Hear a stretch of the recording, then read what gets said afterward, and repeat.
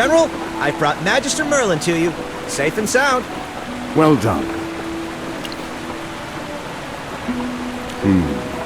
The situation is quite complicated. I'm guessing you're about to talk about things I'm not supposed to hear, huh? I'll just slip away then. Hold on. No need to rush off, Phelan. I have a task for you. I need you to use the Solitary's network to determine whether anything unusual is happening with the dwarves. Dwarves? You mean the same ones who've worked hard and shed blood for the Empire's construction? I believe the Magister made many dwarven friends during her visit to White Ridge. Are you sure we need to look into them? This feels a bit out of nowhere. Not the dwarves from White Ridge. I need you to investigate the ones from Ironhold Bay. Ironhold Bay. General, could you be a bit more specific?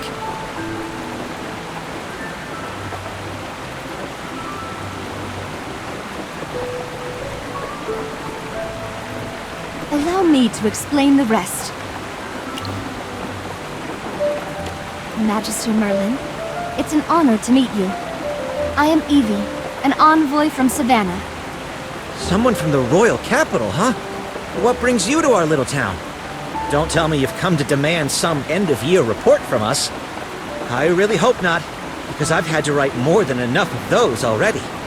Sir Valen, I have no intention of burdening you. I'm here to deliver a directive from a certain person to General Hogan. General Hogan, please take a look at this. This is... General, I'm sure you recognize this item, which means you must understand the gravity of the situation. Now I know who sent you. What's going on in Savannah?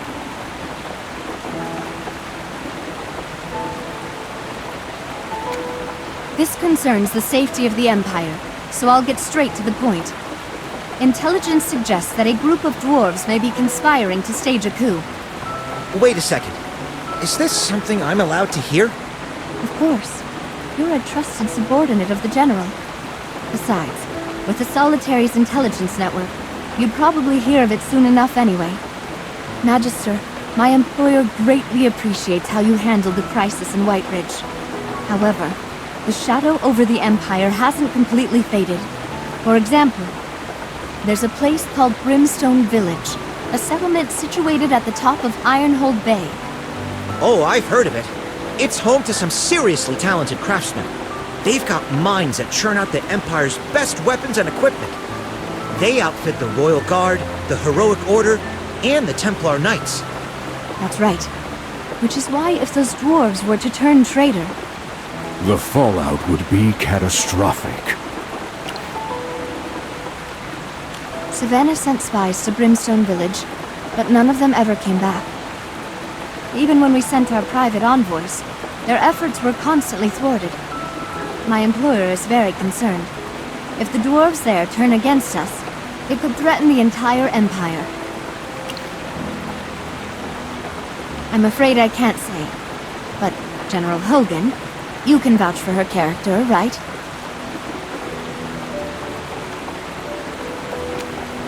Let me explain, my friend.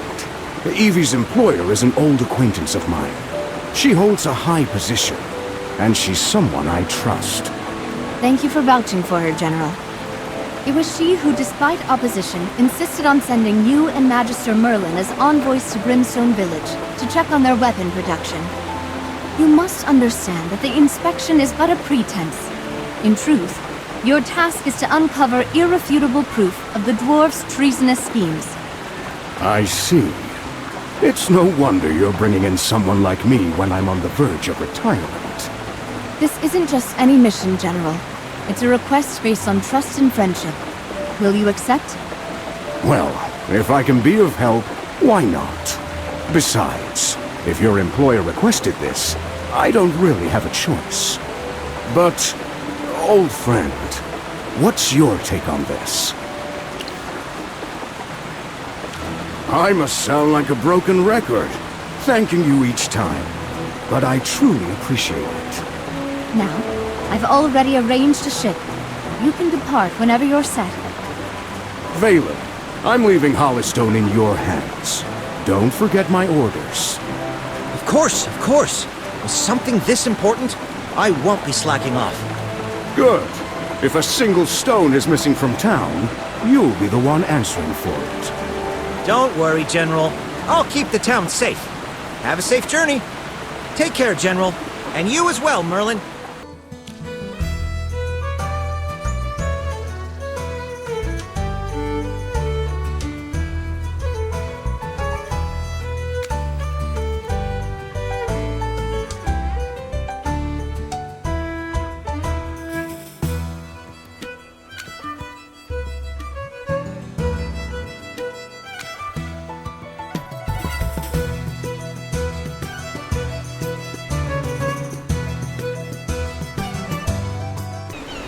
Welcome. It's a true privilege to host such esteemed guests. May I ask your name, good sir? I am Eldrick, Chief of Brimstone Village. It is an absolute honor to have you here. A pleasure to meet you, Chief Eldrick. I am Hogan, the leader of this delegation. This is our envoy mage, accompanied by her familiars. Oh my, what a pleasure to meet you both. No, all four of you, welcome! Our humble village hardly seems worthy of such a grand delegation from the Empire. To think that not just one, but two envoys have come, and one of them is even a mage. What a rare honor indeed. If our hospitality is lacking in any way, please do forgive us. We don't often have dealings with mages. Chief Eldrick? Do you not like mages?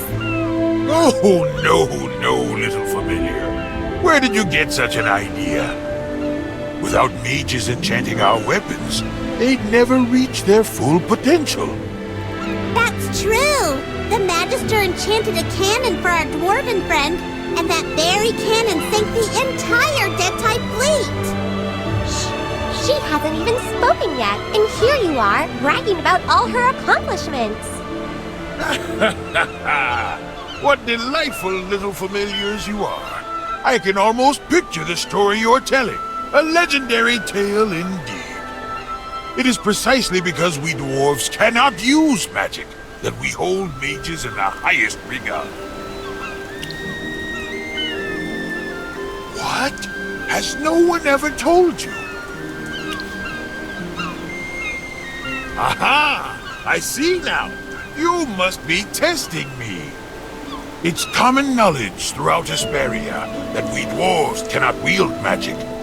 We have a unique constitution, you see. We're unable to perceive magic. No matter how much we study, it's beyond our grasp. Instead, we dwarves are gifted with great physical strength, long lifespans, and boundless talent for invention. If the price of these gifts is a lack of magic, I'd say it's a bargain. Chief, you are truly a bold and optimistic man. You have my respect. Ah, honored envoy, your kind words flatter me. But enough of this. Surely after such a long journey, you must be parched. Let us drink and talk. We appreciate your hospitality, but we are here on a mission. We'd like to check on the progress of our weapon order first.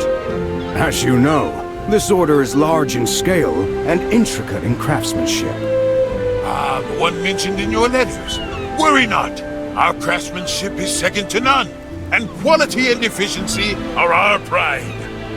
Of course. I've long heard the exceptional skill of your village's craftsmen. However, duty calls. We must attend to the task at hand. Rest assured, I'm not just boasting. Our craftsmen aren't just master smiths. They're expert miners and prospectors as well.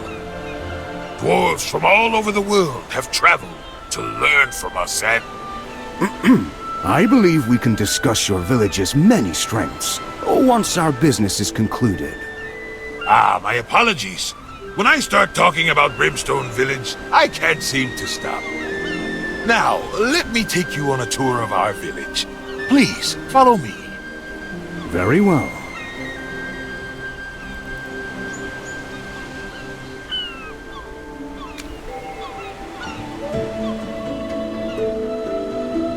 Magister, General Hogan sure knows how to talk all fancy.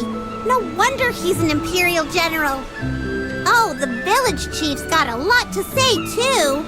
Should be thought all dwarves were like Hugin, though. Even though he's enthusiastic, I get the feeling that he's not entirely sincere. He's got a totally different vibe from Hugin. I hope it's just me being paranoid. Magister, we're super focused on our mission. We'll definitely find out if the dwarves are secretly plotting something. We'll keep our eyes peeled for anything out of the ordinary. Let's go! We should catch up with General Hogan.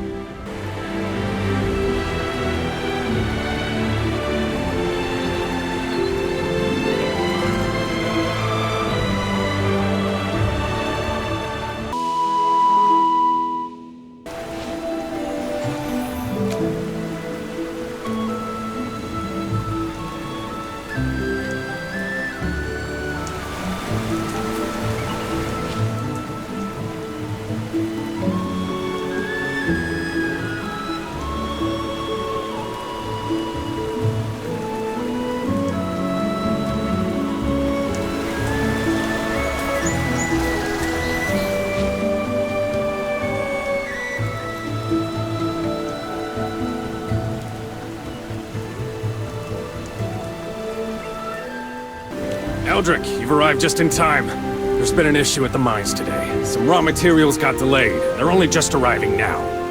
Everyone's already deep into their tasks, and there's no extra manpower to move these to the smelting workshop. They're waiting on them, though.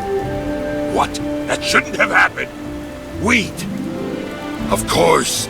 We had that youngster help out with the welcome ceremony earlier. Seems he got a bit too distracted on his end.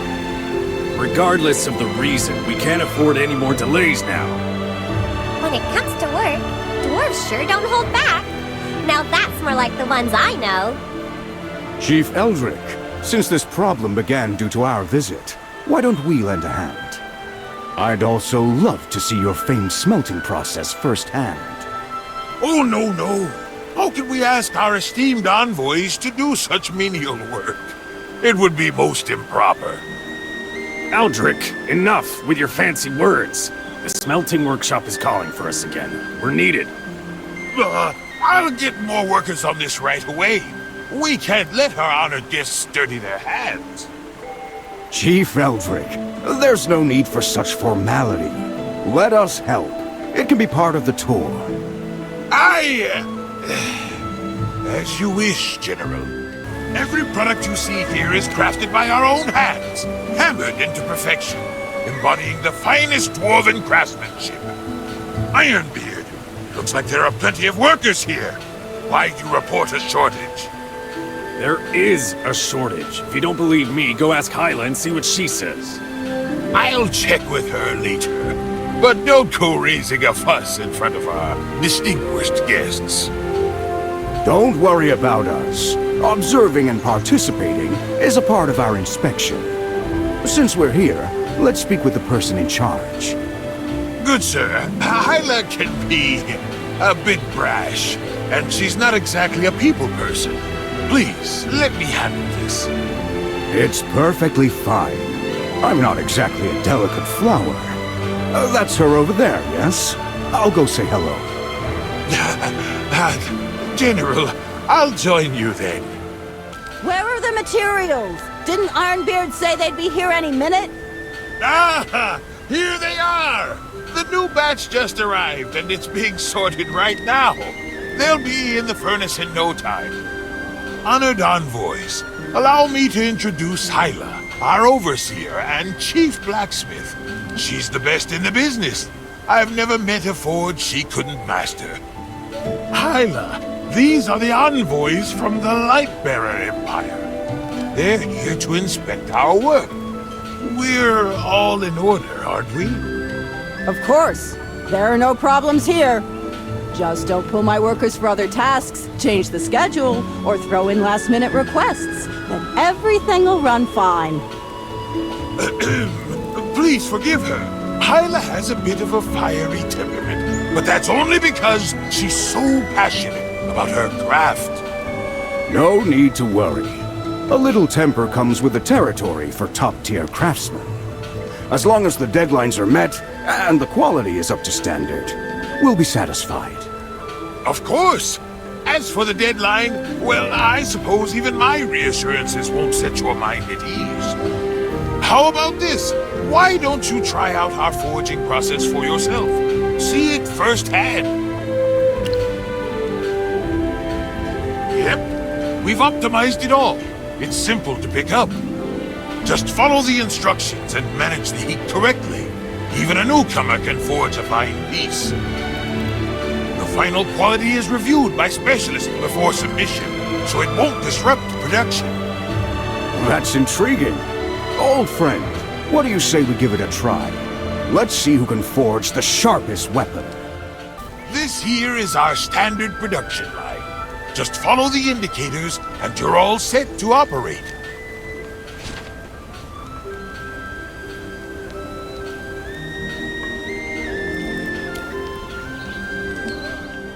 Impressive.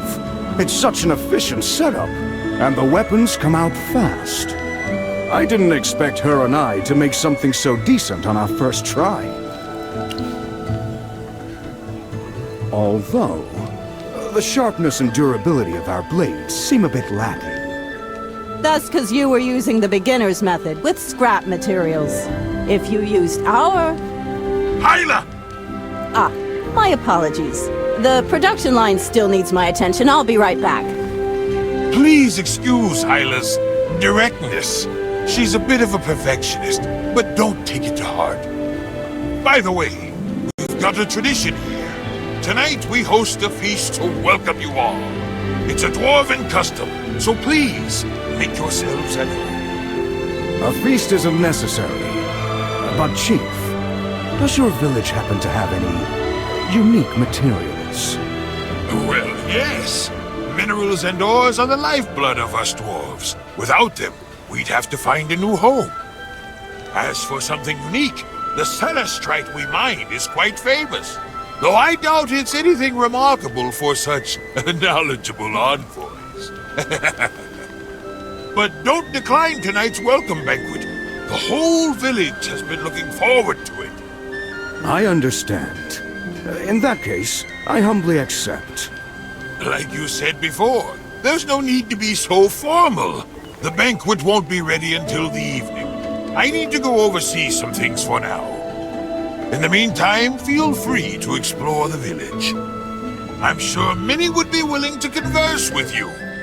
My friend, something doesn't sit right. Chief Eldrick promised us free reign, yet we're blocked at every turn we take.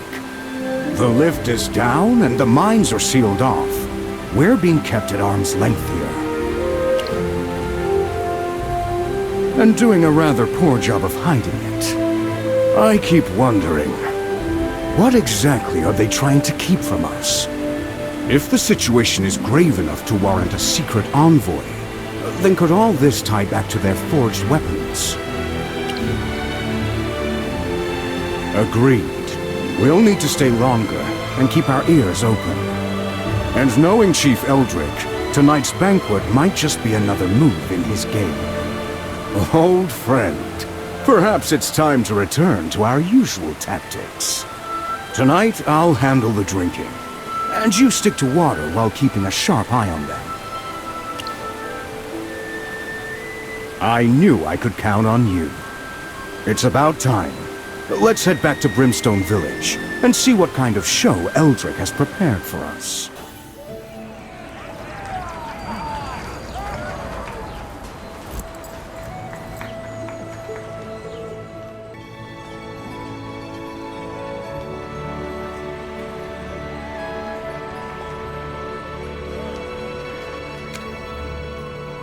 General, you drink like a true warrior. Fantastic! Fantastic! Your fortitude is truly something to behold. Wait now, wait! I have something special prepared just for you. Let me fetch it, and then we'll drink some more. Chief Eldrick, there's no need to go to such trouble. Your hospitality has already been more than generous. Nonsense, my friend. This is something worth seeing.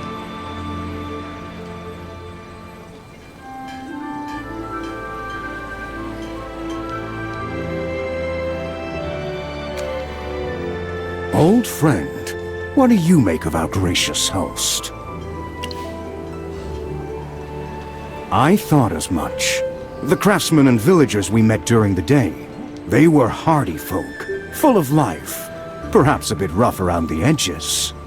But this chief, he's different. Take that lift, for instance. Guarded, off-limits, clearly not just a simple repair job. That must be... What's that he's carrying?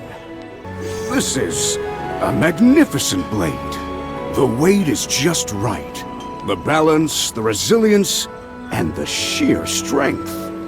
How was this forged? For ordinary steel to hold such power, it would have to be twice as heavy. This is one of Hyla's finest works, shaped by her own hands. I recall, General, that you wield a great sword, do you not? The moment I set eyes on you, I knew this blade was meant for your grasp. Until now, I had never found a warrior worthy of it, but gifting it to you, that ensures it won't go to waste. I know. Chief Eldrick, I deeply appreciate the honor, but a treasure of this worth, given my position, I cannot accept it. When my mission is complete, I shall return, and then we can speak properly. Ah, I see. General Hogan, you are a man of principle. Truly admirable.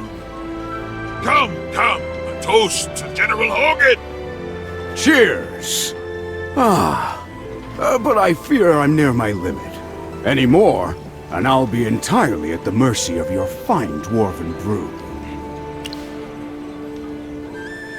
Please do not remind me of my past drunken transgressions, Magister. I blame our brew. It's simply too good. Apologies. I think I've overindulged. Old friend, give me a hand. Dwarven ale is truly something else. If I'm not careful, I might actually get drunk for real. Old friend, let's keep this brief. Did you notice anything just now? Agreed. A blade of such sharpness is nearly unheard of. Even the Royal Guard wields the finest steel. Yet in all of Savannah, I've never seen a weapon with an edge that keen. What do you make of it all? Evie mentioned that every spy sent here never returned. I had assumed the treacherous bay terrain claimed them, that they met with some misfortune along the way. But are you insinuating they were dealt with by these dwarves? Since we've caught the scent of something, we should find a way to make them slip further. Let's split up. I'll keep the village chief occupied, while you claim you're unwell and slip away from the feast. That'll give you a chance to investigate the village.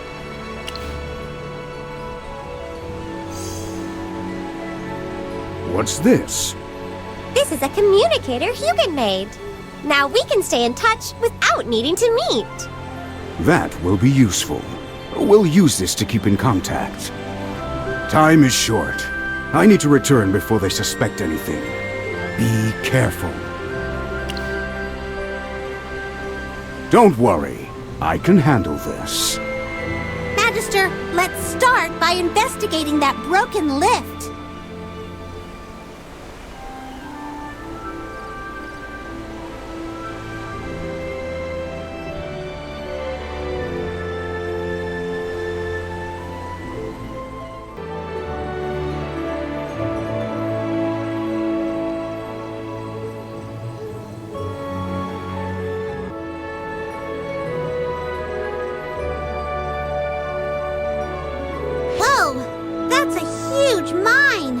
There are guards at the entrance.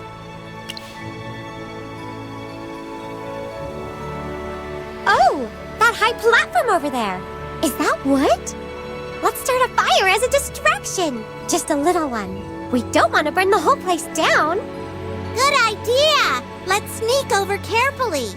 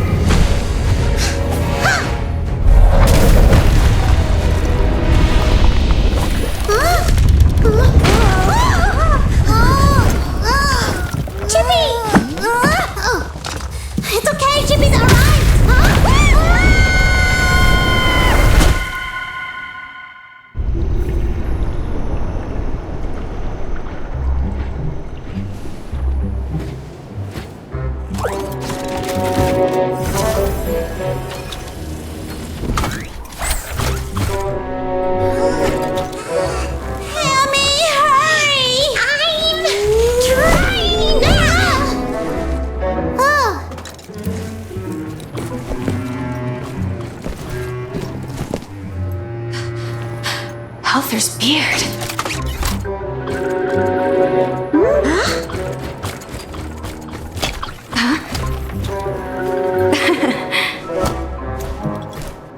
Are you alright? Halthor's beard! How did you fall from above? Oh, right. I've been underground for so long that I nearly forgot most surface folk only know Dura now. Halthor is the god of mining and metallurgy, our great dwarven father. He taught us to mine and passed down the art of forging. But that was ages ago, and he's long... Wait! No time for history lessons! You ruined my 3,672nd detonation experiment! Ugh, don't look at me like I'm some villain. Explosives? That explains the sharp, acrid smell. It was strong gunpowder. So what? I conduct my research underground. I'm not hurting anyone. We were blown down here because of you. And you crashed into my experiment, little mouse. Let's call it even. No, you first. Who are you? How'd you end up in my lab? Are you here to steal my research? This is my domain. Don't act like I'm the suspicious one. Magister, this girl seems awfully shady. Yeah, what's your game down here? Spill it! Hey, wait! We won't go easy on you just because you're small. Chippy, prepare for battle! Ready! Whoa, put those away! There's delicate equipment here! We'll lower our weapons if you give us a good explanation. Fine. Just stop waving those around and don't damage my equipment. You asked so many questions. Which one should I answer? Zany. My name is Zany. Happy now? Now, put out that glowy thing in your hand. Some of my materials are light sensitive. Hiding? Please, I'm a bomb maker. It'd be reckless to test explosives on the surface. Isn't it more reckless to detonate bombs underground? What if the whole place collapses? Down here, I've got resources, peace, and no interruptions. Perfect for research. Do they even know you're making bombs beneath their feet? So what if they do? My research is so far from the village. I don't bother them, they don't bother me. Everyone's happy. Ask Eldrick if you don't believe me. You guys figure out how to get back to the surface on your own. I'm busy. I guess I had a tiny part in you coming down here. Meeting you guys was such bad luck. I'll take you back to the surface. But listen up. We'll have to take a detour, and you need to follow my lead. No second guessing me. As long as you get us back safely, we'll forgive you. Bossy little furball, aren't you?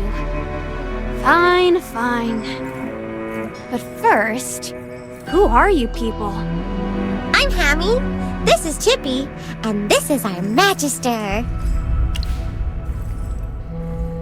A mage, huh? Don't see many of those around here.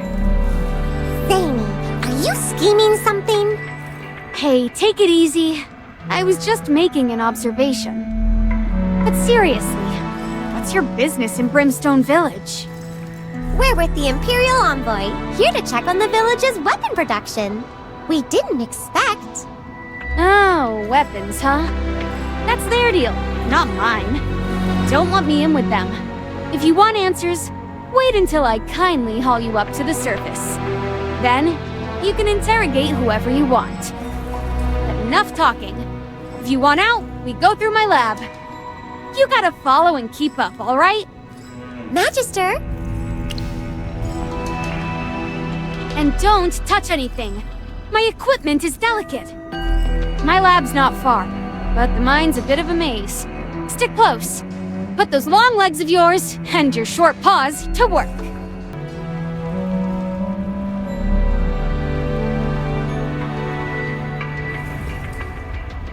Where does it go? This beauty connects the surface to the deeper levels in one smooth ride. The problem is, you can't board it from here. Think of it like this. If the usual path is 8 stops between your place and mine, this lift is the express carriage that skips all the stops and takes you straight there. Oh, so it's for getting to places faster? Exactly. It starts at Brimstone Village, but where exactly it ends? Well, that's a mystery even to me. Look, I'd love to give you the full historical rundown, really, but I'm an inventor, not a historian. In any case, don't think you can ride this lift back to the surface. You'll have to walk. Now chop chop!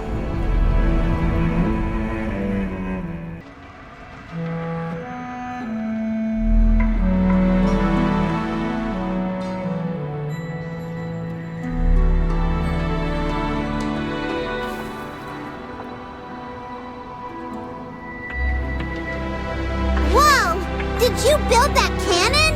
It looks amazing! But of course! This is my Thunderstrike Piercer Cannon! It rapidly generates shockwaves, channels them into the chamber, bounces them around to amplify their force, and then, boom! It results in a concentrated blast that can pierce through anything! Chippy only understood half of that, but it sounds super powerful! Oh, you bet it is! Huh. Is it stronger than the explosion that dropped us into this mess? Hey! Less sass, more appreciation for scientific marvels, Missy. And besides, that was just a tiny explosion. My cannon here, even unfinished, is worth more than 10 tons of explosives. You must be impressed. Good. Now, since you clearly admire my work, how about helping me with a little something? I knew it! This was your plan all along! You totally brought us here on purpose! You can't say I tricked you. I really do want to get you back to the surface, truly. But in exchange, I was hoping for a teensy favor.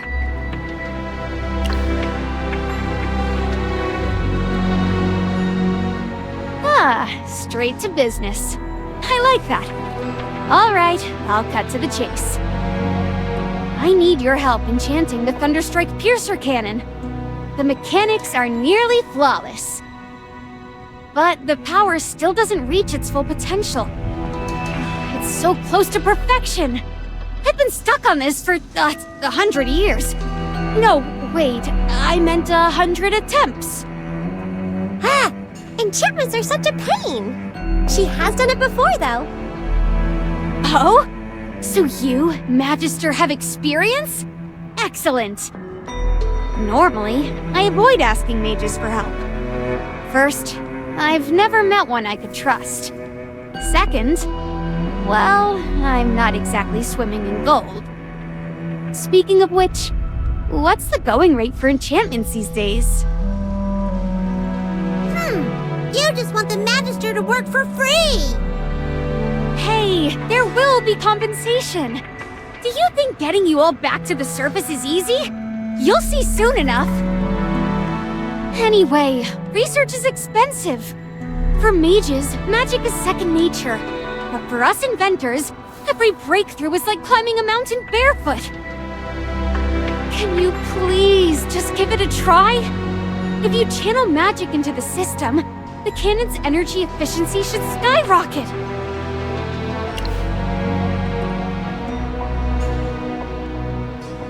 Really?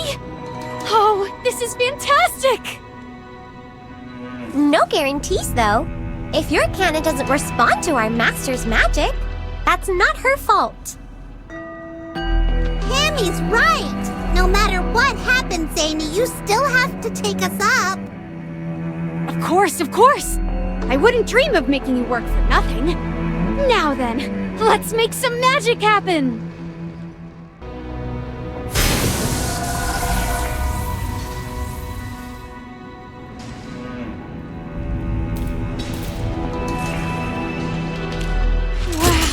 Impressive! This is way beyond what I expected! Thank Helthor! By channeling the transmission with magic, the energy efficiency is through the roof! It's like I've created something that could rival Helthor's finest work! You must not be an ordinary mage! I've worked with mages centuries ago, and none of them ever produced results like this! Zany, you look like a kid! How old are you, really? You're being rude now, little familiar. Didn't your Magister teach you not to ask a lady her age? Dwarves live a bit longer than humans, okay? I just look a little younger than what people think. Just a little younger? Just a little? Forget it, forget it. Since you're helping so much, I won't hold it against you. But first, let me check my adorable little treasure. I'll need to add a targeting device here. After I boost its strength and precision, I'll have to calibrate it manually. Also... Zany, remember our deal! Get us up there first! I haven't forgotten.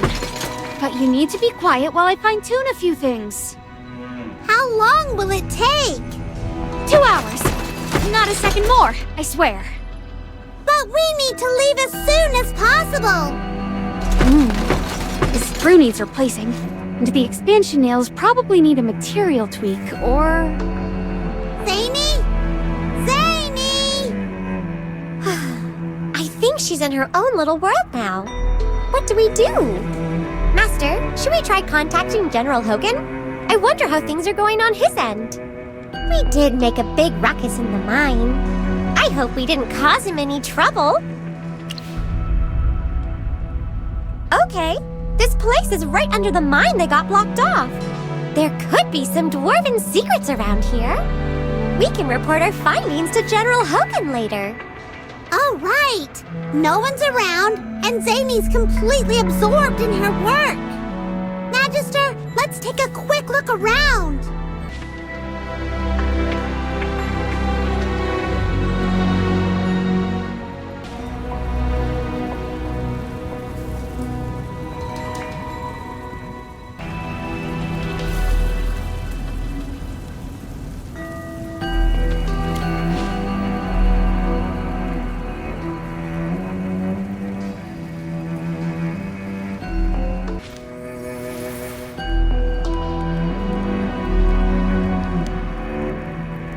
Hogan, can you hear me? Jura Buff, you've finally made contact. How are things on your end? In short, we've ended up underground, and we're waiting for this girl to help us get back. I see. No wonder the dwarves are in a panic. It looks like they've discovered something's amiss. Did Eldrick notice we're missing? Oh, he did. But I told him you all weren't feeling well. Your cover's safe for now. For now, I'm playing it cool with Chief Eldrick. Everything's calm so far, so I'll continue stalling for a while. But connecting Brimstone Village to the depths underground, now that's a major discovery. Keep gathering intel. I'll handle the rest. There's no need to rush back. Just stay safe. You too, General. Be careful. Yup, hop on. We'll take the minecart for a bit. Is this thing safe? It won't tip over, right? Well, I haven't maintained it in a while, so... Don't joke about that. Relax. I use it all the time. If it tips over today, well, bad luck. So, are you feeling lucky today? Then there's nothing to worry about. I'm not so sure about this. Chippy thinks it'll be a blast. That's the spirit. It's time to feel the breeze at top speed. So, hold tight. It's going to be a bumpy ride. Zany, have we reached the surface yet? Not even close, little guy. We're still way underground. But don't worry, your fearless guide knows the way. Just stick close and try not to get too distracted by all the weird and wonderful sights. It's so fascinating. The scenery here is completely different from the mine. It's almost like we've stepped into a whole other world. The mushrooms here are taller than trees. How do they even grow this big? Look all you want, just don't get any ideas about taste testing them, okay? Most plants down here are highly toxic. One wrong bite, and you could end up as a glowing hamster. A glowing hammy. That would make a pretty cool floor lamp. Perfect to light things up in the mystical house. Stupid Chippy, stop daydreaming. And I don't want to be a floor lamp.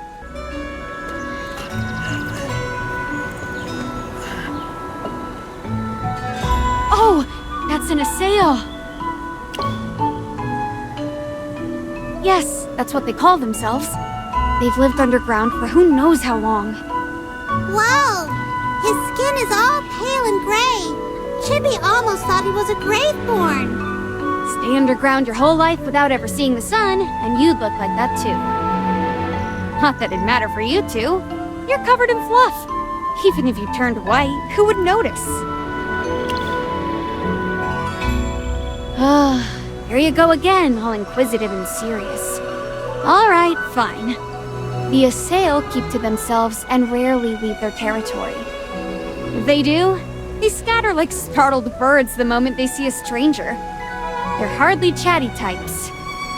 I don't know much about them, nor am I interested. They're just part of the underground landscape to me. Ugh, there it is! That suspicious look of yours is so annoying. Calling strangers. Oh, right! Forgot you were dying over there. Want some water? Maybe something to help with the coughing? Water. Ew. Save me. My body. It hurts. Yikes! Is he sick? Injured? Either way, it's bad. I don't get sick, so I don't really get this stuff. One of you magic-y types want to take a look? Magister! There's a strange magical mark on his face. His wounds aren't natural. I'll lend a hand too, if I can help. Stop, Landa. The filth. Hey, that's so rude. The Magister just saved you. Let me handle this. Look closely, pointy ears. I'm a dwarf. The very kind you lot say scurries around in mines. So unless your definition of filth includes expert engineers with an impeccable sense of style, I'd rethink that attitude. And her, the very mage who just helped you? Yeah, you owe her a proper thank you. And fast, before I start regretting my heartfelt plea on your behalf. Dwarf? Thank you. There we go. Now, go ahead and ask your questions. I can see you bursting with curiosity. Sir, you're badly injured. What happened to you? I was punished. Branded with the stigma of judgment. I haven't had any dew for days. I spilled the divine dew. The dram my master was meant to drink. Wait! You're telling me you spilled a drink and they did this to you? That was divine dew, a sacred gift from the queen herself. I served a noble in Southloren, but after my master grew angry, he handed me over to the priests. They branded me with the stigma of judgment. They actually branded a magical mark on your skin? The area around the mark is already festering. It is Her Majesty's grace, the spring of life that sustains us all. Without it, our bodies wither. For the honor of drinking the divine dew, we would give everything. Worse than death. Without the dew, we become corrupted. Unable to cleanse my body and soul, I've already begun to transform. That's why I ran away. A corrupted transformation? First time I've heard of it. You a sailor so mysterious. Even your illnesses have such strange names. I have to leave. If my master sends him after me, he'll... Wait, sir, what's your name? I'm Hilari. He's going to come after me. If I'm caught, I might as well be dead already. Please, help me. No, save me! All right, slow down. Who exactly is he? Please, help me! No! Stay away! Huh? Step aside. He's dangerous. Hey, let's talk this through. This man seems injured. Your Majesty, please, save me!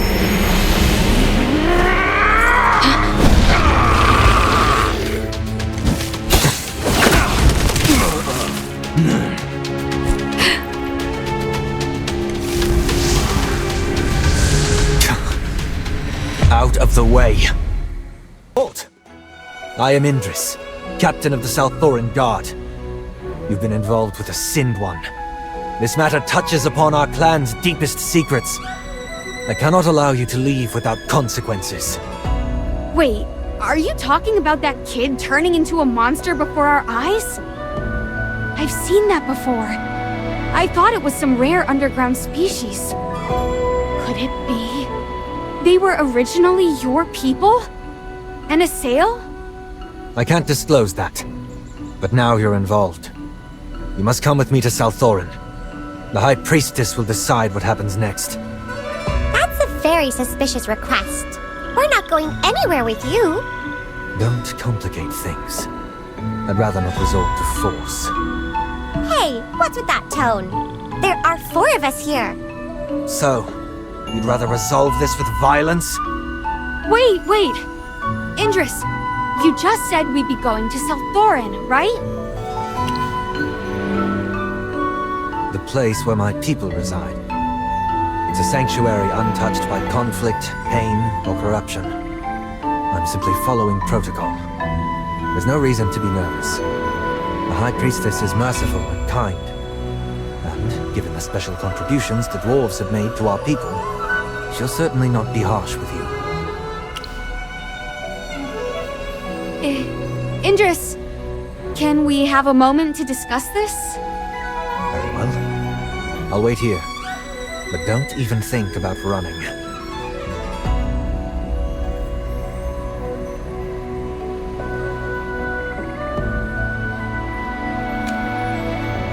Actually, I was planning to take you to Thorin myself. There's a lift that leads to the surface from there. Zany, I'm not sure I can trust you. You heard what that guy said, right? The dwarves have made special contributions to the assail. Shippy heard it too! You definitely know more than you're letting on. What's your connection to them? And what really happened to bring us down here? If you don't explain, how can we trust you? This is important because... Oh, wow. From the Lightbearer Empire? What on Asperia did those surface dwarves do to provoke you? Anyway, I can assure you, everything is not what you think. There are things I can't tell you yet, but I'll say this much. Thorin, the royal city of the Assail, was built by my fellow dwarves. Wait, built by dwarves? You guys in the Assail are that close? Well, it's not a big deal. We've built so many things throughout the years. Without my people, the Lightbearer Empire could never have been constructed. Like building bridges in the east 1,000 years ago, digging rivers in the west 800 years ago, and yes, building houses underground for certain individuals 300 years ago. It's all a part of business, really. Hardly worth mentioning. If that's the case, why are you being so evasive? The Assail are reclusive and don't like outsiders. We've got to respect our clients' wishes and not reveal their whereabouts. I don't think it's that simple. You're hiding something, aren't you? Fine. They've had some minor collaborations with my people, but that's all I can say. But don't worry. Since we've allied with the Lightbearer Empire, I assure you, there's no betrayal of the Empire's interests. Most dwarves are well aware of that. Anyway, I was originally going to sneak you into Thorin, but with Indris offering to guide us, we can enter openly. Is that city really hard to get into? The Assail don't like dealing with outsiders, and they're masters of magic. The royal city is usually sealed tight.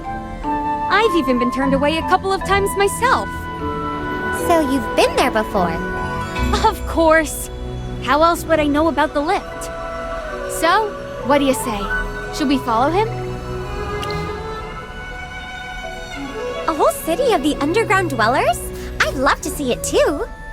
All right, let's follow him for now. When the time comes, I'll figure things out. If it comes to it, we'll fight our way out. I'll find you a way to get back to the surface. I'll go call Indris.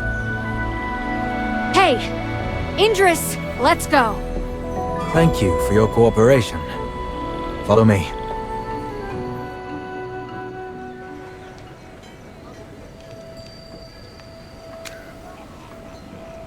Thank you for your hospitality. I plan to depart in 2 days. I'll make sure to report everything from this inspection with the utmost honesty to my superiors. I'll be counting on you to sing our praises back in the city. Reuben, don't just stand there. Bring the wine, lad.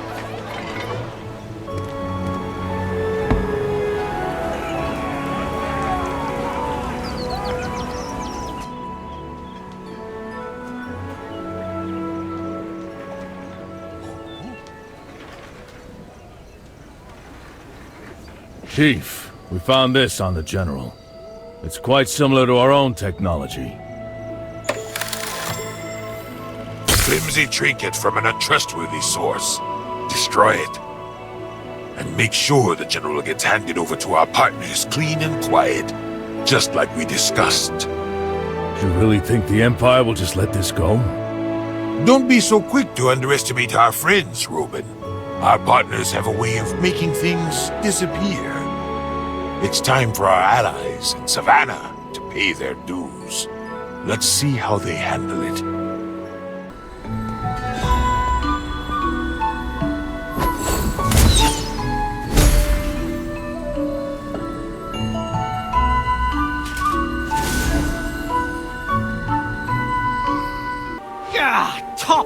matters.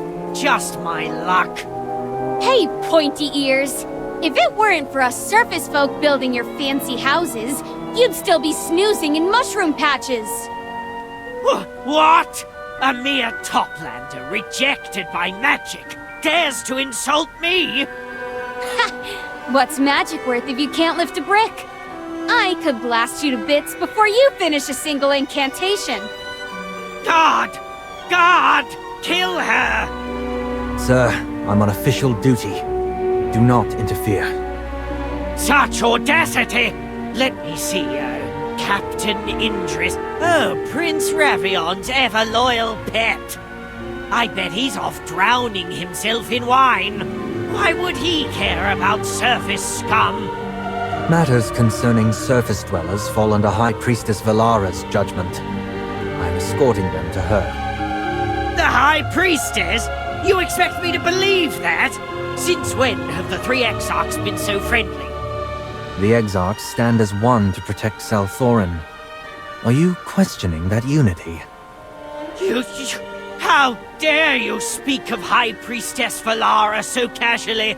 These outsiders have no right to stand before her. The law is clear. Matters concerning surface dwellers go to the High Priestess. Are you questioning the law? You threaten me? You commoner upstart? Don't think Ravion's favor makes you someone important. Listen! My divine due has been stolen! The Queen's divine grace taken from me! That is the real crisis, not a pack of ill-omened wanderers! You, retrieve my divine due at once! Report to the Hall of Valor. My subordinates are on duty there. They will assist you. Insolence! You dare dismiss me! I'll go to Ravion myself! Let's see how he handles a subordinate who's forgotten his place! As you wish. Just you wait! When you're cast out, don't come crawling to me on your knees! Glory to the Queen. Indris, I see a shift in your usually steady demeanor. What troubles you? A lowborn from Salthorin fled and underwent a transformation, which ultimately led to his elimination. These visitors from the surface were witnesses to the event. Thankfully, their timely intervention prevented further chaos. A concise report as expected. I shall inquire further into the details from our guests directly. You may go now. As you command. Welcome, honored guests, to Salthorin. May Her Majesty's brilliance guide your path. Forgive me for not introducing myself sooner. I am Valara, the High Priestess of Salthorin. You're much more refined than those pointy ears outside. Were you slighted by some unruly assail? Please accept my deepest apologies on their behalf. Our people are isolated. We know little of surface dwellers beyond the dwarves. Any offense is unintentional. I trust this slight misunderstanding will not impede our cooperation with Brimstone Village. You are from Brimstone Village, are you not? Yes, we are! That's good to hear. I was simply curious, as there seems to be a lady in your company who is not a dwarf. I apologize for not asking sooner. May I have your name, esteemed guest? High Priestess, we didn't just come to discuss our collaboration. We stumbled upon your secret. But worry not. We will remain silent about it and pretend we saw nothing today. Cooperation thrives on mutual understanding. Should you choose not to delve into this matter, we too shall refrain from prying into the affairs of your temple. It seems you are unaware of this. Oh, no! My friend simply got distracted. You see, she's been having a slight problem breathing since coming down here. We, came to discuss the temple. Yes, we've actually hit some hurdles in building it and could use some help. Something to do with the assail. Ah, yes! The Divine Dew! We're after some Divine Dew. Impossible. The Divine Dew is Her Majesty's blessing. Without it, our bodies and souls would wither and transform into twisted horrors. It is our most sacred and revered gift, and no outsider may partake of it. Surely you can make an exception. Respectful one. Her Majesty has already granted you the unprecedented privilege of constructing a temple to Helthor in our lands. Rebuilding Helthor's temple, reviving the god of mining and metallurgy. Such devotion from the dwarves. I nearly wept when Eldrick spoke of it the first time. Her Majesty, like myself, was deeply moved by the dwarves' loyalty. That is why we permitted the building of the temple despite the risks. What do you mean, permitted? We helped restore Southdoran. That's an achievement, right? The royal city's construction was centuries ago, and still, we provide echo rights to Brimstone Village. Does this not prove the gratitude of the assail? It does! Of course, it does! I get it now. I'll speak with Eldrick and make sure he abandons these greedy ideas. I appreciate your understanding. Please inform your chief that should he need any magical assistance with the temple, we are more than willing to offer it. But beyond that, I am afraid we cannot make further concessions. Got it! I understand. Well, we won't take up more of your time. Let's go! Take care, esteemed guests. I'm afraid I have a few things I need to handle, so I won't see you out. Hammy, did we just hear something mind-blowing? Yes, and now I'm full of questions. Samey, are you really not working with Eldrick and his crew? You sure seemed pretty familiar with them.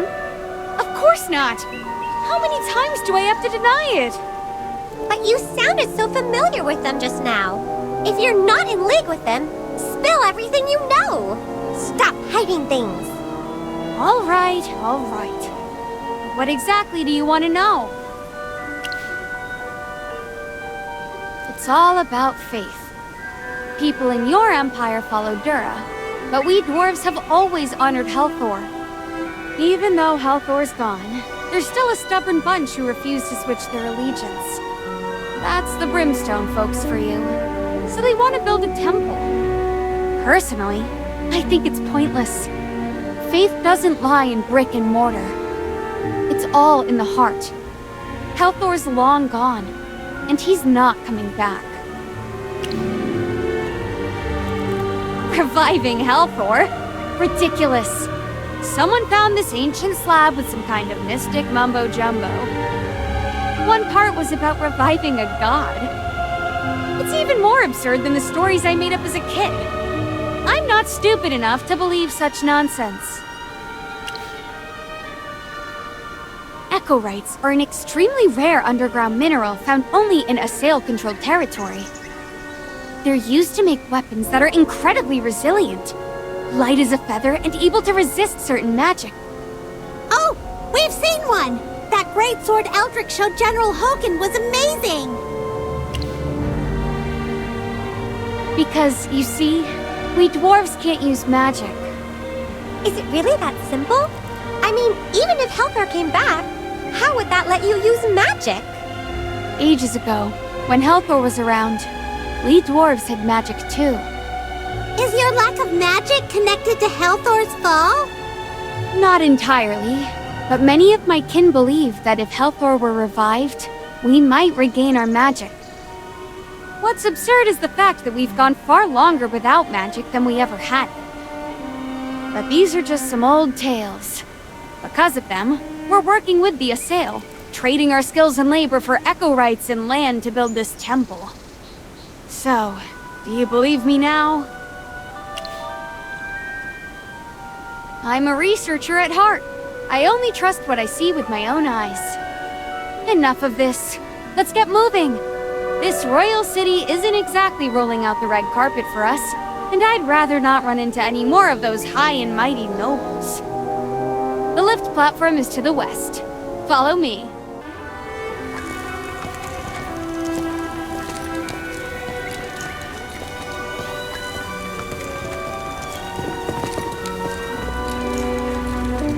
Aunt Zany, is it really you?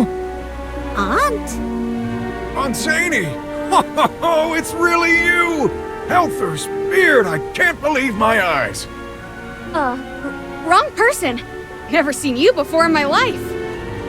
Oh, come on, it's me, Finn! You know, the kid who stole your wine and then you walloped me so hard I saw stars? Helthor's hammer, you haven't aged a day in 100 years! Where in the underground have you been all these years? No word, no message? Even Eldrick wouldn't tell me anything. Speaking of Eldrick, he's chief now. After you left, he... Toplander, if you have time to chat, you have time to work. No slacking. Hey, who do you think you're talking to? I'm no servant of yours. Try showing some respect. Don't forget, it was you dwarves who came begging for Echorites. Without Her Majesty's generosity, you'd be left with nothing. Without our magic, your so-called craftsmanship is just lifeless rock. Excuse me? If it weren't for us dwarves, Uasail wouldn't even have a city to strut around in. Look at these arches, these pillars. Every single one is the work of my ancestors. Watch your tongue. The fact that we allowed your kind to work on this sacred project is already an act of mercy. Oh, please. So what? The temple is sacred, but somehow your royal city isn't. What? Drinking a few drops of divine dew makes you gods now? Enough!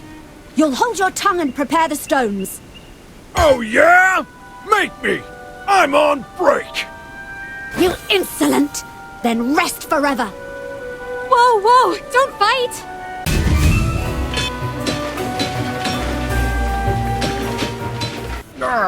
This is the worst luck. The temple was nearly finished, and then we got pulled down here at the last minute. And now I have to deal with this smug, puffed-up priest! The only good thing about today was seeing you, Aunt Zany. Finn, you guys are really building the temple, huh? Ha! You slipped up! You called me Finn, which means you do remember me. Ugh, fine, you got me. Now spill, tell me about the temple. Aunt, let's be clear. I know you're against it, but Eldrick's leading the charge and he's dead set on finishing it. It's almost done. You should go see it sometime. It's pretty impressive. That said, you leaving the village was probably the right move. Eldrick's become more and more... Well, never mind that. Who's this with you? They're not a sail, are they? An envoy? What in Helper's name is an envoy doing underground? Eldrick never mentioned anything about this. Finn, listen. She's got an important role. Don't go blabbing to Eldrick just yet, alright? Well, if you say so, I'll keep quiet. It's been way too long since we last saw each other. Hey, I've got some technical questions for you. You've grown up, huh? Actually getting into research now. Yes, I designed an automatic loader, but the drive shaft's got an issue. Ha! Rookie mistake. Did you bring the blueprints? Let me see. We'll figure it out together. Magister, while Zany's catching up with her... nephew, let's step aside for a second. So, Zany does know the dwarves from Brimstone Village. We decided to trust her, but who would have thought? Even if she knows them, it sounds like she left ages ago. If the village's whole plan is to build the temple and resurrect Helthor, then maybe Zany was so against the temple plan that she even left the village in protest against it. Every time the temple or reviving their god comes up, she always reacts with disdain. Are you saying we should still trust her? Well, she's had plenty of chances to ditch us, but she didn't. And back in front of the High Priestess, she actually tried to cover for us. I don't think she's a bad person. At least until we get back to the surface, we need her help. Shippy also thinks Zany isn't bad. Magister, what do you think? Besides, even if Zany's keeping secrets from us, we're keeping secrets from her too. She has no idea we're actually here to investigate the Dwarves' Rebellion. So in a way, we're even. For now, the real priority is getting back to Brimstone Village and reporting everything to General Hogan. Until then, we should stay neutral towards Zany. Wow! Amy, you've really thought a lot about this. Why, thank you. I do my best. Don't get a big head over it. Stupid Chippy, what do you mean by that? There you are. I leave you alone for 2 minutes, and you're already squabbling like a pair of miscalibrated cogwheels. Right, listen up. Yes, I lived in Brimstone Village, but that was a whole century ago. Eldrick and I didn't see eye to eye on a lot of things, so I made the decision to pack up my research and go underground. And when you first mentioned him, I pretended not to know him because I didn't want to be associated with him. That's fair. Everyone's got things they'd rather not talk about. The Magister and I understand. You're quite level-headed, little furball. But when that dwarf called you aunt, Chippy almost fell over. You don't look nearly old enough for that. Well, I can't help it if I look young. Enough about that. The lift's waiting, so let's get a move on.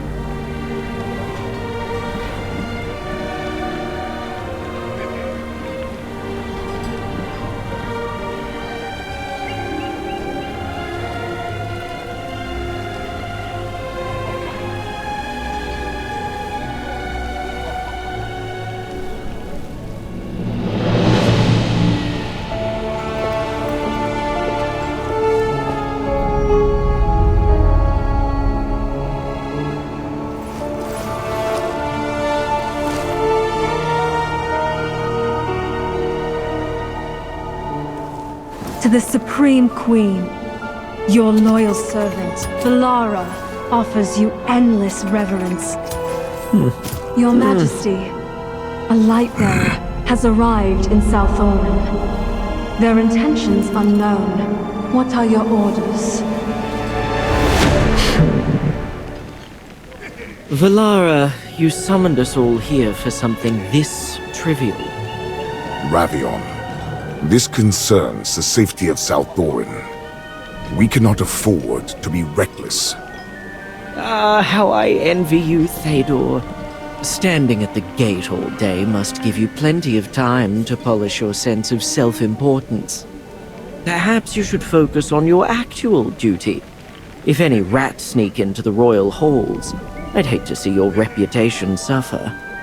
Sometimes, I wonder if you're truly Her Majesty's son. Do you even care about South Orin? South Orin will be just fine without me wringing my hands over every little inconvenience. But Valara, all this over a handful of surface dwellers. If you want to have Indris do your dirty work, go right ahead. Just don't forget to reward him handsomely. I simply never expected such a small matter to rattle you and Théodore so much. Embarrassing, truly. There are many among our kin who resent Toplanders setting foot in South Orin. Ignoring their voices would be unwise. If the dwarf was the only one to witness the corruption, I might have allowed this to pass.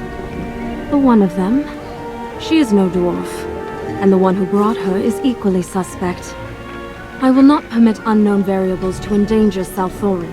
They must be eliminated. I concur. I do not. Ravion, you... Now, why so tense? If you vote against it, then I'll change my vote to support it. Would you like to try? Silence. Your Majesty, regarding the matter at hand... No need to say more. Valara, you will see to it. As you command, Your Majesty. Your wish shall ever guide us.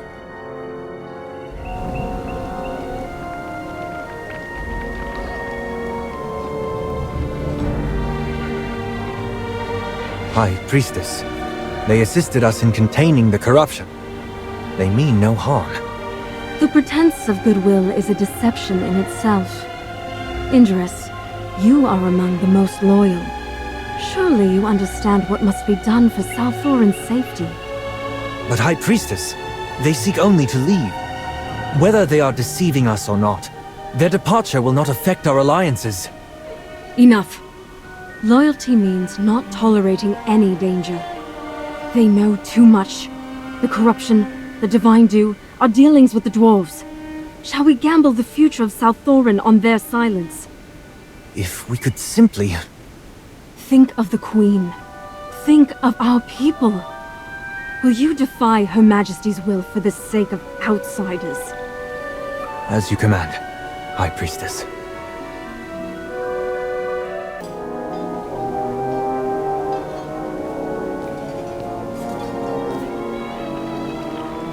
Lay down your weapons. What's the meaning of this, Indris? I'm afraid you will never leave Salthorin. But why? We didn't do anything wrong. I cannot say. You have only two choices. Defeat me, or be defeated by me. Then Chippy chooses to fight! Magister, just say the word! Charge!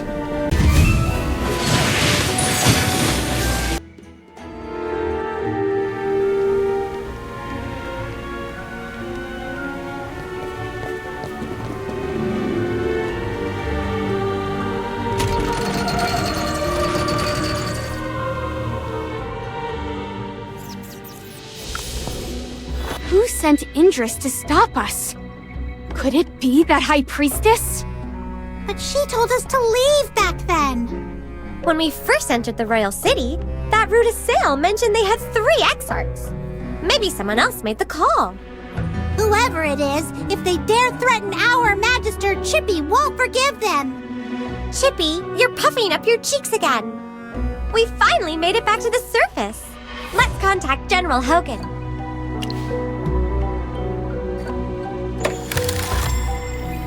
Oh, what's this little gizmo? How intriguing! The craftsmanship is precise, the structure is intricate, and the mechanism runs without a hitch. Also, this handiwork looks awfully familiar. Hugin made it! He's a brilliant dwarven craftsman we know. Our Magister also enchanted it. Ah, that rascal! Know him? Please! We're practically family. Hugin was my apprentice. Hugin always talks about his master. I never expected it to be you. That's right. What a stroke of fate. So you know that brat too. But Zany, Hugin has a huge beard, and you're so... young. Are you really his master? What's this? Interrogating a lady's age again? Where are your manners, little hamster? Stop staring at me. Contact your friend already.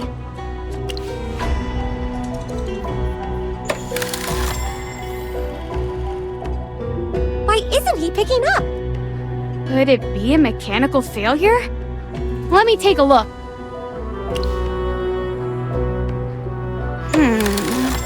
Bearings are smooth, screws are tight, and not a single wire is out of place. Magister, could something have happened to General Hogan? Relax. A full-grown knight doesn't just vanish into thin air. But if he disappeared in the village, then I'll help you search. I know the place like the back of my hand. I'll hold on to this little gadget for now.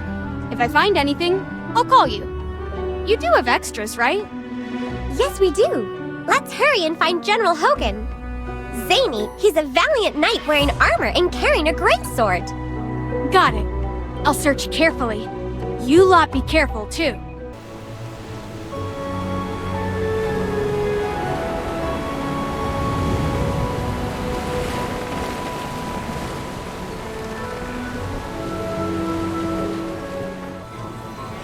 Mr. Ironbeard, sorry to bother you, but have you seen General Hogan?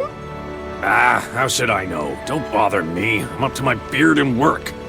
A supply shortage at a time like this? It's a disaster. Our entire production line's slowing to a crawl. Huh? Mr. Ironbeard? He stormed off in a rage. The supply shortage. It couldn't have been caused by us, could it? No time to worry about that. General Hogan's missing. Hello, Miss Hyla. Have you seen General Hogan today? Huh? Oh, you guys, the envoys from the Empire. Weren't you with him? You'd better ask Eldrick. I've got work to do. Either in the village or the mine. I hope he's in the mine. He should be handling the Echorite shortage. The smelting furnaces can't sit idle. We've got a mountain of orders piling up. We dwarves don't just take pride in our craftsmanship. We take pride in our reputation and honor as well.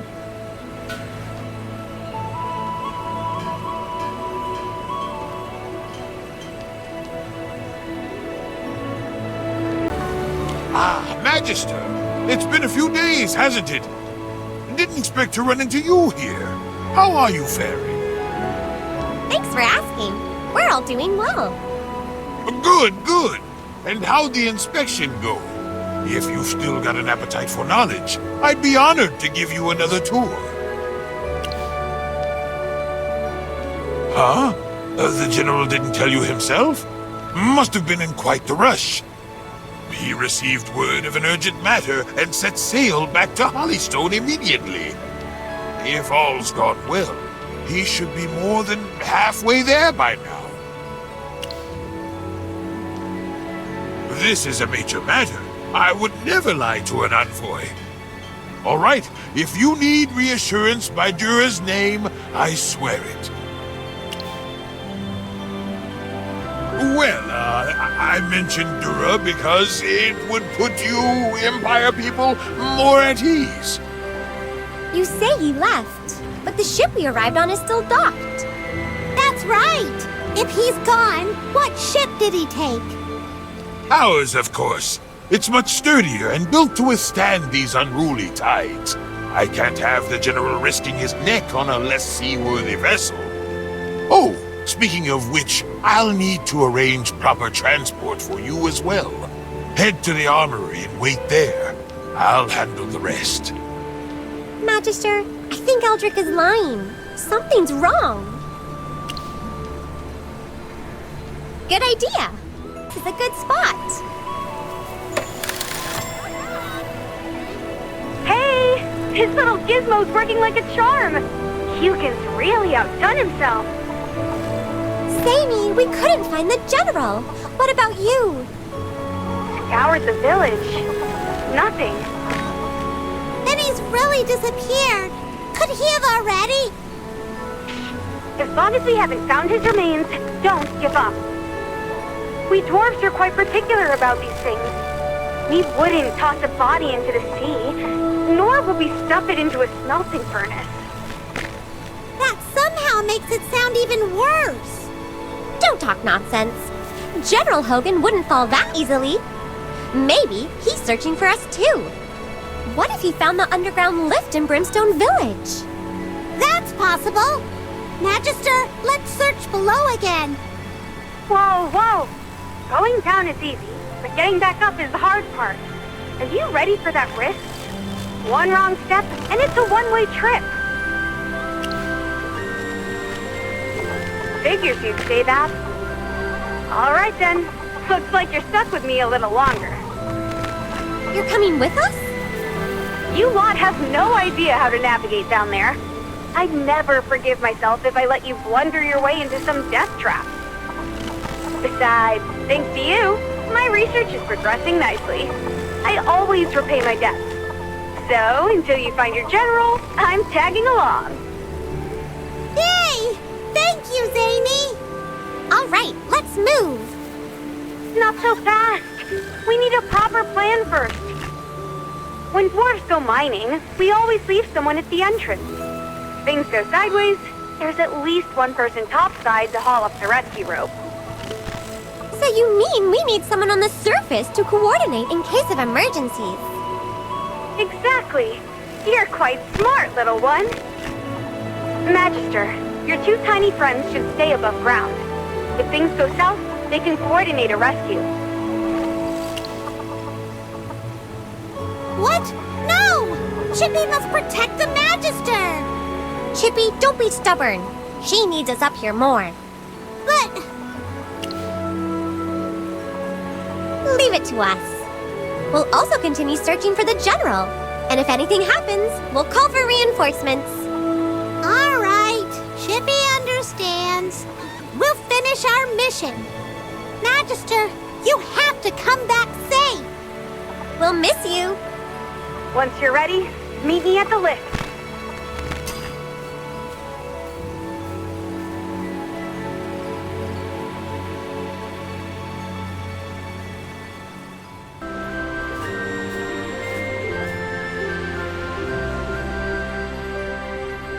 Zany. Someone told me they spotted a sneaky figure around here. Someone who looked just like you. I thought it was just some drunken rambling, but I never expected it to really be you.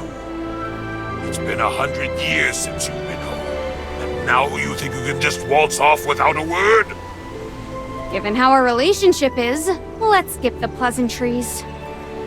I don't care where you're headed or what you're up to, but you're not sneaking off with our envoy. She's an honored guest of Brimstone Village.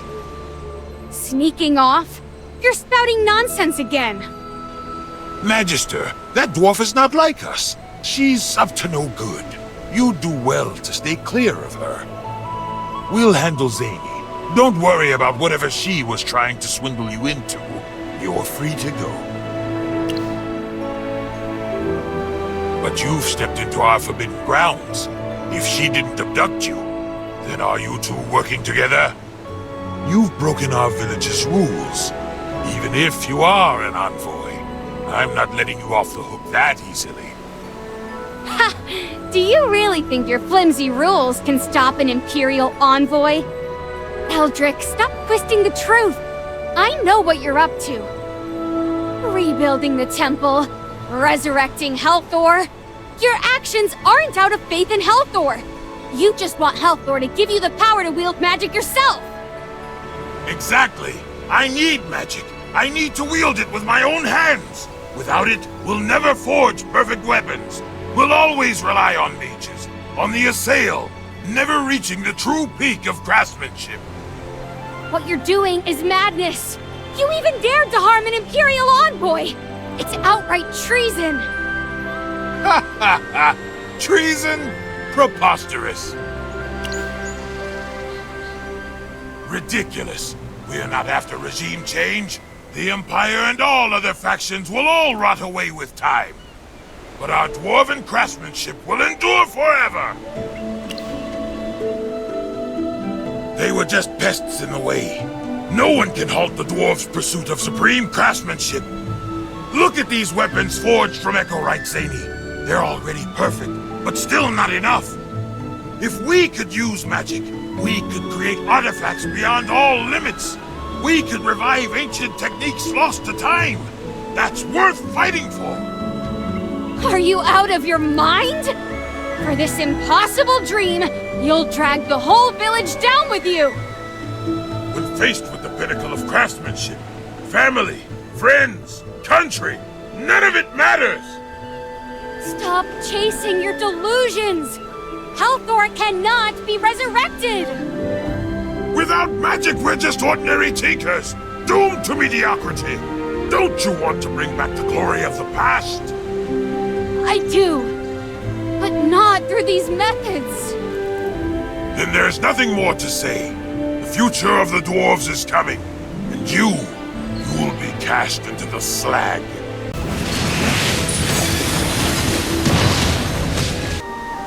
I beg Her Majesty, let a miracle descend. I'm sorry for blocking your path. Wait, who are you? Your master must be truly merciful to let you roam freely. Stay away from me. Tonight, I may be marked with the stigma of judgment for failing my task.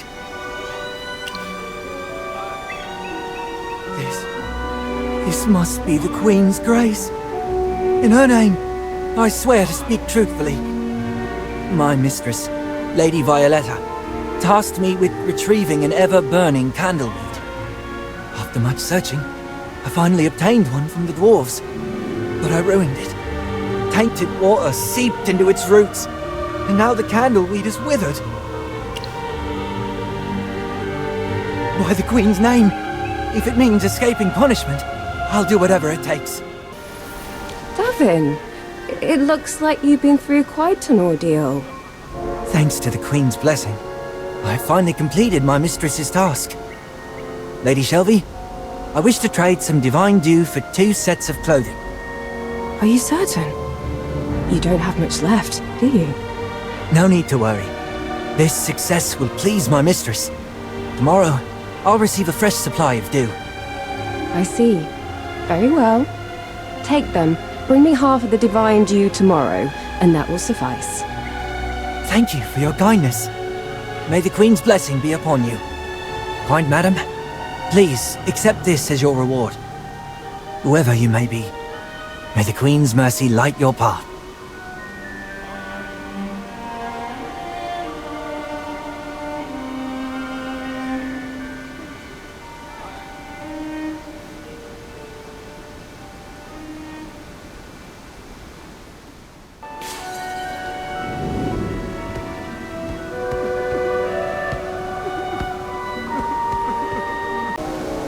Merciful Queen, guide Avon through this trial. Poor Avon, he tripped and spilled some divine dew. You must have heard his screams. By the Queen's mercy, I pray his master Lord Andino won't mark him with the stigma of judgment. You speak as if you've never seen one. Have you never erred before? Or is your master so forgiving? You must live a charmed life. Listen well. Being marked with the stigma means losing the right to the divine dew. Or worse, exile. And exile is a death sentence. The corruption will take you and the suffering will never end. I shouldn't say more. You should count yourself lucky. Now go. Finish your master's errand. That's rare these days. Be careful. The nobles don't take kindly to strays. You don't want to end up like Avon, or that poor wretch before him. After Lord Andino punished him, the child was cast out, to the surface. The place is filthy, diseased and crawling with dwarves and other wretched things. I heard they all have rough skin, murky eyes, and reek of misfortune. By the Queen, you must be mad to ask such things. That's unthinkable. Whatever you're planning, forget it. Getting involved with Toplanders is a curse upon the soul. Oh, you poor misguided wretch. May the Queen's light shield you from the taint of the surface. Filthy wretch! How dare you meet my gaze? Who gave you leave to wander? Who do you serve? A masterless lowborn? Still, you carry yourself unlike the rest of these dogs. So, fetch me a dram of divine dew, and if you fail, I'll brand you with the stigma of judgment myself.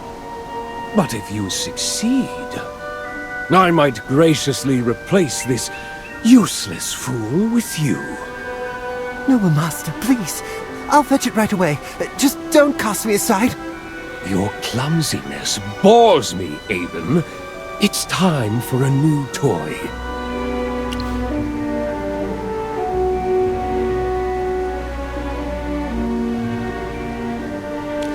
Hurry! Don't waste my time. What do you think you're doing? There's a punishment ceremony in the plaza. If you're here to watch, go over there. Stop loitering around the divine dew! Today's distribution is over. Leave now, or I'll have you detained. Either head to the plaza, or be on your way. Don't make me repeat myself.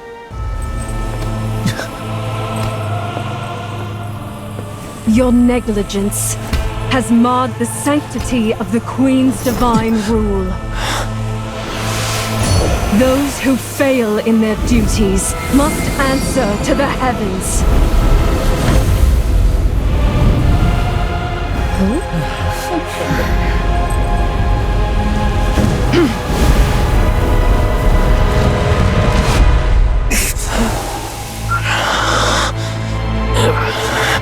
May the Queen's mercy cleanse your soul.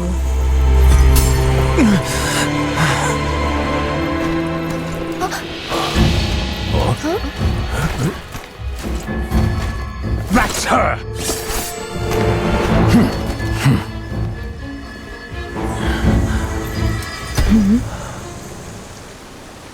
High Priestess! A suspicious commoner has likely disguised themselves as a lowborn and infiltrated the royal city. I'm certain that wretch is plotting against our sacred queen. A threat to the Queen? Bring forth the accused. Speak! Who is your master? Who brought you here? I saw through you from the start. You're definitely a commoner trying to pass as one of us! You overestimate the threat of a single commoner, Lord Andino. With loyal soldiers at my side, Captain Indris at the helm, and the Queen's will guiding us, what danger could such an insignificant soul possibly pose? You are right. Of course. I trust you will pass fair judgment upon this transgressor. And yet, the law remains. Captain Indris, you have always upheld justice. What punishment does our law prescribe? The standard sentence for a commoner trespassing on restricted grounds is 7 days under the stigma of judgment. 7 days. You are merciful as ever, Captain. Very well. Let it be so. But you understand, do you not, Indris? Punishment is not cruelty. It is discipline. A lesson, not a condemnation. I do, High Priestess. I do not resent the law, nor do I forsake my duty. Then all is as it should be. Captain Indris, you are young, but your dedication is admirable. The Queen recognizes loyalty when she sees it. And let all here remember, the Queen's mercy is boundless. Though Indris bears the stigma, his station remains. For even in punishment, the Queen's hand uplifts the worthy. The Queen loves her people as a mother loves her child. Discipline guides, mercy nurtures, and together they shape a brighter future. Long live the Queen!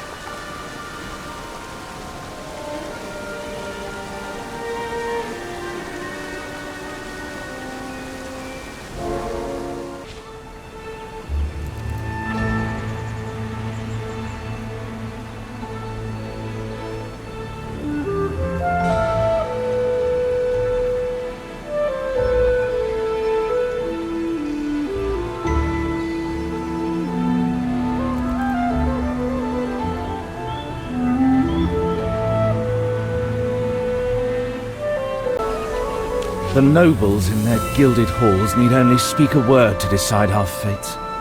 You bear the mark now. That means you share our sentence. Exile among the Forsaken.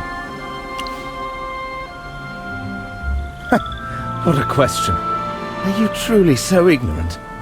It bars you from ever returning to the royal city. Worse still, you've lost the right to receive divine due.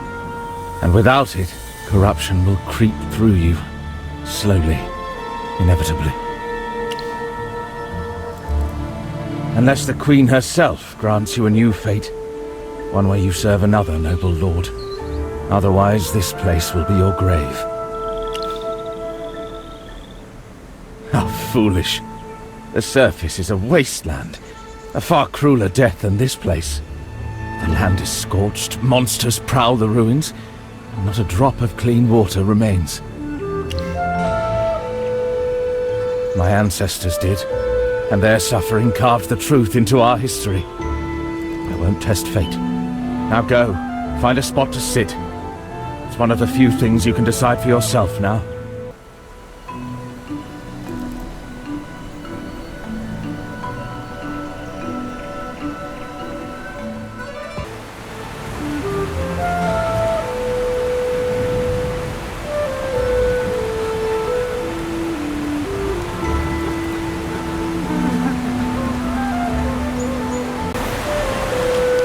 You're going to make it through this. I'll find something for you to eat. Just wait for me. Aiden, don't go. Stay with me a little longer. I'm afraid I won't live to see you return. She's gone too long without divine dew. She's getting weaker. It's all my fault. I failed to get it, and now I also bear the stigma of judgment. But I won't give up, no matter how impossible it seems. Tomorrow, I'll get some for sure. Bethwyn, you have to hold on. Don't risk yourself for me. You're kind. If you can find some mature fuzzy mushrooms, they might help her hold on. They grow in the clearing to the east. Maybe they could help her hold on until tomorrow.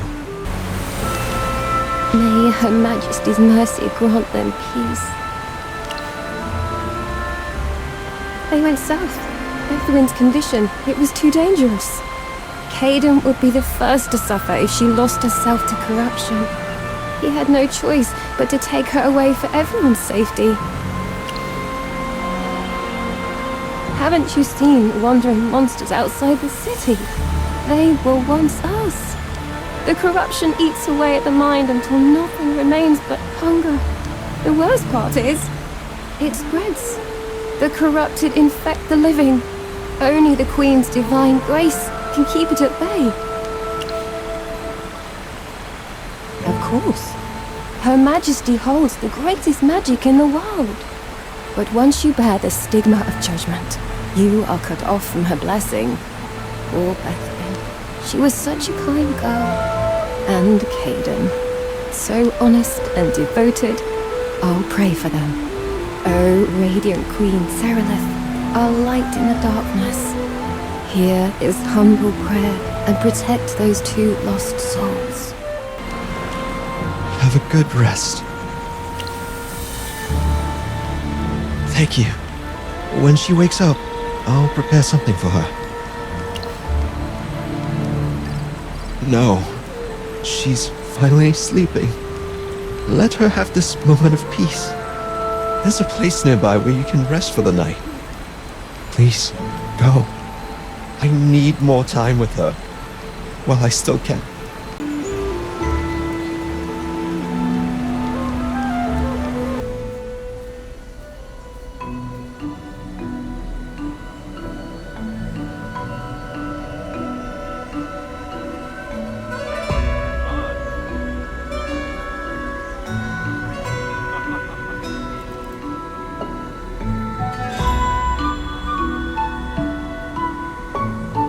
Glory to the Queen. Captain, this commoner with the stigma tried to sneak into the line, but I caught him.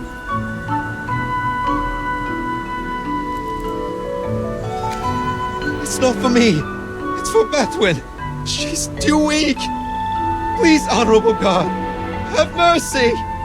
If she wants divine dew, she can come get it herself. The law forbids collecting it for others. She can't. She has the stigma too. Then there's nothing more to say. Do you think the priests punish the innocent or the guilty? Good sir, please show mercy. Vexa. Thank you. But I already know how this ends. That's right, commoner. Better to give up now. Oh, and by the way, report her location later. We'll handle the cleanup. No! Edwin, still herself! She can hold on! I have to go! She needs me! You're all monsters! It's getting late. You can end your shift now. Captain, shouldn't we keep an eye on that kid? Just in case. I'll take care of it. Go rest. Yes, sir. Glory to the Queen. Everyone, form a proper line. No pushing. You will all get your share. It's Indris! Everyone, let's line up properly! Captain Indris is here!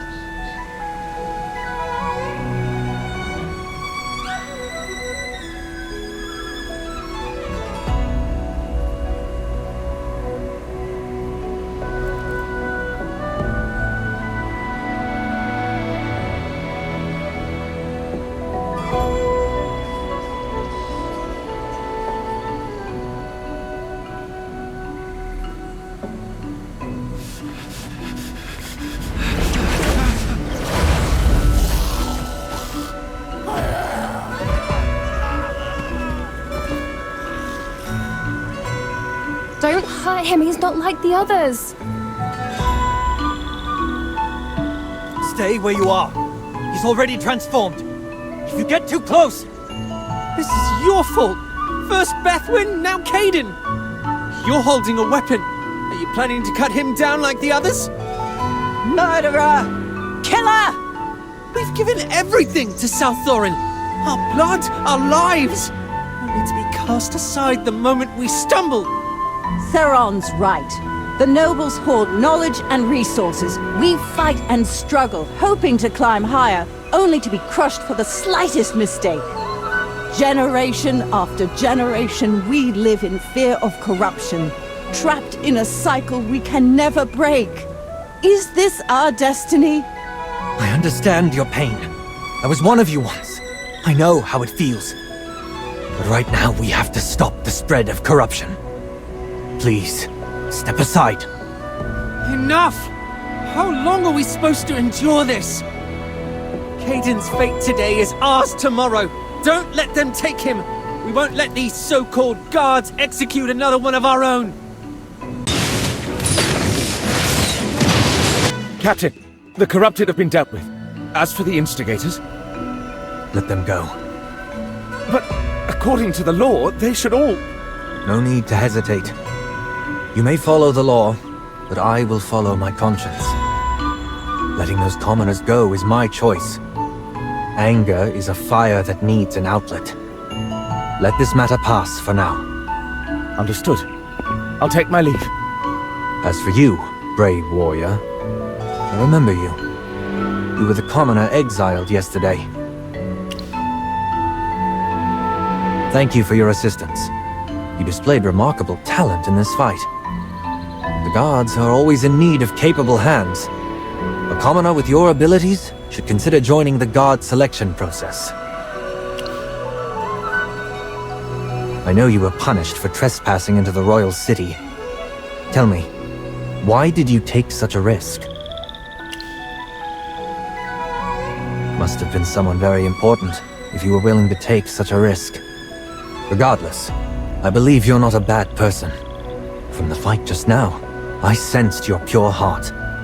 You're the kind of person we need.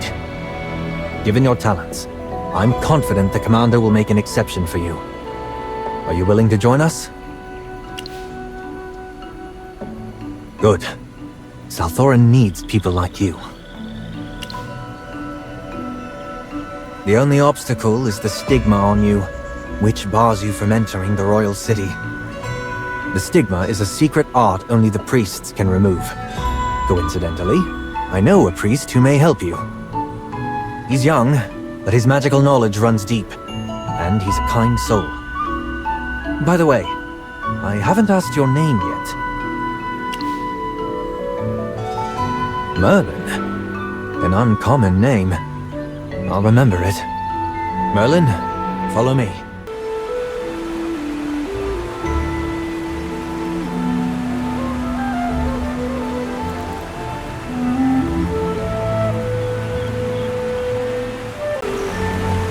Idris, look! I've cultivated a new variant. This is the Mirage Bloom, restored based on my notes. Mirage Bloom? If you want them to grow well, you must sprinkle some divine dew on the seeds. Once the Mirage Bloom flowers, it releases an illusion to stay hidden from predators. And the Mirage Bloom also responds to the planter's emotions. Joy, serenity, or even longing for something ideal. They bloom according to how the planter feels. Speaking of the Mirage Bloom... sorry. I got carried away. Your skills have truly improved. It's impressive. Right? Even my fellow priests praise me now, saying I'll match the achievements of my ancestors one day. Oh. Who are you? Merlin is the newest recruit I've brought into the Guard. Oh, so you're Idris's new subordinate. Well, nice to meet you, Merlin. You seem interested in my ancestors. Allow me to give you a brief introduction. My ancestor is Sage Tasso, who aided the Queen in the founding of Southorin. Sage Tasso was the Queen's right hand. 2,000 years ago, our home was ravaged by hypogeans, and our forest lost its vitality. My ancestor Sage Tasso, alongside Her Majesty, followed the guidance of the Sylvan Tendril. Together, they led our people to here. Thus, Southorin was born.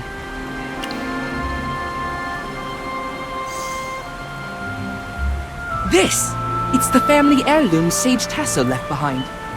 The Sylvan Tendril holds powerful natural magic. It's helped me cultivate plants like the Mirage Bloom. Without it, this plant could never grow here. Oh, right. Idris, you brought Merlin here for a reason, didn't you? I need your help. Merlin accidentally entered the royal city and was marked with the stigma of judgment from High Priestess Valara herself. What? Just for entering the city? And the High Priestess personally intervened? How strict. Merlin, show Feli your mark. Don't worry. This is just a minor warning. The stigma isn't too complex. The High Priestess didn't put much effort into it. Feli? All right. I get it. I'm not disrespecting the High Priestess. I'm just speaking objectively. Don't be so sensitive, Idris. Speaking of which, is your mark all right? I can help you remove yours, too. I made a mistake. The stigma serves as a reminder of that. As captain of the guard, I have duties I can't escape.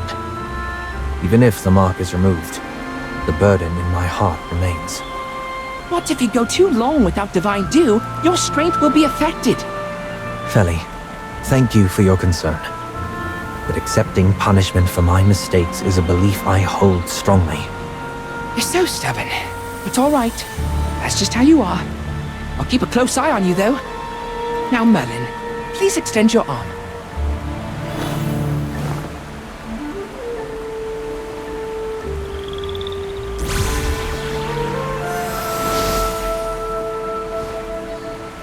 Thank you, Feli. It's no big deal. Idris, about recruiting Merlin, though His Highness may not mind, you should still be careful not to give the High Priestess any leverage. Merlin, you should keep a low profile too. I'm afraid things might go wrong.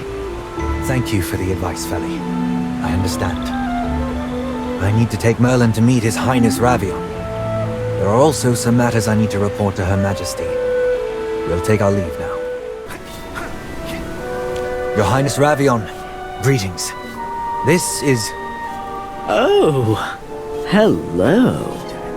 Is this the new servant you found for me? Has the stoic captain finally learned the art of pleasing his superior? I'm genuinely touched. Your Highness, this is the new recruit I've brought into the guard. You're no fun at all. All right, cutie. What's it gonna be? Let me hear it. Will you follow this stern-faced captain, braving the elements day and night? Or will you come to me and bask in luxury? Ah, what a pity. Your Highness, please. I'm here to seek your approval for this assail to join the guard. What? Afraid I'll steal your prized recruit? Your Highness, Merlin is the new recruit I've brought into the guard. All right, all right. I won't pry any further. I've never had issues with your suggestions before. You're here for something else, aren't you? The rumors outside are piling up. Yes, there's an important matter to report. Zera. Yes, sir. Merlin is the newest member of our guard. Take her and show her the ropes. Understood. I'll explain everything about our duties. Hey, Merlin. I'm Zera, the training officer here. Before we get started, let me say this. Regarding our duties, there are no set rules or principles. You'll learn everything through experience and practice. Follow me, newbie. Glory to the Queen. Sera! Halt! Come here and rectify this at once!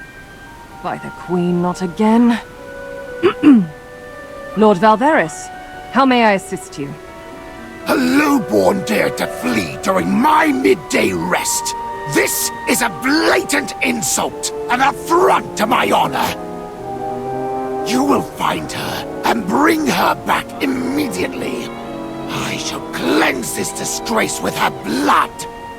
And should you fail, I shall adorn my gates with a fitting new trophy. Perhaps the head of a commoner god. It's him again. This is hardly the first time. We've helped him complete tasks, but those who were returned, well, I trust you can imagine their unfortunate end. I suspect I know where she's hiding. This will be a simple task. Let's proceed. I never meant any harm. It was an accident. I swear. I accidentally saw my master remove his veil. It was something strange, like scales. No, I saw nothing. I swear. Calm yourself. Speak truthfully, and perhaps your punishment can be lessened. You don't understand. I swear I saw nothing. I didn't speak a word. Very well. I'll hand you over to the priests. I refuse to let history repeat itself. The law gives the priests ultimate authority in matters of punishment. Thus, I will entrust this lowborn to the priests. Valveris will accept the outcome. And fear not, he would never dare harm you. Let's go visit the priests. Ma'am, this lowborn belongs to Lord Valveris. She has unintentionally offended him. We seek your fair judgment. In the name of the Queen, we shall mark this soul with a stigma of judgment, and banish her from the royal city. May the Queen's brilliance guide your path. She's already been handed to the priests for judgment. What can he say to that? Ah, I see that look in your eyes. Are you worried about my safety? Fear not. His Highness Ravion will handle things. Now, let's move on to our next task. Rest assured, His Highness tacitly supports our actions. Without his approval, we could never defy such nobles. It's best not to speculate on His Highness's intentions. But compared to other nobles, Prince Ravion is certainly more compassionate towards commoners and the lowborn. That's why I chose to align with him.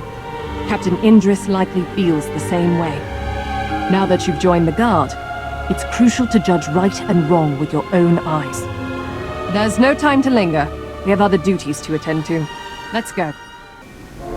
Greetings, Lady Sarah.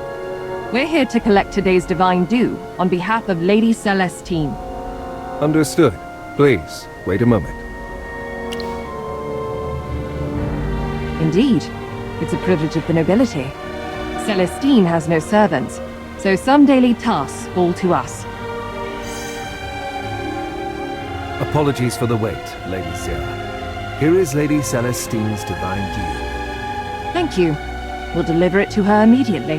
Merlin, please hold on to it for now. The Queen's Grace has its preferences. That's why so many scramble to get closer. Let's find Lady Celestine first. She's fond of fishing. We should be able to find her by the waterfall. Now they can enjoy these delicious fish cakes too. I'm doing my part, and I'm sure this is what they've been waiting for. Oh, young Assail!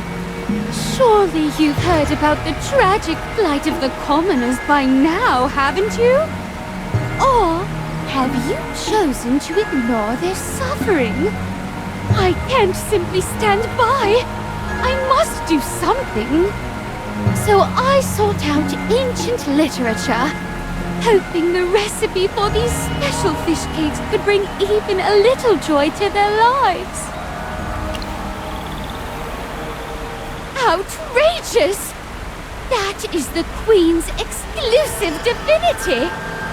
Her Majesty bestows life upon us, and we mustn't question her judgment on its distribution.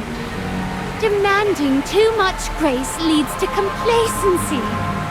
Only through labor can the commoners learn the value of their lives. All right, Lady Celestine. Please continue your noble work. We have other matters to attend to. Merlin, let's go. Explain yourself. What exactly has occurred? Reporting, my lady.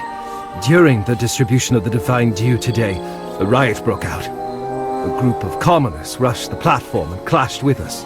Amidst the chaos, others seized the divine due. Worse still, those with stigmas took part in the uprising as well. Other guards are chasing these desecrators, but I was ordered to report this matter to you immediately. I understand. Go report this to Prince Ravion. He should be at Wisteria Hall. Merlin and I will handle the Commoners District. Understood. This is unexpected. How did this happen so suddenly? I see. Caden's plight has ignited their anger. I can understand their anger, but duty is duty. I will bring them to justice. Once the situation is under control, I will report truthfully to Prince Ravion. This is no matter that can be solved by force alone. We must address the root cause. Don't underestimate the ruthlessness of the law, Merlin. If this isn't resolved properly, innocent lives will be lost. The Queen may be merciful, but her justice is unforgiving. The worst-case scenario is that, for a time, no one in the Commoners District will receive the divine due. That would be a real tragedy. We cannot allow this situation to escalate any further.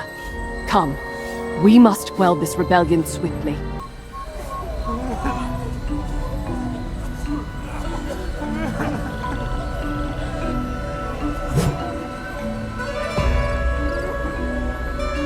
We just want to survive.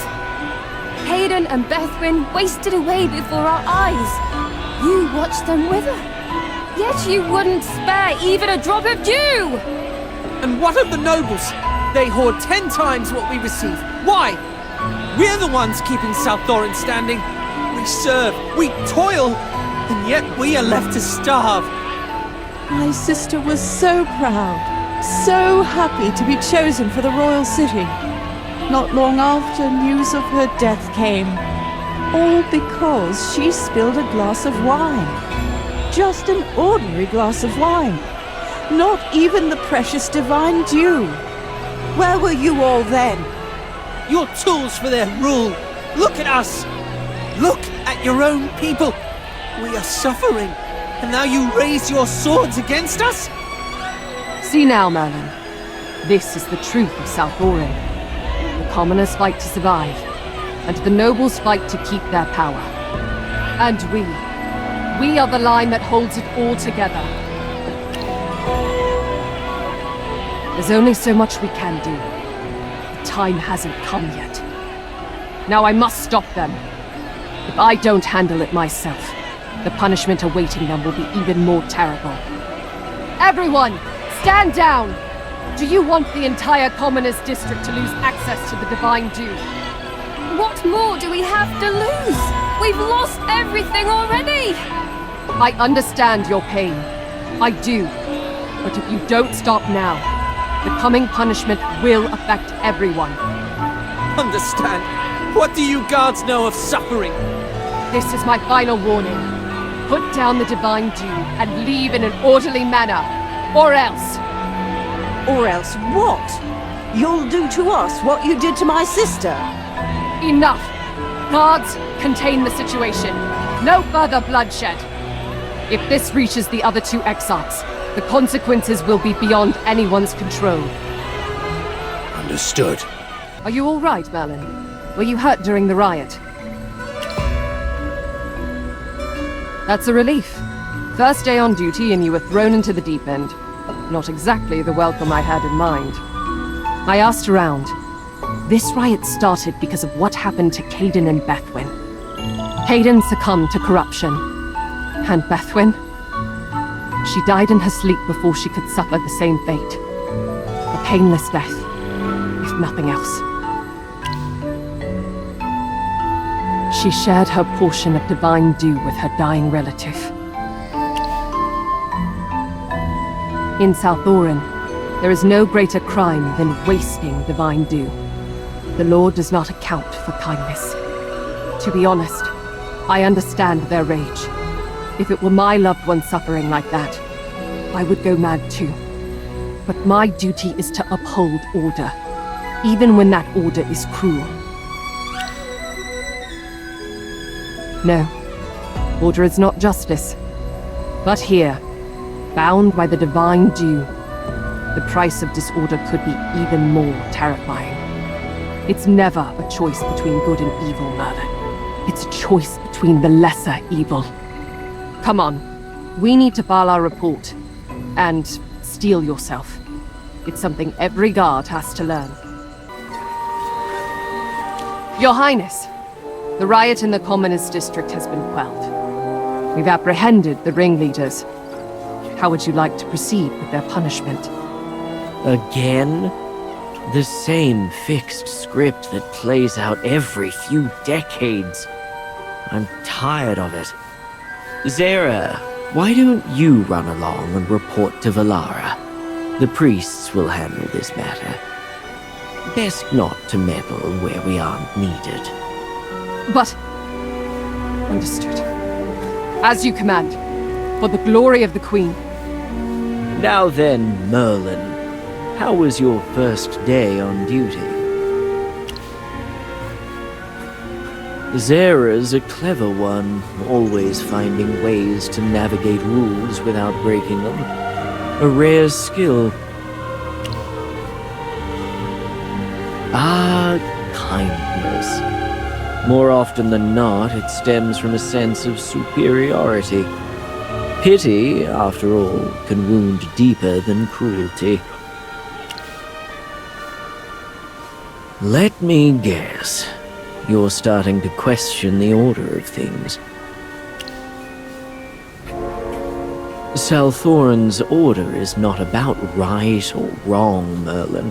It's about survival.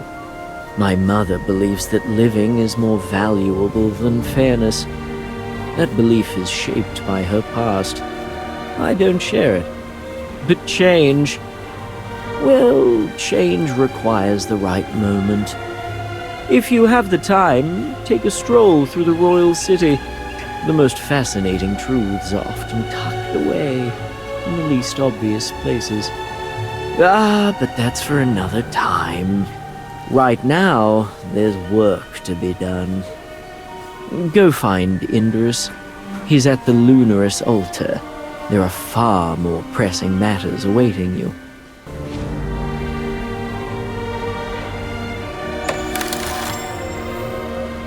Hello? Can you hear me? Oh, hey! I've been trying to reach you! Alright, I'll keep it short. I found your friend. The Assail have him. I think it was Eldrick who tipped off the Assail about your friend. And now, they're planning to execute him. I know. I've asked around, and executions like this are usually carried out by the priests. It should be in the eastern part of the royal city, where there's a silver-white altar. What's it called again? Yes, that's the one. Ugh, that name is so hard to remember. Wait, have you considered the escape plan after the rescue? That's too risky. But don't worry, I've got a plan. There's a lift at the court that leads to the Assail's forbidden crowns, but it can only be activated by magic. But I have no idea what's in there. I once saw the blueprint of South Thorin, and that lift leads to a wide-open area. Once we get there, we'll have multiple escape routes to work with. I'll cause some chaos to draw attention, and you focus on getting that lift working. Then we'll meet at the... Oh dear, I keep forgetting its name. Oh right, Lunaris Altar. I'll see you there. A sacrificial ritual will be held at the Lunaris altar. The details of the ritual remain confidential for specific reasons. His Highness has entrusted us with maintaining order. Merlin, please accompany me in this task. Such a ritual is rarely seen, and I cannot fathom the High Priestess's purpose. For all I know, this task is critical. We must carry it out to perfection. It is not that I am without such concerns either. If that's the case... I hear you, Merlin. You're not alone in this. Others in the Guard share your doubts. I understand your anger, your desire for change. I've seen hope wither into despair, justice warp into vengeance. And I know, if I were to give the order, many would follow me without question. But if I do, will it really bring the dawn we seek? Maybe bloodshed isn't the only way to break the cycle. Maybe there's another path. One I haven't yet found. I carry the fate of many. I cannot afford to act on impulse. Let's follow the order first and assess the situation. Merlin, I appreciate your honesty. I was right about you. You carry the heart of a true Assail. Is your task related to the sacrificial ritual? I must say, something about it feels unsettling. I can't make sense of what the High Priestess is up to. That invocation she's planning. It's downright sinister. She says it's for the Queen, but Her Majesty's power is immense. She wouldn't need such a terrifying ritual. I felt kind of sick. My head was spinning, so I slipped out. They've got enough priests to handle things. Plus, I'm just not interested in that kind of magic. I prefer creation over destruction. Huh? No way! That's not a good idea. The offering is something really special, which is why it's so secretive. Only the priests and exarchs are allowed in. Stop! The more I think about it, the weirder it gets. I'm starting to get scared. Maybe I should stay even farther away from the ritual site. Sylvan Tendrill's response also seemed unusual. Maybe I'm just overthinking it? then I'm sure the High Priestess would do something about it. Alright, let's not overcomplicate things. Maybe I find this ritual strange because I'm not a fan of it. Of a sacrificial ritual? Of course not! Her Majesty has always been merciful and kind. We need to figure out what this strange ritual is for. I just need to overcome my discomfort. I can do this. Come on, Merlin, stay with me. You can guard me. No, scratch that. I'll protect you.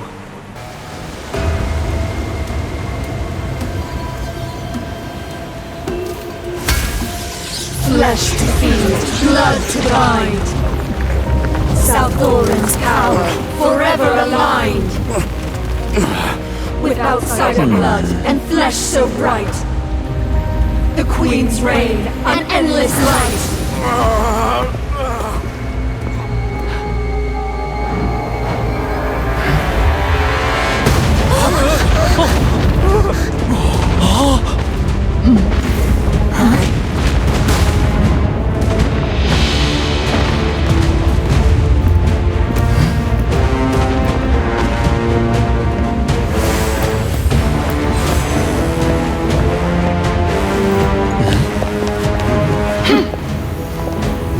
You're finally here, old friend.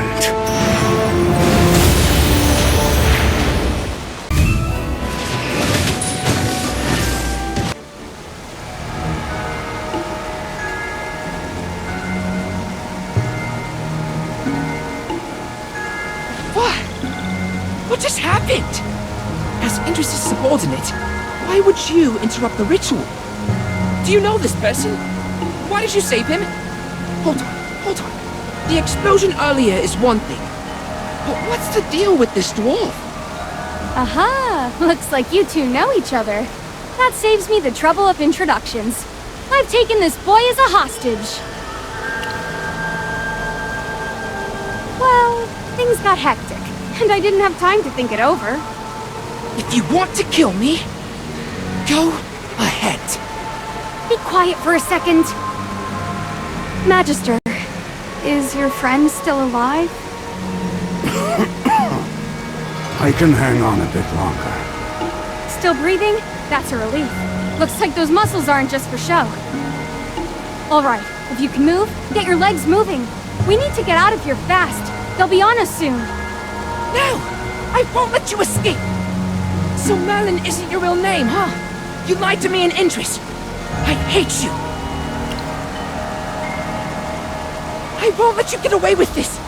If you surrender now, Her Majesty might show mercy and reduce your punishment. Big talk for someone with little strength. You really think you can stop us? As a priest of South Thorin, I'll make you regret this.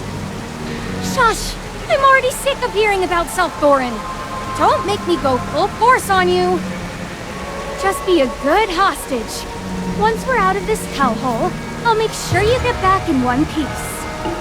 Let go of me! Ah! Helen! I can't believe you were using me all along! You... wicked, selfish, meanie! Alright, kiddo. Help us get the lift going, and we'll let you go. Sound good?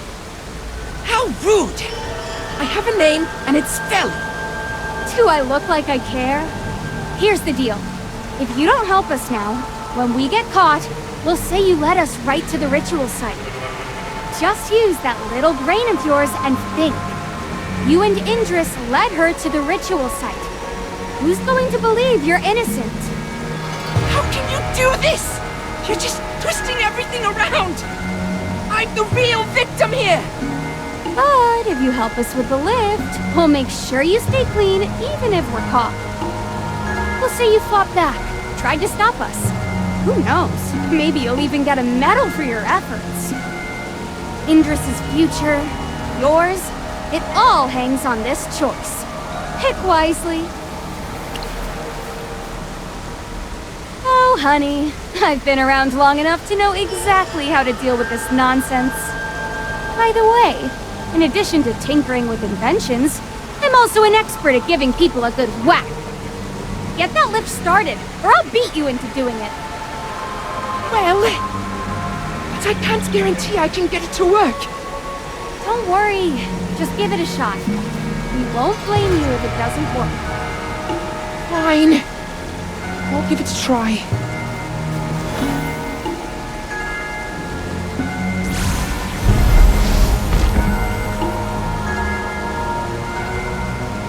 Great job, Felly!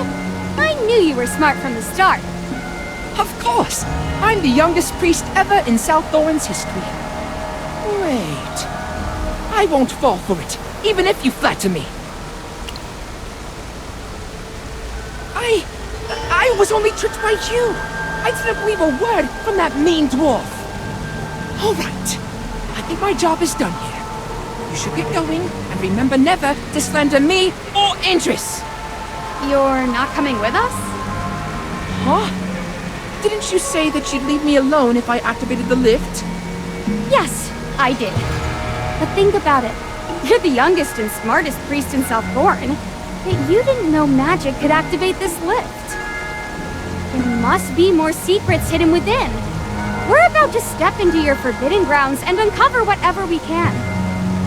As a responsible priest, aren't you worried? Yes, of course I am. It's not like I can do anything to stop you. You could say you followed us to stop us from uncovering South Thorin's secrets. I like this kid. Well, he's local, so he might come in handy later. Fair point. Oh, I almost forgot about you. Let's head deeper and get you patched up first.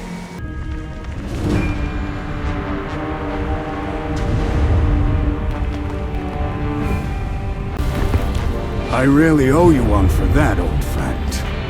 Thank you all for coming to rescue me. Oh no! Don't thank me! I'm here to catch every single one of you. All right. While I'm still conscious, tell me everything that happened. So you're telling me the dwarves have been secretly building a temple underground to revive Elthor? And their only aim is just to regain magic, not to rebel. Oh, you probably can't understand the depth of our desire for magic. Well, Chief Eldrick did kill countless innocent people to achieve his aims. That's a fact. I know. That's why I'm not trying to defend him. The Assail have been aiding the dwarves, and due to their alliance, the Empire may also send people here. No! They can't do that! Life here is orderly under Her Majesty's rule. We don't want to be dragged into your conflicts. Orderly? That's what you call the nobles abusing the commoners? I saw it with my own eyes. Don't deny it. That's... Anyway, we're living just fine underground. We don't want outsiders interfering. If you want to lock yourselves away, then why is your queen still cooperating with Brimstone Village? Doesn't she realize that too much contact with the surface will eventually expose everything? Our dealings with the dwarves were based on mutual needs. If anything goes wrong, then it's clear the dwarves are at fault.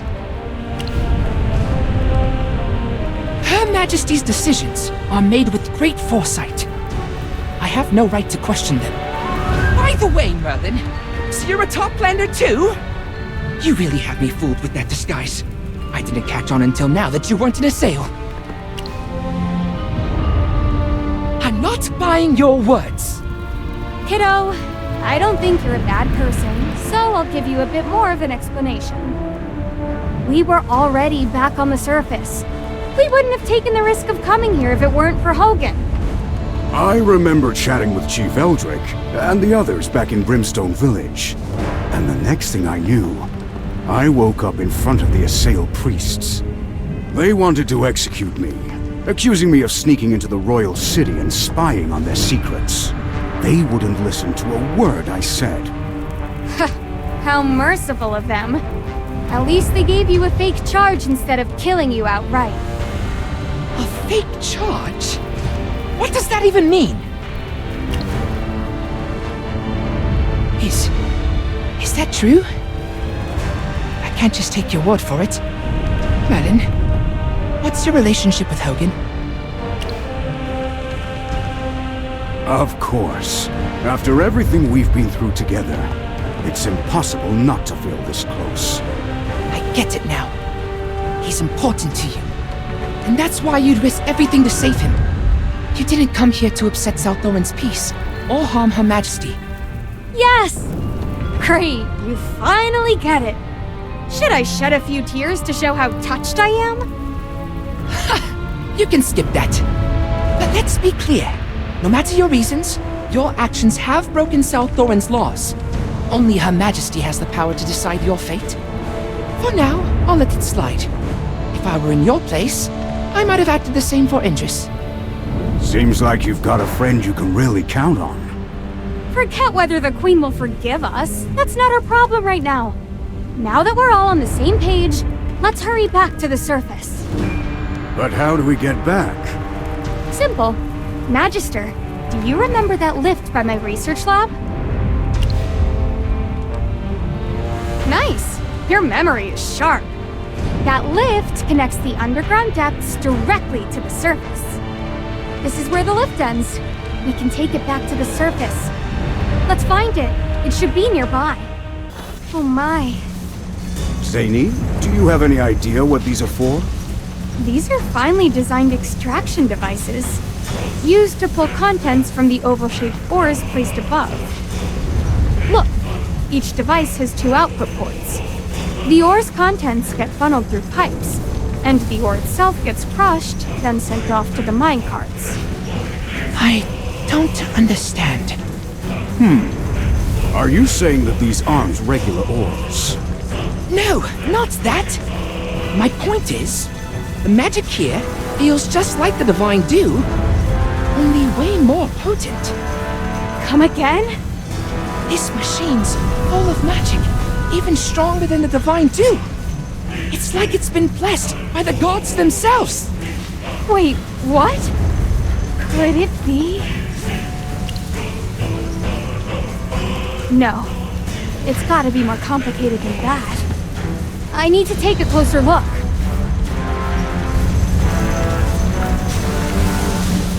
The ore's flowing through these pipes look a lot like the echorites I used to grow mirage blooms. Were they always this iridescent? From what you mentioned before, the dwarves in Brimstone Village get their unique weapon materials from here, right? Could these be the raw echorites? No. Huh? Are these not echorites? Oh, don't mind me. I'm just talking to myself. Yeah, these are echorites. If you and Mr. Pointy Ears could tell just by breathing the air, there's no way I'd make a mistake, right? Me? Strange? That's just my natural charm. These finely crafted devices must have come from the dwarves. It seems some of them have been allowed to enter the Forbidden Grounds. Right here! I can clearly sense the Divine Dew. But I don't see any Divine Dew around. These just look like ordinary ores. Zaini, from what you've explained, it seems like there's something else inside these ores. That's right. These devices are mainly used to extract the substances inside the ores.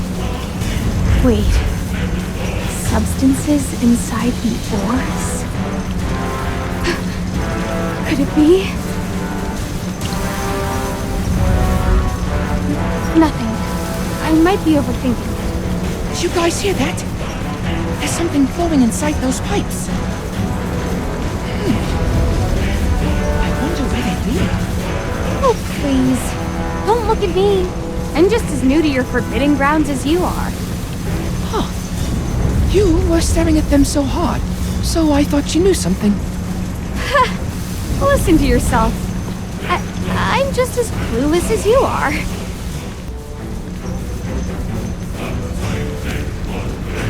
Malin, did you say something? What?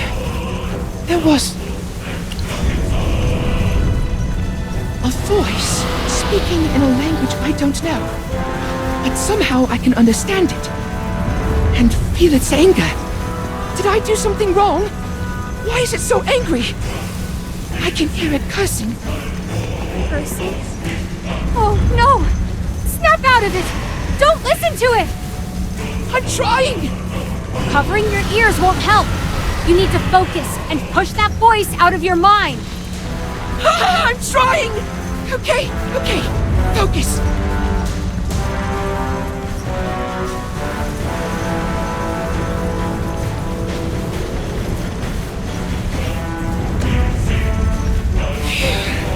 I did it. Thank you, Zany. I'm glad you're all right. I think I know whose voice it is, but I'd rather keep it to myself for now, just in case I'm off the mark. Let's keep looking for the lift. We can talk about it once we're safely back on the surface. All right, pointy ears. This is where we part. Make sure you take the same route back. Huh? You're just letting me go like this? How could I possibly travel with you evil intruders? Enough chit-chat. You should hurry back home. After all, it seems like your people can't even step foot on the surface. What's so good about the surface anyway? The underground is the real paradise. Not really. But Her Majesty speaks only the truth, and there's no reason to doubt it. Oh, you're adorable. Listen, the cruelest tricks aren't played by your enemies. They're played by the ones you trust. Don't pretend like you know everything. That's it. I'm coming with you. Let's go. I want to see the surface with my own eyes. That's your call. Just remember, once you see what it's really like up there, no take-backs. Or tears. Look, there's a minecart over there.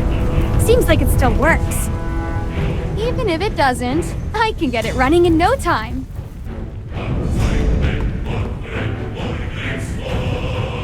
What was that massive thing we just saw? That's the super-duper hyper-powered megalift we've been looking for! Whoa! That's quite a name. Glad you appreciate it. This beast is a true engineering marvel. I've seen its schematics. Just its balancing system runs on a triple-link mechanism. Actually, we owe this one to you Assail folks. This lift was probably built using the Ironheart Dominion's craftsmanship, with magic as its main power source. Alright, enough gawking. Let's hop on!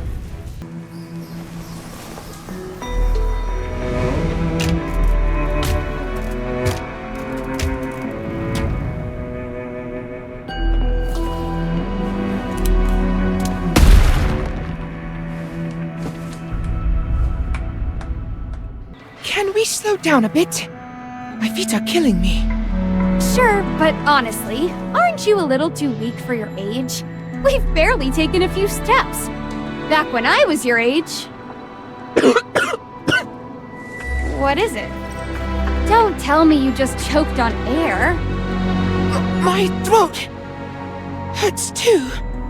Whoa! Are you alright? You look awful. I want to say I'm fine, but I feel terrible. Why did he suddenly collapse like this? Wait, Magister, remember that Assail who asked us for help on our first trip to South Thorin? Exactly. He was coughing non-stop, saying his body hurt. His name was Alari, right? The Assail have a strange name for this. Oh, corruption! No! No way! I took my divine dew on time today. There's no way I could be transforming. I should be fine. Maybe I'm just not used to this new environment yet. Don't worry about me. Let's keep moving. I think you should go back for your own safety. I'm starting to think you Assail might be allergic to the surface air. No! I've come this far. This time. I must see the surface with my own eyes.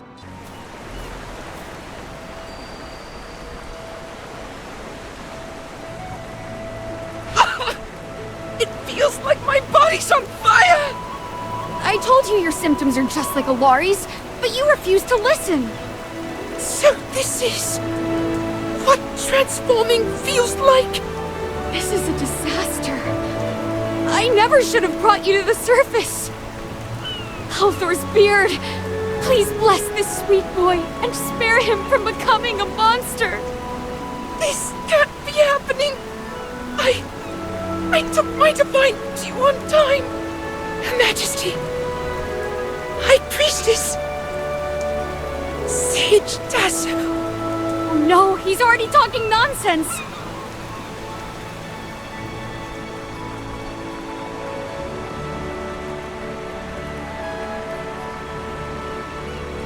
Huh? What's this?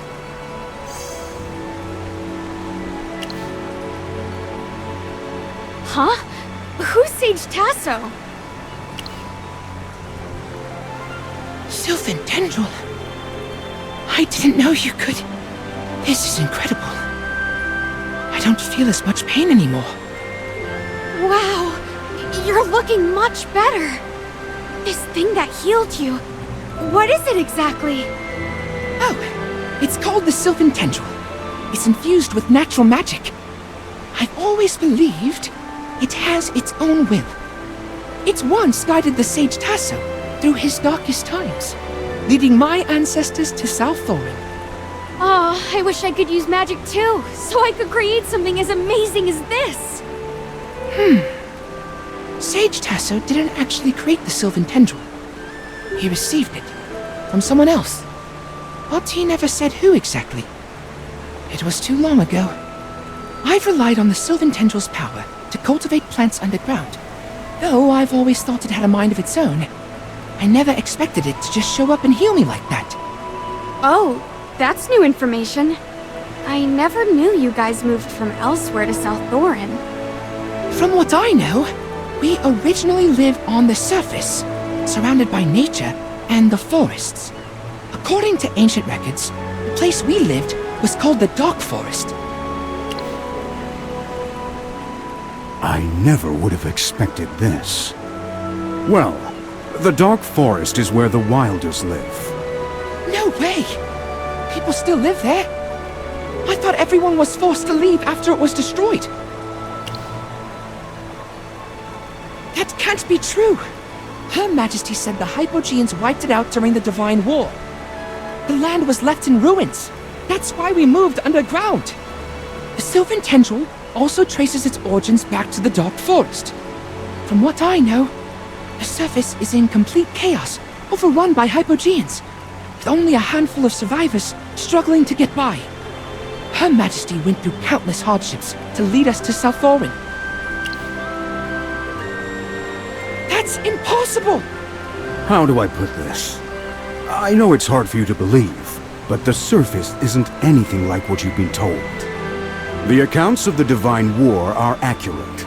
It caused severe devastation. However, the Hypogeans were sealed away thanks to Jura, and the surface remains as beautiful as ever. I never imagined your ancestors were from the Dark Forest. You may look alike, but your ways differ completely, so I didn't make the connection. Old friend, you've had a lot of dealings with the Wilders. What's your take on this? You have a point. Their buildings, lifestyle, and understanding of nature all show similarities. You're lying. I can't believe this. The pain is coming back to me. Stay strong. Didn't you say you wanted to see the surface for yourself? You can't let yourself turn into a monster now! Merlin, is there anything we can do to help this poor boy?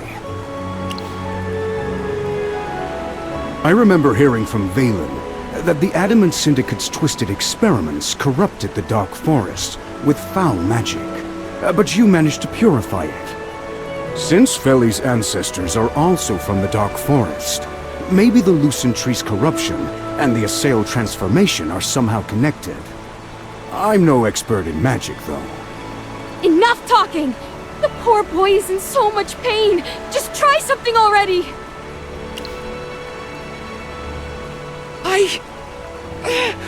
I guess... Just do it! But... if it doesn't work... promise me... kill me before I lose myself. I don't want to become a monster!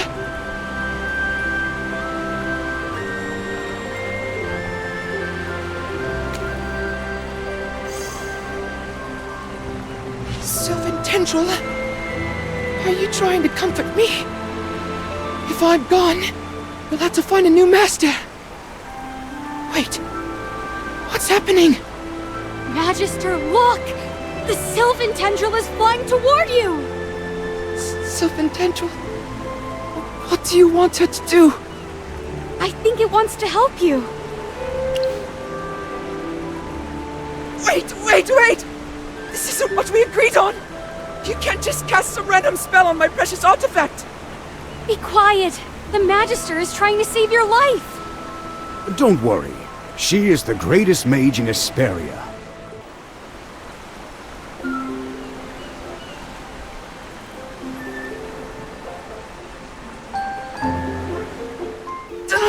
My eyes! That's such a huge light! This is the sun. The sun? What a lovely name! It's unbelievable. Everything is bathed in light. Oh, then I should close my eyes. It feels so warm under the sun. Much warmer than the magic crystal. But why isn't it burning us? Her Majesty said it would scorch our skin. I told you, she was just trying to trick you. Forget all those warnings. Just enjoy everything here. Why is there so much water over there? Hey, don't get too close. That's the ocean. And please don't make us swim in to save you. The ocean? So this is what it looks like! It's alive! Wow! Look at those white foamy splashes! They're so high! Ugh, it's salty. The air is full of mist. This kid's way too excited. I'm almost feeling sorry for him. What did the Assail even teach him? Wow! What's this? It's so beautiful. It seems to be alive, breathing, as though life itself is singing through it. Look, even the sunlight creates shadows through it. The colors are so different from what we have underground. And the scent. The books always warned that surface plants are poisonous. Was that just another lie? You're beginning to see it. Look there! A whole sea of flowers! So this is what the surface looks like.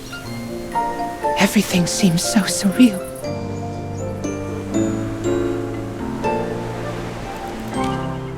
Huh? What magic is this? Why are the leaves curling up? Oh, that's just the wind. It's the power of nature, not magic. I see. The surface doesn't seem dangerous at all. Feels so warm and safe here. Completely different from what Her Majesty said. So, maybe all those other records were wrong too. As a true researcher, I need to experience everything on the surface for myself. I'll bring the truth back to share with everyone. Okay, go ahead and take it all in. Huh? What was that sound? I heard a loud echo, followed by shrill cries. Well, we're near the ocean. Look up and see. Those are seabirds. They are so far away. Too bad I can't quite make out their shape. We can wait. They come down lower at dusk. Dusk? What's that? Oh no. How do I explain this? Sorry. Have I been asking too many questions? No, it's not that. I just don't have the answer right off the top of my head. But don't worry, I'll share what I do know. Old friend, look at that boy. He's so curious and innocent. Just like a little one discovering the world for the first time. We brought him up here, and who knows? Maybe one day the rest of the Assail will spread their wings and fly off to somewhere new, just like the birds. Oh, yeah! I almost forgot about those two fluff balls. Oh, young man, we left those little ones on the surface. Now look at us, finally tracking you down, and we haven't even had the chance to tell them yet.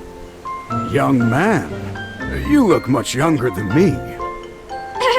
Anyway, now it's time for us to go find them. Right. No wonder it felt quieter than usual today.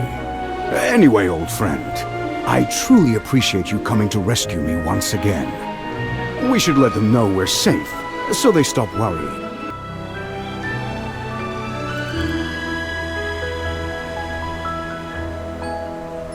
I've never seen any creatures like them before. So furry. And they can talk. We are the Magister's hamster familiars. Chippy is a knight, and Hammy is a mage. Hamster familiars? You've seen fluffy hamsters with cheeks all stuffed with food, right? I see. Hi, Felly. You're only meeting us now because we were sent to find General Hogan. I'm so glad to see you all safe and sound. Thank you for your hard work, Hammy and Chippy. Could I invite you to play? I've never played with hamster familiars before. Absolutely. Chippy will show you all the wonders of the surface world. Hammy will join too.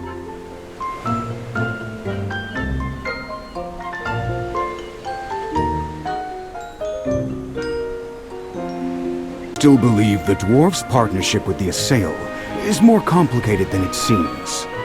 I'm worried this might stir up a political crisis. Based on what I've seen, I believe the dwarves in Brimstone Village aim to restore their kingdom. No, we're not. Zany? When did you get here? Sorry, I didn't mean to eavesdrop, but since it concerns my kin, I have to explain.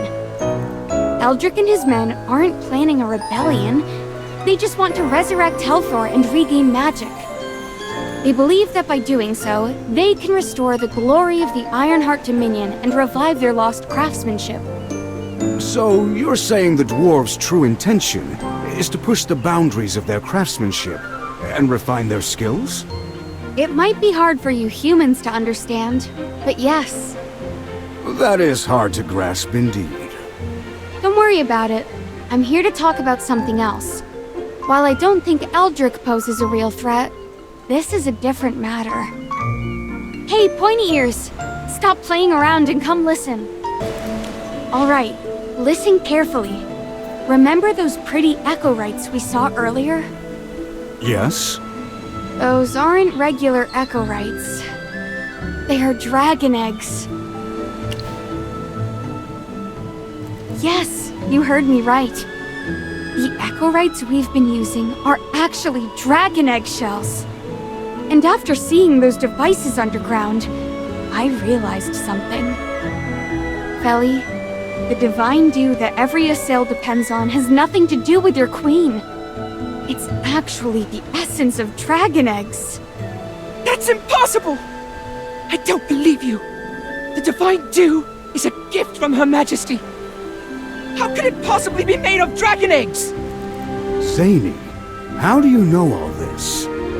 While researching ancient crafts, I came across many historical texts that all mention dragons in some way. In the Age of Gods, Helthor and the primordial dragon were close companions. We dwarves call her the primordial dragon. Basically, all dragons are her descendants.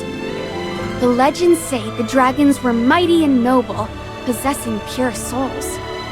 It is said that Helthor and the primordial dragon fought side by side to protect Asperia. Also, dragonfire was Helthor's greatest tool for crafting weapons. Yeah, unless you've actually seen a dragon egg, you're just making stuff up. I'm not like you. I've seen more of the world. Those glowing echorites are identical to how dragon eggs are described in the historical texts. Historical texts can be full of lies. Even if they're right, you still can't prove the divine dew is dragon egg essence. Well, you are actually the one who inspired me. Me? When you looked at those glowing eggs, you said you could sense a magic similar to the divine dew. Dragon essence is packed with energy. Your queen must be using it to resist transformation. Zany, what are you implying? You've probably noticed by now that my appearance doesn't match my age. The reason is, I once drank dragon egg essence. This happened many years ago when I was just a young girl. While mining underground, I encountered a small, radiant ore deep within the mountain. Too bad only a small part of it was visible. I was overjoyed because I had never seen anything so beautifully colored, and I tried to carefully excavate it. But after a few hits, the ore cracked, and some kind of liquid poured out. A bit of it got into my mouth, and before I knew it, I had passed out. When I woke up, I was already back in Brimstone Village. I tried to return and find the ore, but the mine had collapsed. You bet it was. But I didn't know that at the time.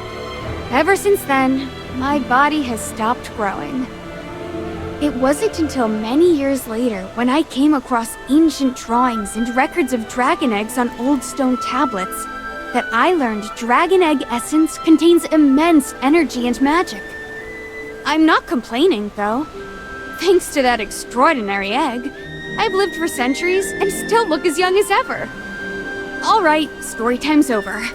Now, back to what I was saying earlier. Feli, I'm sure your people are using the power of the dragon egg essence to resist transformation. No! That's impossible. Dragons are sacred creatures. There are stories about them all over Asperia, but no one's seen one for ages. I once read a paper in Merlin's study by an evergreen scholar. The author suggested that the dragons have long since flown into the stars, leaving Asperia behind. If dragon eggs are showing up underground, maybe the dragons are down there too. That's a good guess. There's no other explanation for all those dragon eggs. Hogan, this is serious. The dragons, long believed to have disappeared, might be right beneath us. You've provided very important information, Zany. This needs to be reported immediately. Old friend, we must head back underground and investigate if dragons truly exist.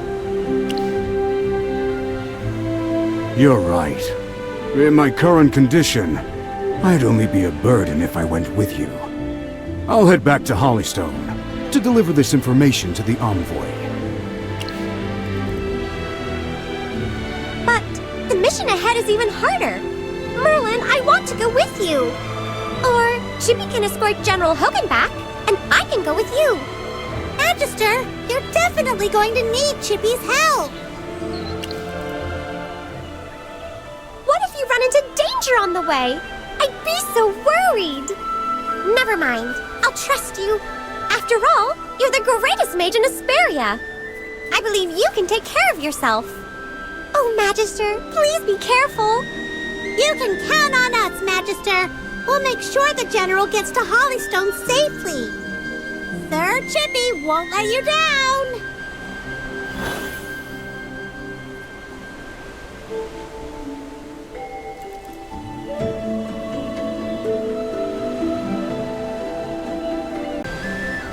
This is unbelievable. I can't believe that I've been living a lie my whole life. No, this can't be true. You must be lying to me. You've sensed that magic, even heard the calls and roars. Facts speak louder than emotions or words, young one. Dwarves are obsessed with ores, so they take the eggshells and toss aside the essence, but You're the opposite. Your queen's hidden the truth about dragon egg essence and disguised it as the divine dew. You can't speak about Her Majesty like that. She has always shared her life force with us. She's selfless and noble. Her grace warms us deep underground. She's the light of South Thorin. Hello? Has the truth frightened you? Look above. The true warmth and light is right there above you at this very moment. The sun. I admit, the surface is beautiful. And it's nothing like I imagined. There are so many things I've never seen before. The bright sun, the rich soil, the beautiful plants, and the endless ocean. Think. Are you going to believe what your eyes see or what your ears hear? Okay, maybe you're right. Maybe the divine dew really is dragon egg essence. But I still believe Her Majesty has her reasons for hiding everything. There must be a deeper purpose behind it. As a priest, I must not ignore Her Majesty's struggles. I should return to South Thorin and speak to the High Priestess. She may know something. You're as stubborn as a rock. Fine. If it helps you come to your senses, I'll come with you. Magister, what about you? Don't you want to see this through? Great! Let's go. Back to South Thorin. Wait! Before we go back, I want to leave a mark here to celebrate my first time coming to the surface. Oh! Do you remember the flowers I grew when we first met? I followed a book to grow them. I think I could try planting some on the surface too. I like that idea. Me too! And I happen to have some seeds with me. Let's go find a good place to plant them.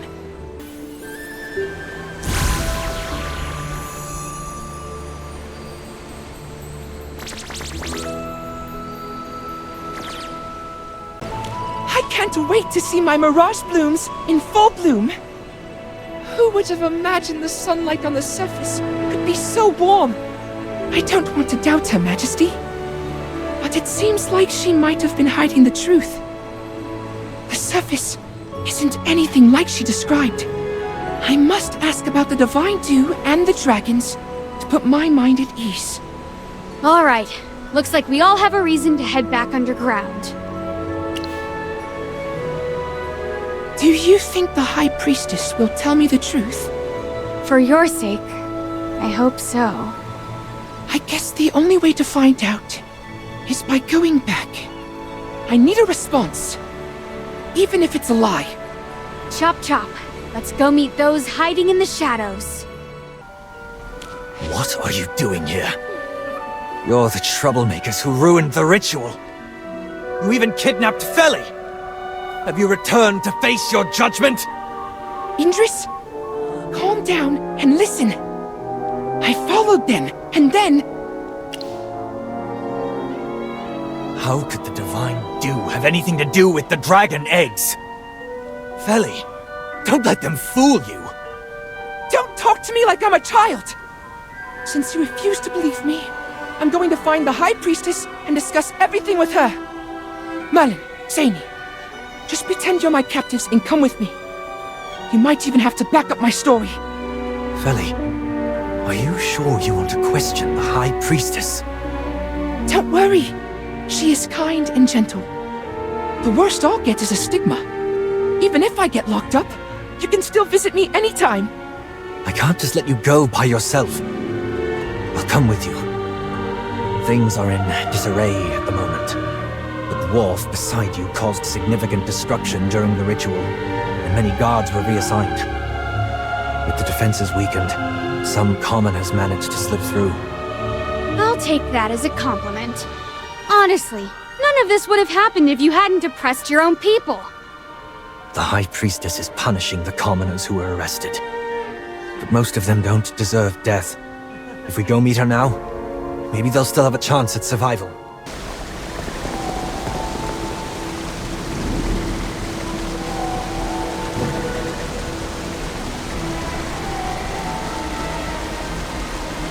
People of the realm, cast your condemning gaze upon these wretched souls.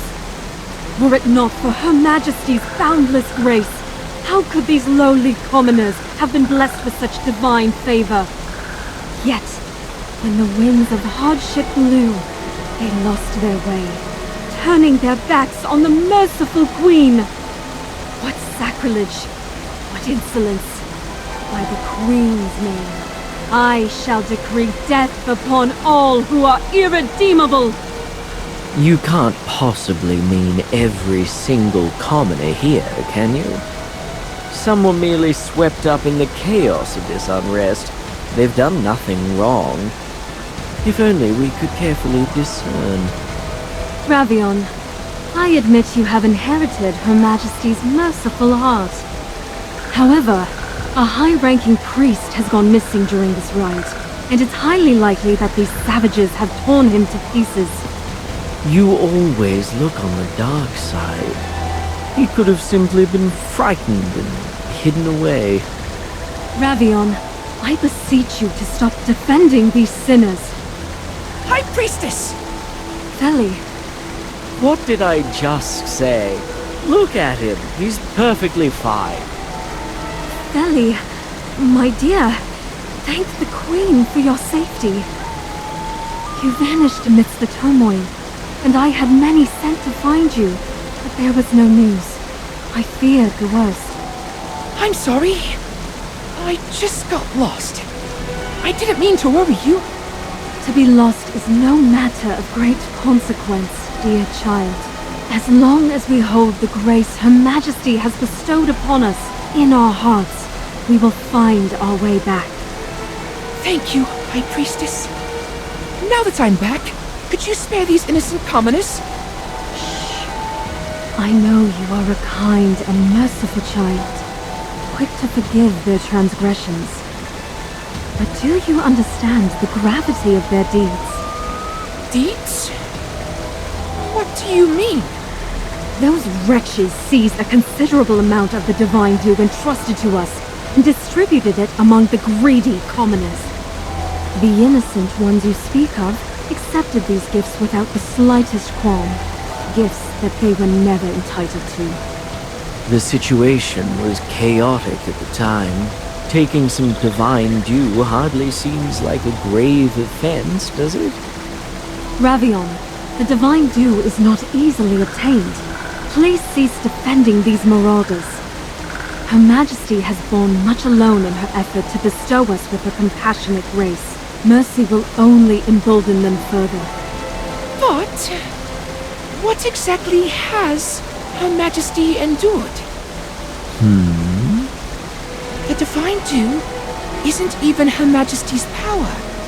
It's from dragon eggs, isn't it? Feli, I beg your pardon. The divine dew came from the dragon eggs. Nonsense! I'm speaking the truth. I saw it with my own eyes. Cease these lies, Feli.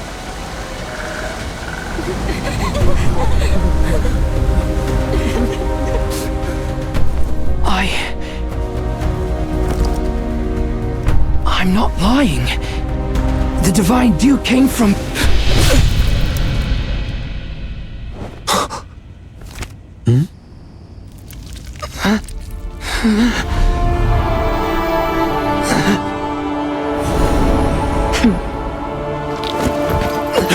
Feli!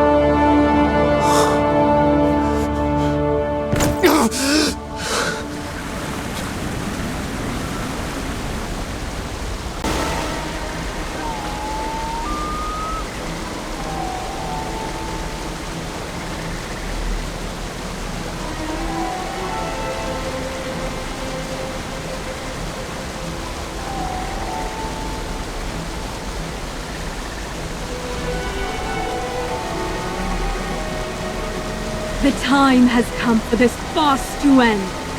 I allowed the desecration of Feli's body in order to uncover a singular truth. Should he be rescued by you Toplanders, it will only confirm his betrayal of the faith he once held sacred. But by the Queen's divine grace, Feli has shown true repentance in his final moments. He remains, as always, the loyal child I hold dear. Have you lost your mind? You murderer! As I have said before, getting lost is nothing to fear. As long as we faithfully believe in Her Majesty, she will surely soothe every soul. Ugh! Just hearing it makes me sick. You crazy dirt digger! I've seen more filth in my lifetime than you could ever imagine. But you are the worst of them all! I've had enough! Today, I'm dragging you by those pointed ears and giving you a lesson you won't forget! Come at me! Let's wrap this up once and for all! How dare you be so impertinent! Indris, expel these light-cursed invaders at once. Feli is... Indris, now is not the time for grief. You must apprehend these Toplanders before they manage to escape. If they use the lift and somehow reach the Spirit Gate, the secret of Salthorin will be laid bare. Silence that blabbering mouth of yours. Indris, heed my command. Stop them at once. You killed his friend, and now you think he's gonna listen to you? You've lost your marbles! Indris! How dare you fire an arrow at me? Do you dare to rebel? Whether you brand me a traitor or an accomplice, I cannot. Foolish! Someone, seize this traitor at once! Try if you wish. I will pin your head to the ground with my arrows, binding you to Salthorin forever! Indris, what are you truly trying to accomplish? Do not let these filthy Toplanders blind you! All I seek to know now is the secret Feli uncovered. What truth could it be that cost him his life? I am protecting... Speak no more. I do not wish to hear your explanation. I trust only in the answers I find for myself. Let's go, Merlin.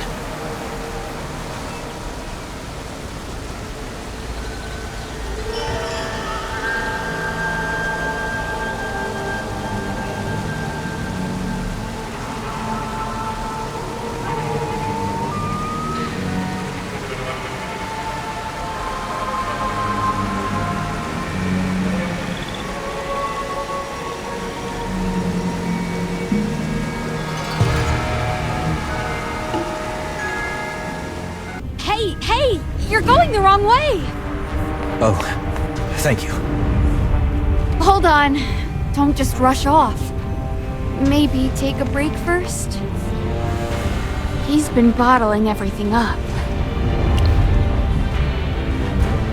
Ugh, I'm no expert either. When I first became a god, I'd hesitate when dealing with the Sinned Ones. Feli always said I was being too cautious, and needed to act more decisively, or else I might get hurt. He taught me how to protect myself, heal wounds, and hold on to my faith. He taught me so much, yet never how to cope with the pain of losing a close friend. Sometimes, crying it out is better than holding it in. Not now. The truth that Feli gave his life for is ahead of us. Until I find the answer, I won't allow myself to grieve. I'm fine. Where to next? Oof, you've been wandering around in circles. Follow me. I'll show you the truth that Feli uncovered.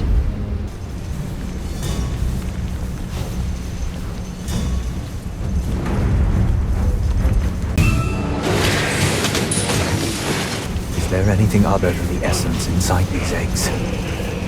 Well, the semi-transparent portion contains the embryo. See those? Those are the undeveloped little dragons. Now that the shell's been shattered and the essence drained, can those little dragons still hatch? Think before you speak. Why don't you ask the god of death and see if they'd consider giving those dragons their lives back?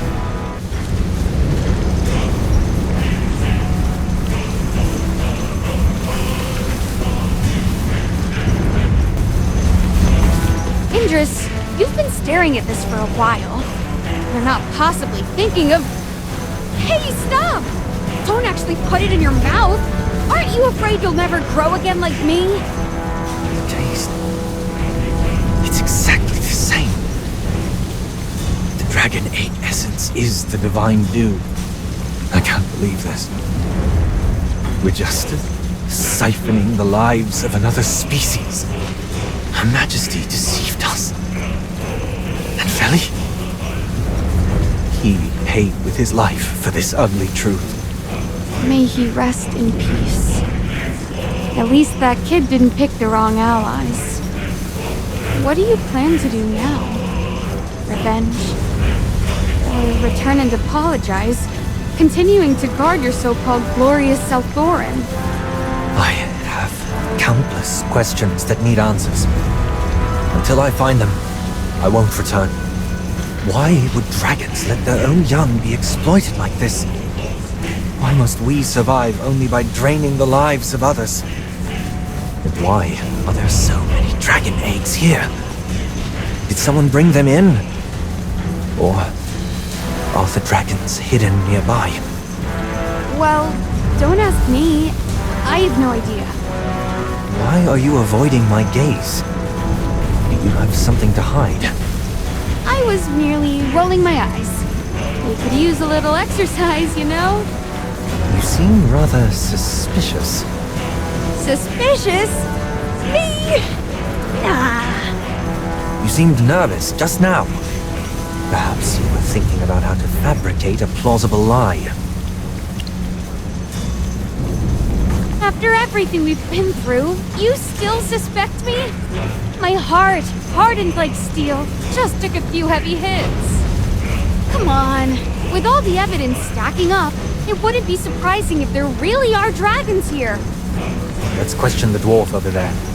He may have more information. No, stop! I'm awake! Ha! I knew you were faking it. There's no way a dwarf doesn't snore when they sleep. What do you want? Are you just lost? Or do you want some of the dew? Drink up if you want. We don't need it anyway. But don't get your hands on Echorites. Ugh, relax. We're not taking your precious eggshells.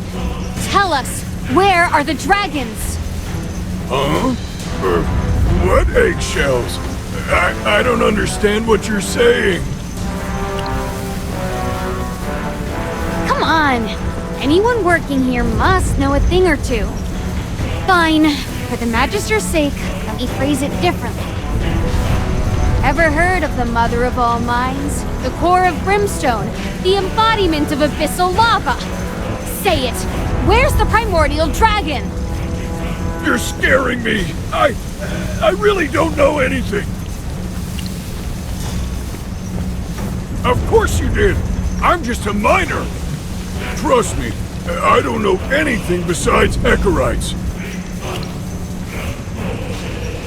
It's a special kind of ore. Alright, fine, it's a shell! Now that I think about it, someone did mention something about dragon eggs, but I thought it was all made up! Right? We dwarves are simple folks. All we do is work. I'm guarding this place to prevent any theft, that's all. Well, I assumed you wanted to go up and lost your way. I'm just doing my job. Okay, I'll tell you. I'm guarding the path to the mining area. The mining area? Are dragon eggs transported here from somewhere else? This area is just for processing. The mining area is to the east. It's the most important place. But you have an Assail with you, so why are you asking me all this? Isn't that place the Assail's forbidden grounds? That's where dragon eggs are obtained? Get lost! Don't let me see you again. Okay. Jeez. Your people and mine sure know how to keep secrets hidden deep. They're just the crimes no one wants anyone to find out about. We need to head to the mining area.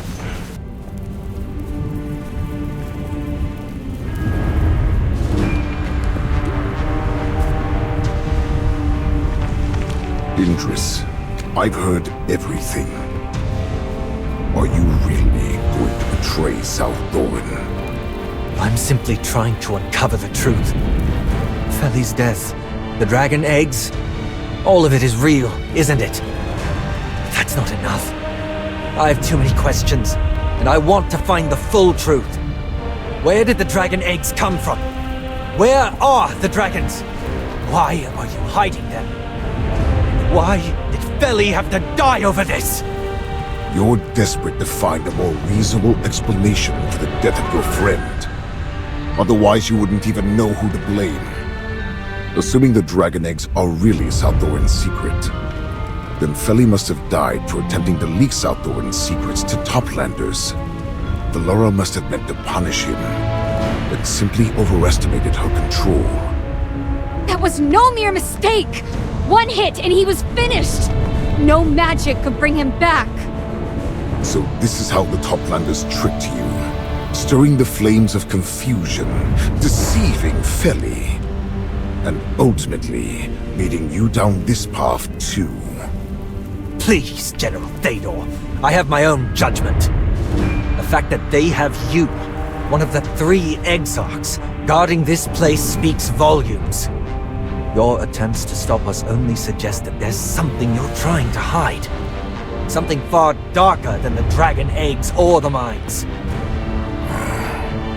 I see you cannot be reasoned with.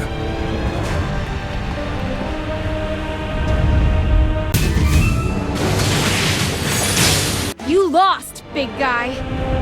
I must admit, you are quite strong. Indris, I must ask you one more time. Aren't you afraid you'll regret it? I've already made my choice. Regret has no place here. How stubborn. Trust me, you will. I was the same once. Seems like he's been beaten so badly he can't even speak right. Let me finish him off! Don't even think about it. Ugh, he got away! What a cheap trick! Should we go after him? Forget it. It'll only waste time. You're not seriously letting him go, are you? Knowing the General, he'll report back to Her Majesty right away. We have to see what they're hiding before reinforcements arrive.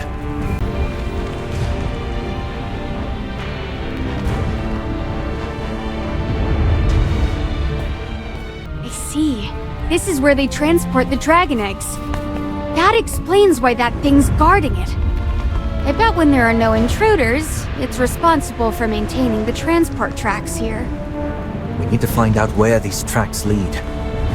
Since the dragon eggs are being brought from deep inside, the dragons might be there too.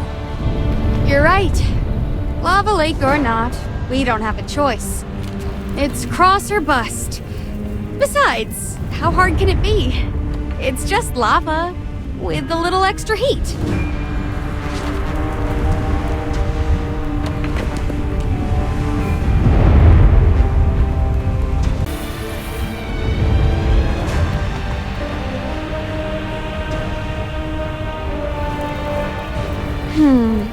Lava all around.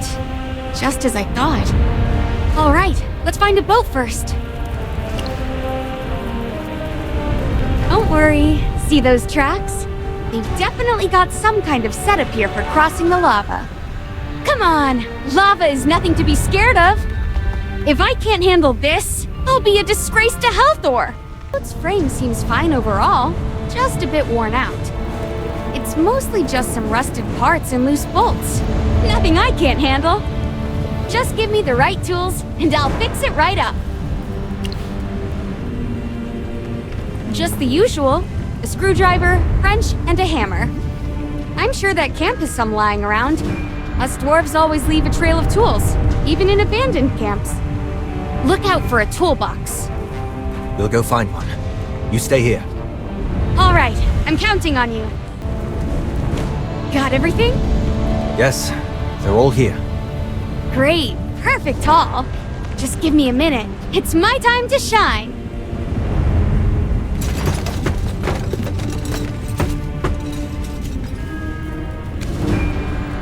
Ta-da! What do you think? All compliments are accepted. See? Every gear fits together just right, and the system runs smoother than a dream.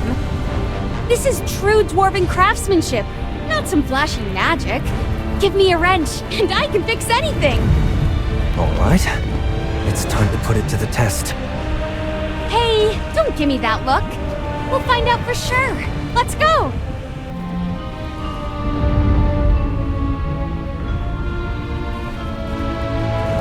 These dragon eggs are dull. Almost identical to regular echorites. There's no trace of the divine dew in them.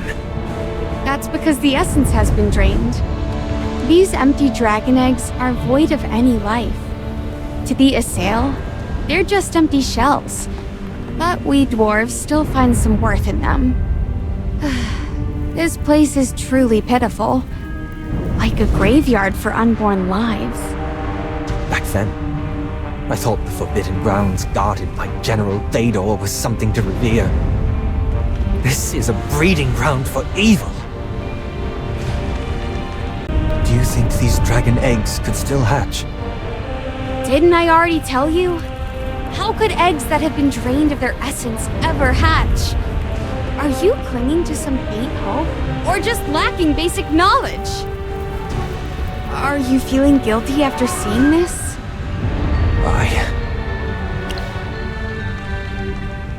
Every assail benefits from this.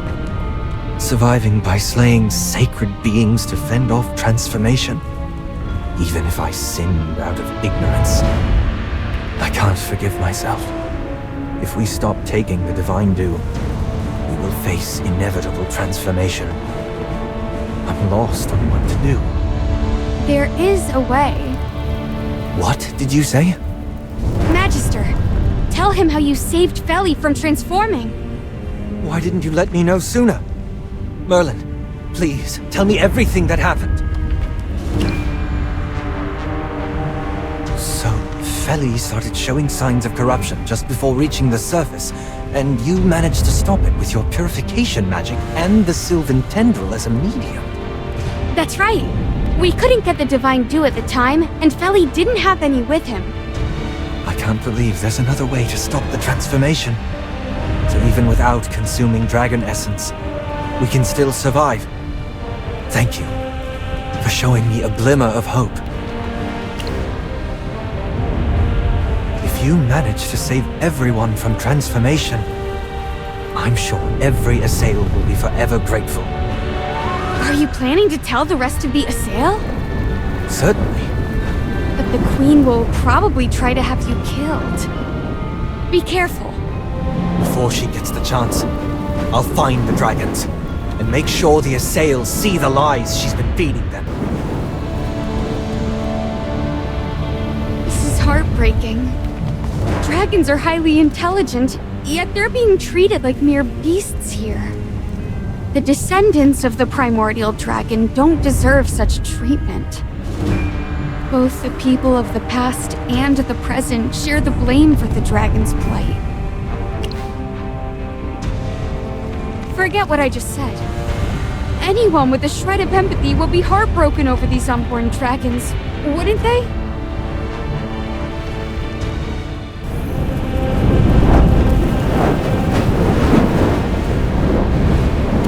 Look, a large amount of echorites have been brought here, which means the temple built for Halthor is nearby. It's Speaking of which, compared to the Assail, who always drink the divine dew, we dwarves are the smarter ones. Those who work here have definitely figured out the connection between Echo Rights and the dragon eggs, unlike the clueless Assail. Oh? There's a saying, Toplander, you might want to hear.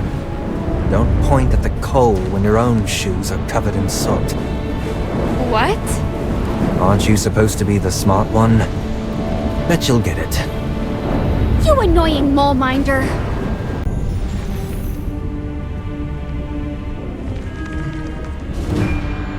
If we had known that Echo Rights were the shells of dragon eggs, we probably wouldn't have struck a deal with Selthorin.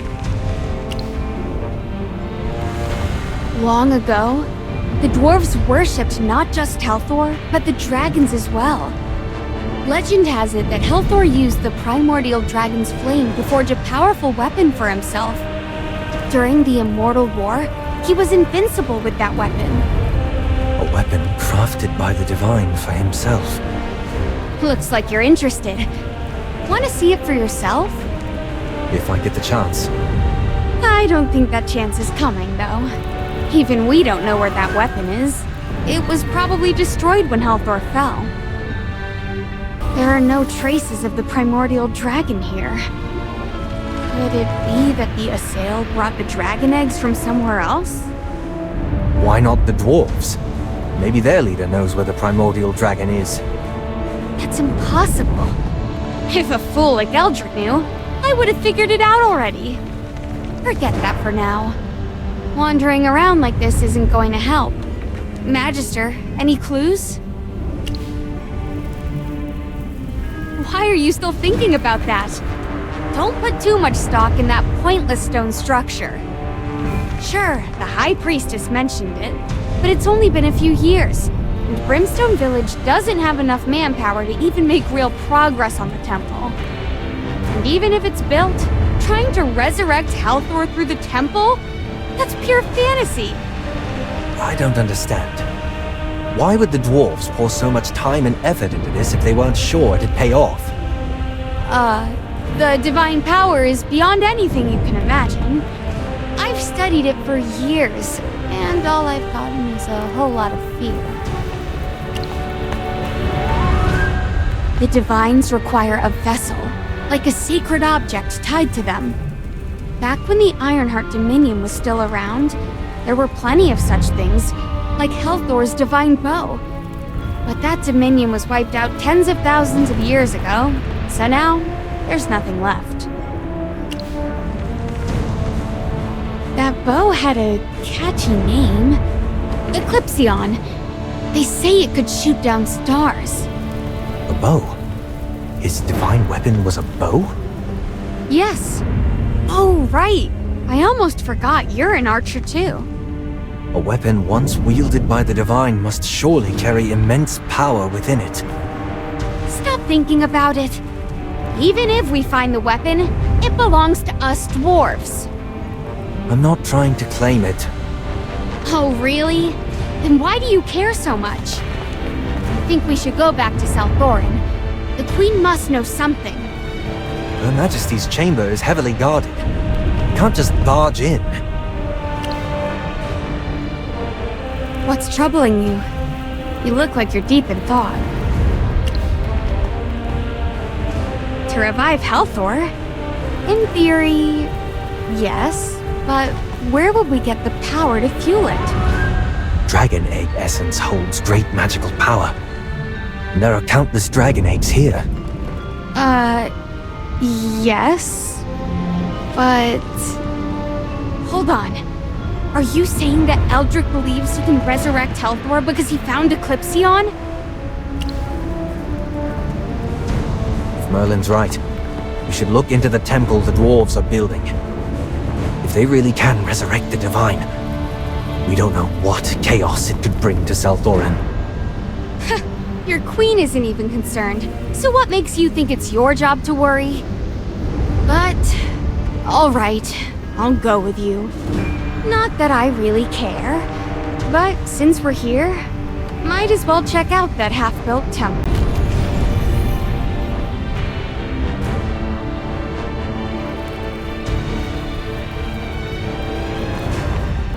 Where is the Sylvan Tendril leading us? This doesn't seem like the way to the temple. Didn't Feli tell you the Sylvan Tendril once guided our ancestors to find Selthorin? It's probably trying to guide us because we're lost. Or perhaps Feli's spirit is guiding us through the Sylvan Tendril. Let's just follow it for now.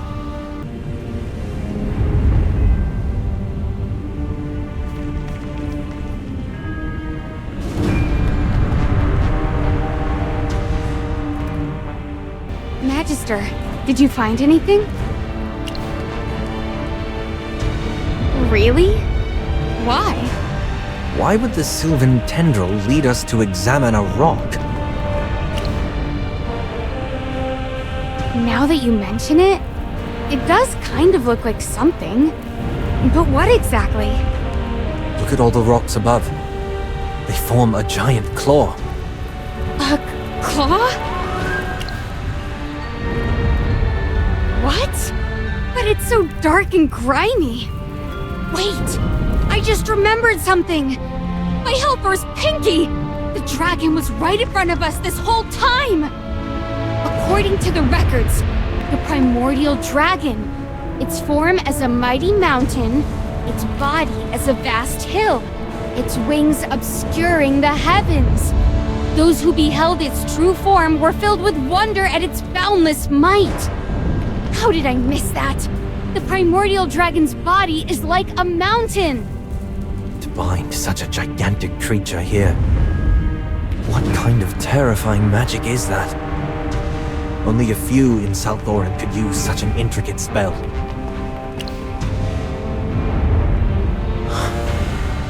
It could only be the Queen herself. Merlin, can you undo this binding spell? Have you thought this through? Do you know what could happen if we break the primordial dragon's seal? Are you scared? Ha! Please! I'm so excited, I'm about to burst into flames! Her Majesty must have known about the primordial dragon all along and bound it here. All so she could keep draining the dragon eggs. Oh, come on! You're overestimating your queen. The primordial dragon is on the same level as Helthor. There's no way such a spell could hold it. Don't underestimate Her Majesty's power. You, Assail, are so arrogant! If you want to fight, then bring it, you rock-knobber! Merlin's right. Arguing over this is pointless. What's important now is that we break the seal and let the primordial dragon reveal the truth. Merlin, it's all on you.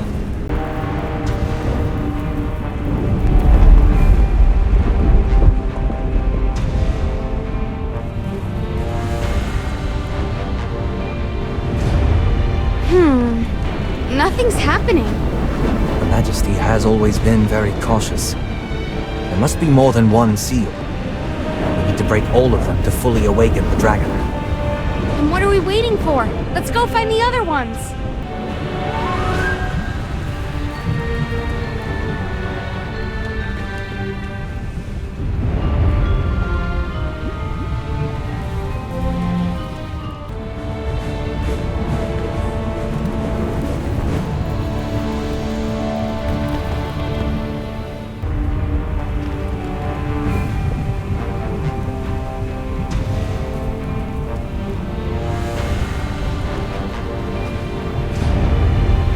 Still hasn't woken up. We missed something. That can't be. I've checked everything along the way, and your queen only placed these 2 seals. I told you so. There's no way she could have kept the primordial dragon here on her own. It must take something as powerful as Helthor's power. Then how can we awaken the dragon? To untie the knot, you need the one who tied it. Stop saying nonsense. Helthor is long gone. I know. No need to remind me. Listen to me. Do you understand the principle of resonance? Ugh, forget it. What I'm trying to say is, if we can create a magical wave that mirrors Helthor's divine power... I'll forgive your nonsense for now. We can't do it on our own. Magister, do you think it's really impossible? Just like how resurrecting Hellthor requires a vessel, unless we can obtain Eclipsion, there's no hope. I guess that's our only option now. Let's go. Hold up! We're almost at the volcano's mouth. Let's head up and get a better view. It should help us figure out where the temple is. This doesn't seem like the kind of place for a temple. We won't know until we get a better look from above. Getting the lay of the land before moving forward is always smart. Then, let's not waste time. Let's go. What's this?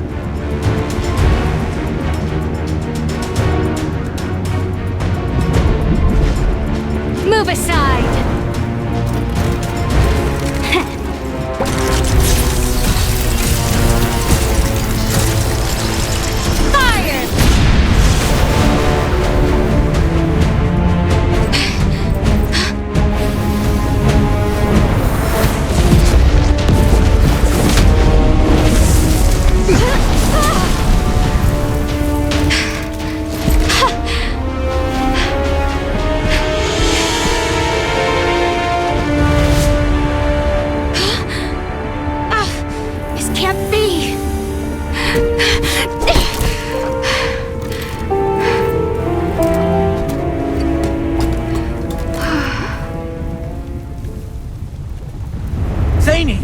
What have you done?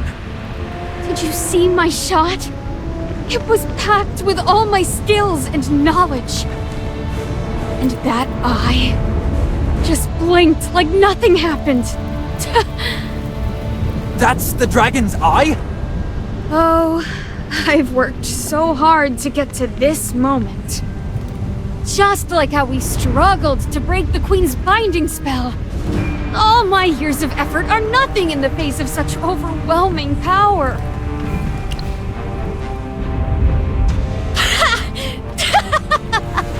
My ridiculous goal? Sure, I'll tell you because I know I'll never be able to achieve it. I, Zany, descendant of the Ironheart Dominion, want to slay the dragon! So this was your real aim all along? Funny enough, I shared the same delusion as Eldrick and the others. I also wanted the dwarves to reclaim their magic. But I didn't believe in the temple plan. Because during my journey to uncover ancient craftsmanship, I discovered the truth about the dwarves' inability to use magic. The primordial dragon cursed us. Cursed? Why? I don't know. I just know it's why we can't use magic anymore. A mage once told me that unless the curse was cast by divine power, there's always a way to break it. And that way is to kill the one who cursed us. Since I realized the Echo Rites were dragon eggshells, I figured the primordial dragon was nearby. That's why I built my underground lab and started working on explosives. I wanted to slay the dragon and break the curse binding my people for thousands of years.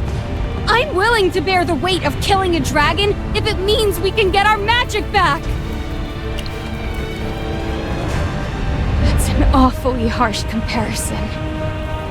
After that shot, I realized my efforts could barely leave a mark on the dragon. Magister, do you remember the weapon I had you enchant when we first met? That was my ultimate dragon-slaying weapon.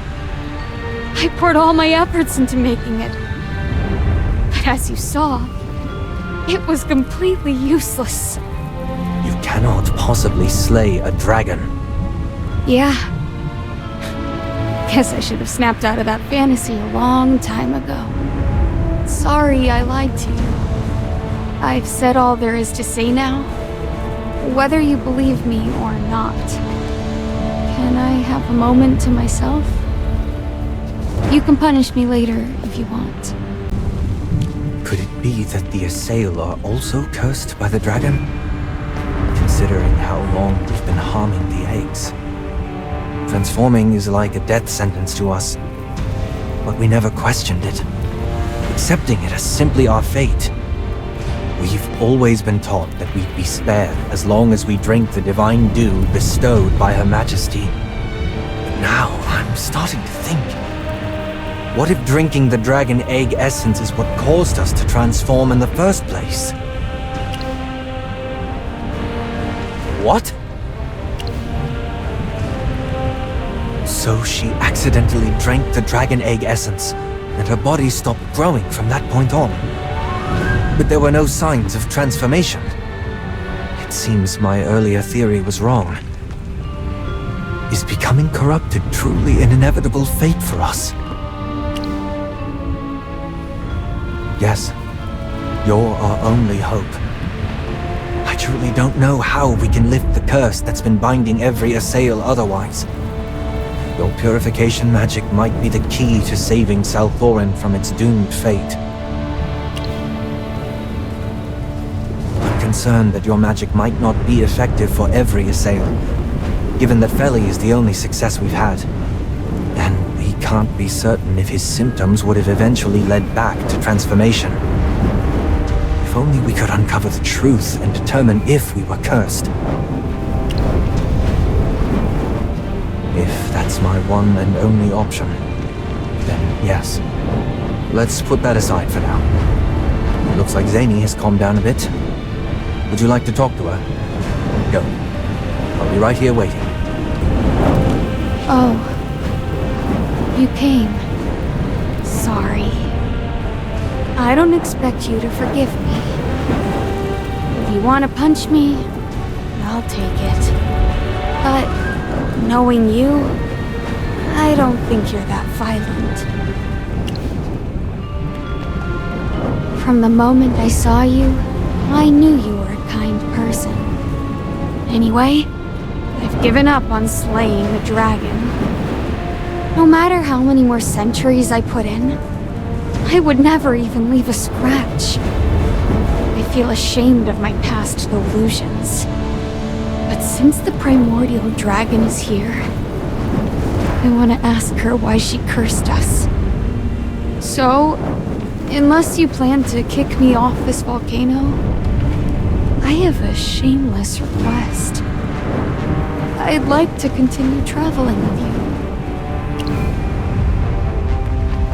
If you don't trust me, then isn't it better to keep me around? That way, you can monitor my every move. I'm sure I'll be useful. Whether it's guiding, doing the heavy lifting, or just being the muscle. Just put me to work however you need. Roger that. I'm not sure what's waiting for us in that unfinished temple, but if we want to wake the dragon, we'll need to find a sacred object linked to Helthor. Helthor and the primordial dragon were once allies. After the dragon fell into slumber, and Helthor fell, the curse was left upon us. What could have happened between them? If the dragon picks up on Helthor's power, it might just wake up. I don't know where else to try our luck besides that temple. I get the sense you've got good luck on your side, so it's worth a shot. Let's get Indris and head out. Ugh, this rock is as heavy as a dragon's hoard. It was so loud when it fell. This isn't an ordinary stone. There's an odd symbol on it. Oh, it's an ancient rune. These were commonly used during the heyday of the Ironheart Dominion when our ancestors ruled. Let me take a closer look. This rune looks like a number to me. If I remember correctly, this is the symbol for 1. Eldrick likes to design all kinds of mechanisms, and this stone may be the key to opening everything. If there's 1, there might be others. Anyway, let's take it with us. Oh, since it's important, we'll leave it in your safe hands, Magister.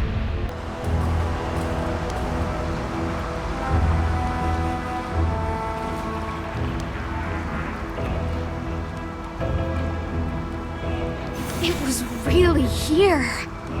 It's the Eclipsion! Eldrick! You despicable man! No wonder you were so confident about resurrecting Helthor! You had the Eclipsion this whole time! Let's take a deep breath. It may just be a replica. Use your eyes! I know I'm right. Helthor himself forged that weapon with the flames of a dragon. Even if it's far away, even if I don't understand magic, I can feel the power it exudes. The Eclipsion cannot be replicated. No doubt it's the real deal. Strange. There's a dark energy around that bow. Although it's very weak, it's definitely not divine power. I'm familiar with the Queen's magic. The two are not the same. Something foul has tainted the Eclipsion? It does seem to have been tampered with. But that's the Eclipsion! Who has that type of power? Not to mention, it's been lost for so long. I mean, this person would have to be as powerful as Helthor or the primordial dragon. You must be mistaken. Let's go take a closer look.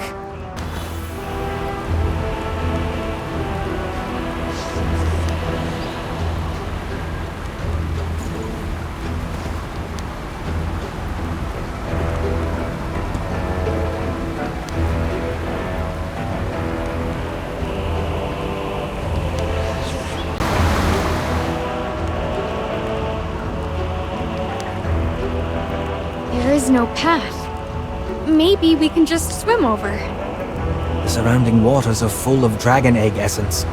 It's an extremely powerful medium for magic, and is meant as a protective barrier. Hey, I'm magicless. What's there to be afraid of? Although you can't sense magic, and your mind won't be affected, the magic can still affect your body. The worst case scenario is that you turn into a monster. If that happens, I get to send you to meet your ancestors. Gee, thanks. Do you think there might be a mechanism nearby? Let's look around and see if we can find one. The sacred key must take its place where first it lay in time and space. Align it well, as stars have shown, and through its gate the path is known. I knew there was a mechanism here. All that fancy wording, and it's just telling us to put the keys on the pedestal in order. So, the key is... All right. Let me look for the corresponding order of the runes and find the corresponding pedestal for one. This spell was woven by a high priest, far beyond my magical skills. If only Feli were here. Oh, the Sylvan tendrils reacting.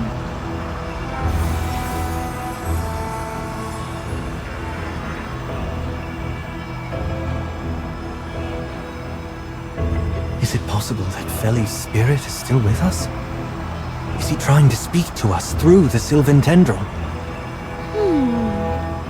Magister, perhaps you can break the spell now with its help. Why don't you try one more time? I believe in you.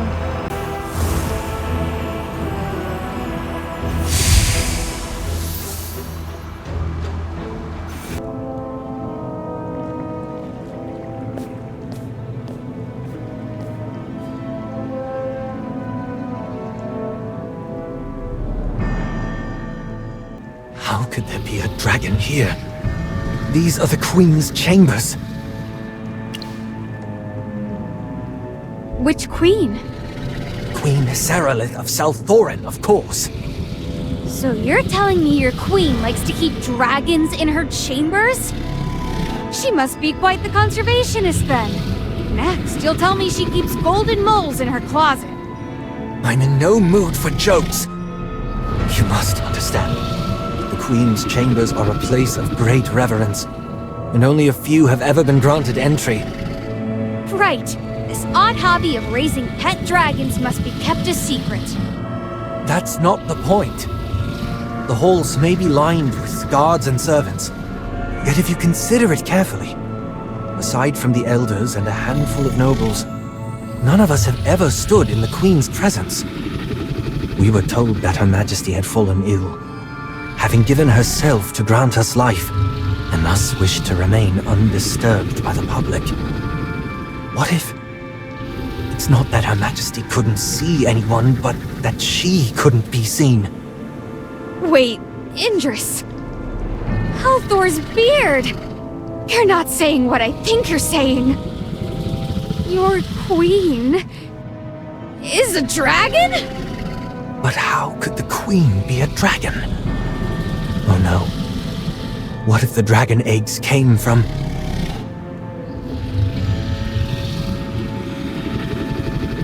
Did I not warn you long ago? Why are you here? Where did you come from? You do not belong here. These are the Queen's chambers. No one is allowed to enter without permission. High Priestess Valara, General Théodore. It seems that you both have known about this for quite a while, but chose to hide it. Indris, none in the Assail clan hold the right to pass judgment upon the Queen. We have placed our faith in her, as should you. Oh, great! Here we go again. Feli's killer is back and spouting more twisted nonsense! The foolish have squandered their chance for redemption.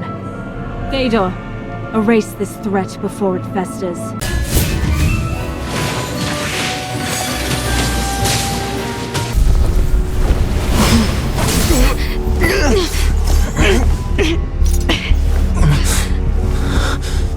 Théodore, in the Queen's name, execute them.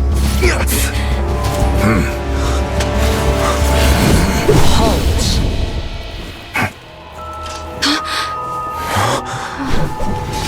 Your Majesty, Bring them to me.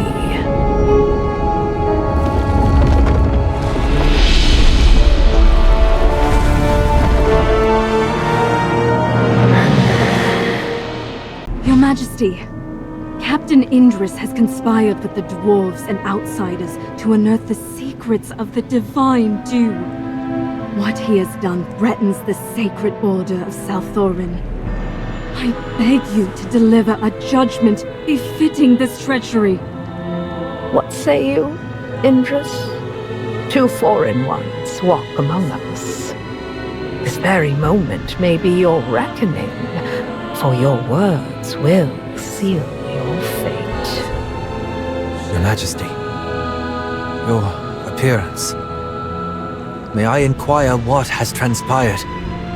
Indris, how dare you question Her Majesty so? Such insolence is unforgivable. Calm your ire, Valara. Such a bold spirit is not commonly found. Indris, hear me. I am not a dragon. I am a sail. Yet thousands of years ago, Misati, the goddess of the earth and rivers, cast a curse upon us, banishing us from the dark forest. In my struggle against her curse, I sought the strength of dragons. And through the years, I have transformed into this.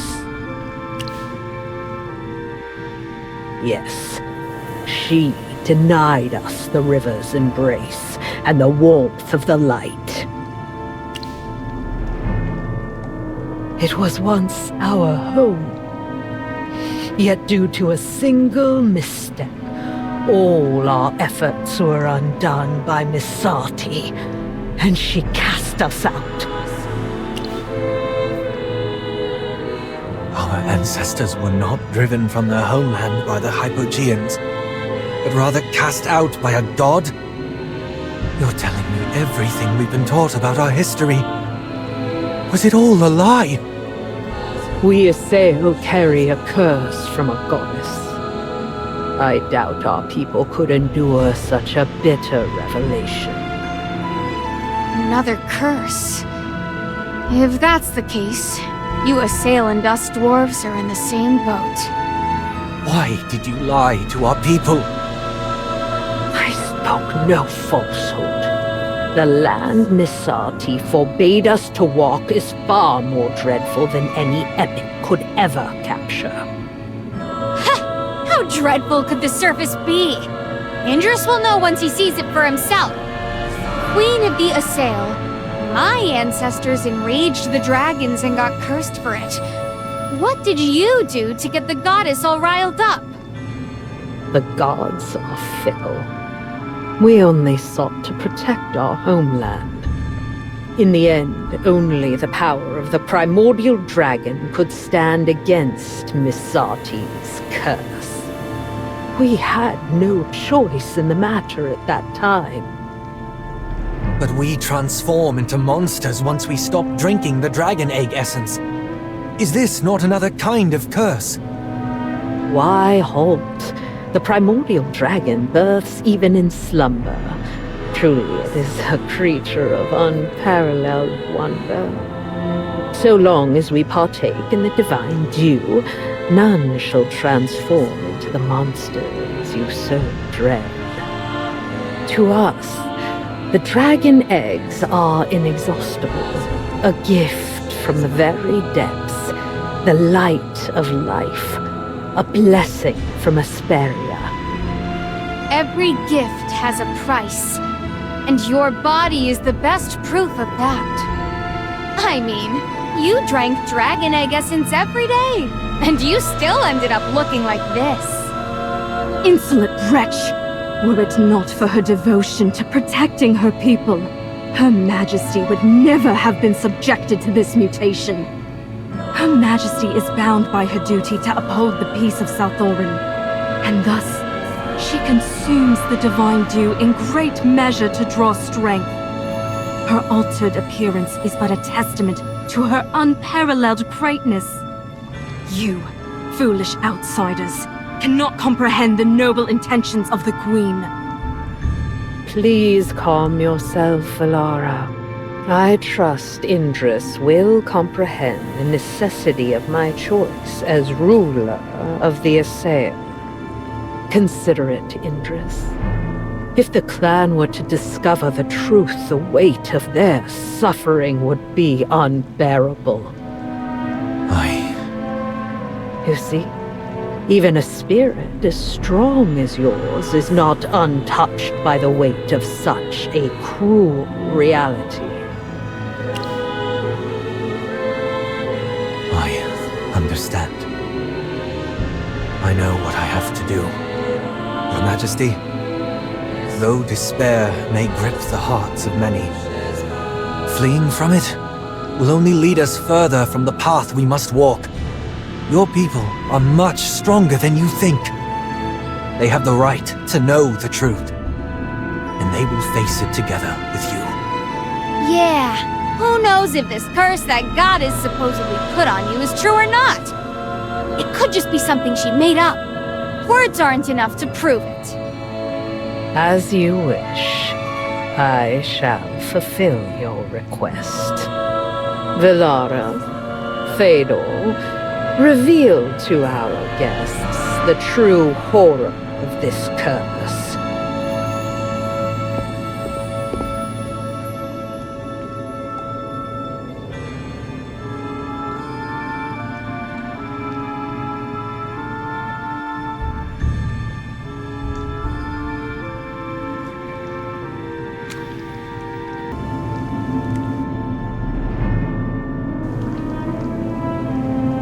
Open your eyes and behold the true visage of this curse. To become monsters devoid of reason, driven solely by the urge to slaughter our own kind. Or shall we explore every path, no matter the cost, to survive and reclaim our own destiny?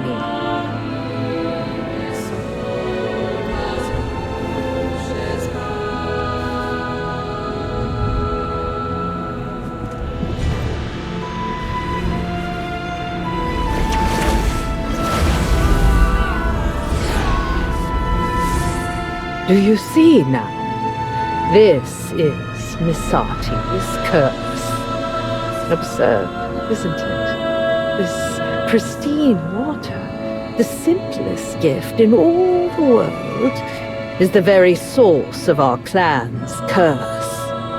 It begins with unbearable pain, followed by madness, and eventually the emergence of a mindless monster.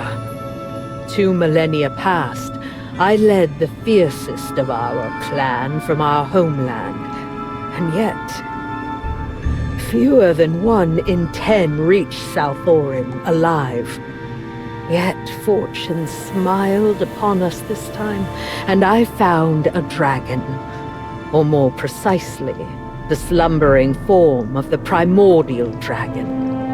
I do not know why it rests here, but I pray it never awakens. Because the power of dragons is enough to challenge even the gods. With the primordial dragon, we, the assailed, shall no longer suffer the curse of Misati. The primordial dragon's power was beyond my grasp, but I did not falter. Instead, I seized control of the magic and life force contained within the dragon eggs. After countless failures, I triumphed. The divine dew was finally brought into existence. You believe I am simply boasting of my accomplishments? No. The divine dew is the salvation I forged with my own hands. Not a gift from the gods, but from me alone. Now, the assail rises with new life. At this moment, you shall witness the power of divine grace with your own eyes. Give this one the divine dew. Let the other show you the fate of those forsaken by the divine.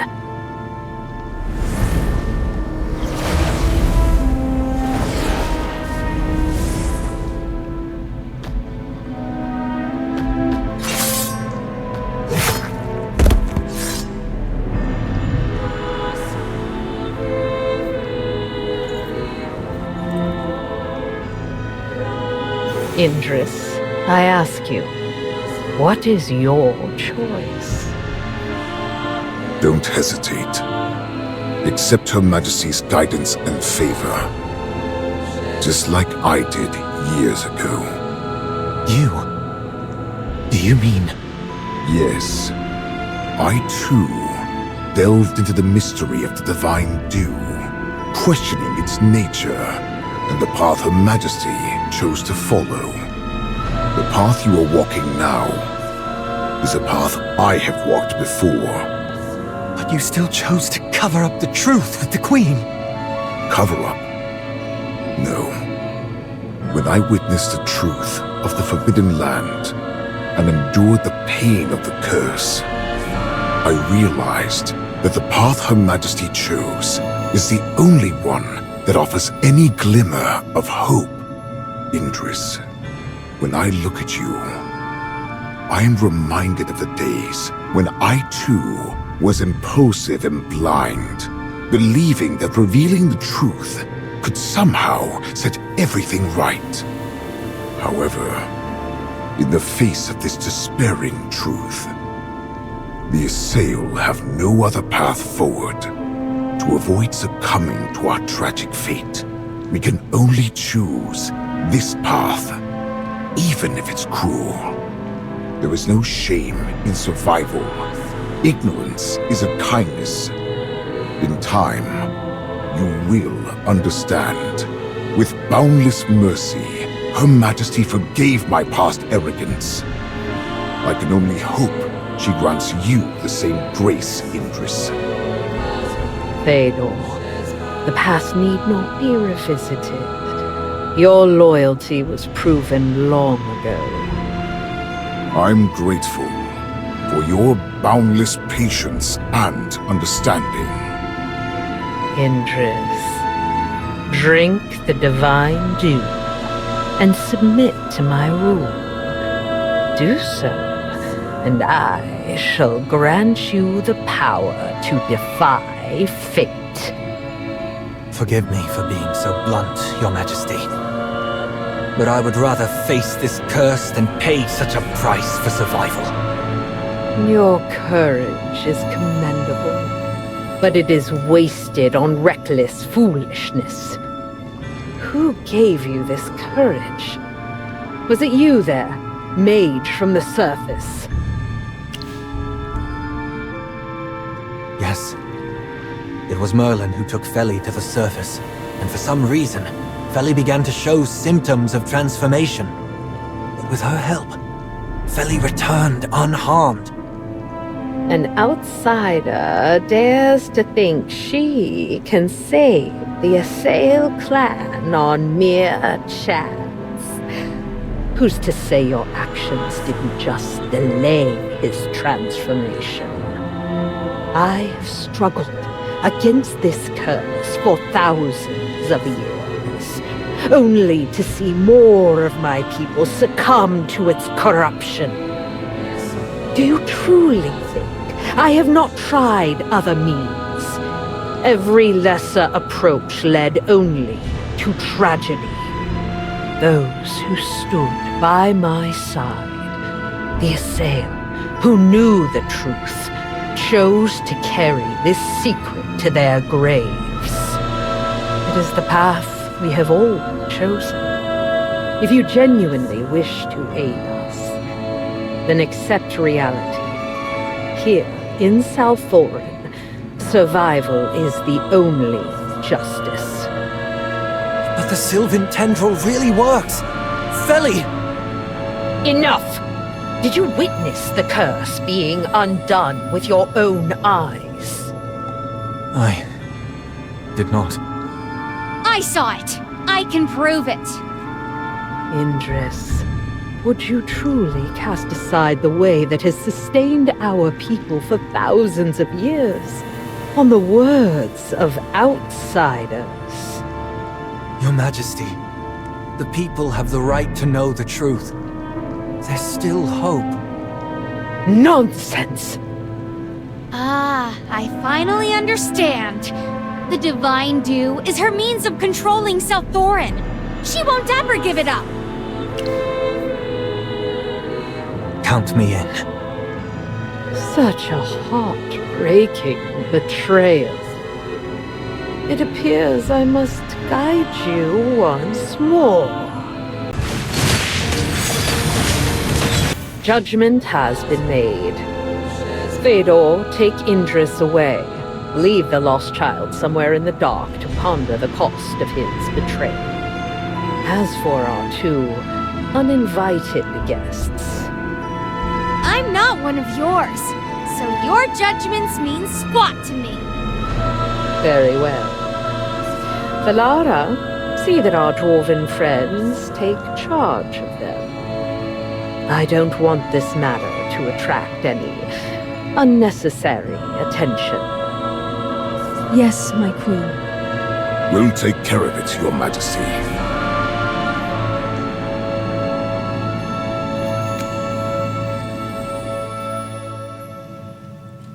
Eldrick, you scoundrel! How dare you appear before me! What in Helthor's name have these Cretans done now? How dare they try to destroy the ties between our people? High Priestess Valara, I swear, I'll make sure they regret what they've done. Chief Eldrick, Her Majesty has decided to leave these two in your hands to prevent diplomatic discord. I hope you understand her painstaking efforts. After all, some things shouldn't happen in South Thorin. Understood. You can rest assured that I will handle everything personally from here. Rocknobber! It seems some dwarves don't know their manners, Chief Eldrick, and may need to be taught. Yes, High Priestess. Once we return, I will ensure she receives a proper lesson. It's getting late. I'll take them up first and offer you my apologies later. I look forward to hearing from you soon. Farewell.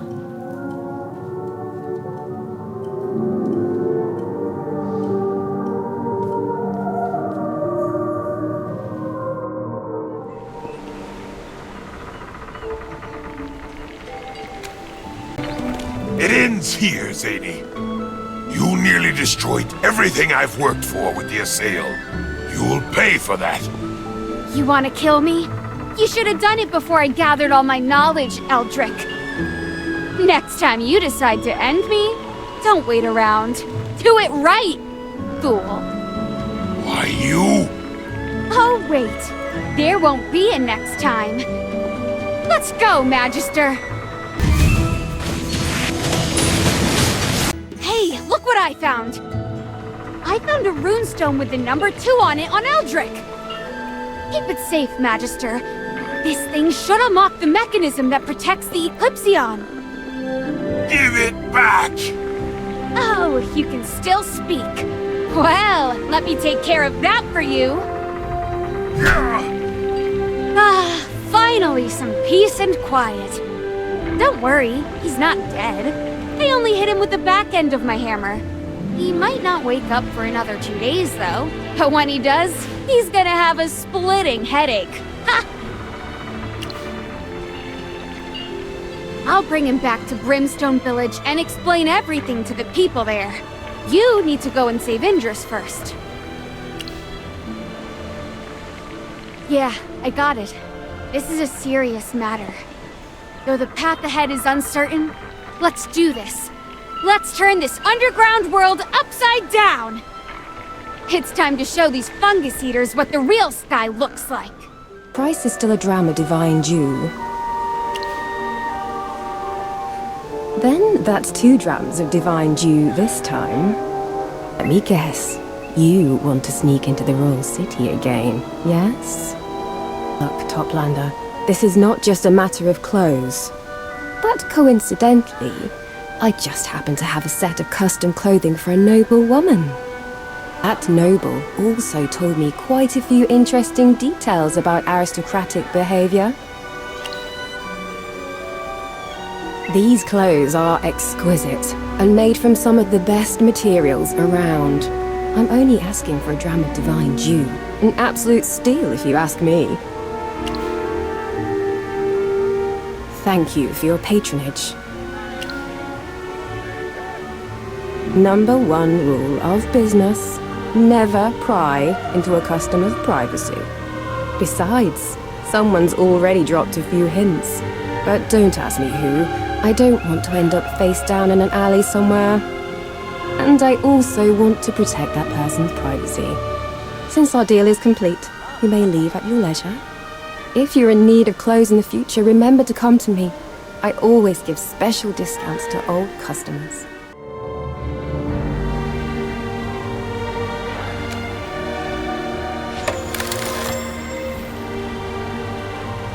Even from this distance, I can smell that aristocratic stench on you.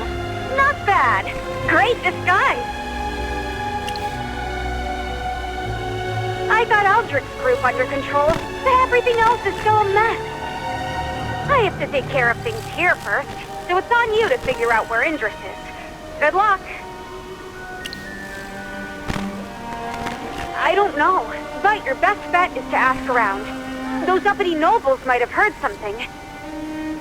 If they haven't executed him yet, he is probably rotting away in a dark cell somewhere. He knows too much about Selthorin and the Queen. They'll want to keep him locked up tight. However, it won't be easy to find anything out. We don't have the right connections there. Who? Oh yeah! That's a handsome fella. Why him? Do you think you can trust him? Halthor's beard! You're right! Looks like someone else has been suspicious of the Queen for a while. If that pink-haired himbo really is on our side, then we might as well give it a try. I'm going to try to get everything in Brimstone Village handled as soon as possible. If you have any new information, let me know. That outfit suits you. Your courage is not lost on me, by the way. Coming here alone, you face the great risk of arrest. I admire your resolve. Oh, yes. Do you prefer to be called Merlin or Honored Envoy? The disguise is decent, but not perfect. You forgot one thing. Those eyes of yours. They've got too much life in them. Too much fire. Let me guess. You're wondering about Indris's situation, aren't you? He's been through a lot. That much is certain. Fortunately, the man is tough as nails, and his life isn't in immediate danger. I'm giving you this information for free because of your courage. But if you want to learn more, you'll have to offer something in exchange. Secrets have their price, you know. Just tell me what happened. I heard you, Feli, and Indris snuck off to some fun places. What did you see? What did you do? Ah, so that's how it is. Interesting. You've just given me a very important puzzle piece. Due to my station, I cannot take you directly to Indris myself. However, let's say you eavesdropped on one of my conversations and overheard that Indris is being held in Her Majesty's palace. Oh, how careless of me. Also, inform that little friend of yours to stop causing so much trouble. Indris is being held under tight security, so you'd better be fully prepared before you go. It would be a pity if Valara or Théodore brought me news of your death. Sometimes it takes an outside force to bring about change, and I've been waiting for a change like yours to come along for a while. Oh, Salthoran, it's high time for this stubborn stone to change. It's not too late yet. You must wait until late at night when the Queen is away and the guards change. I'll be waiting for you at the side gate of the palace. I'll at least make sure you have a way in, even if I won't be joining you. Make sure you're there. I'll see you tonight.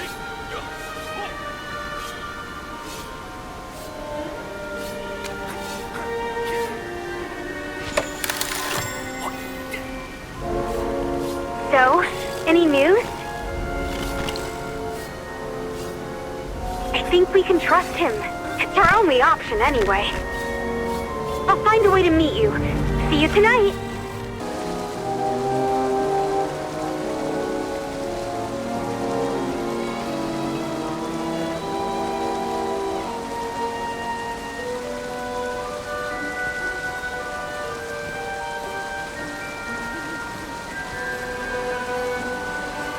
Ravion, the guards have been acting up.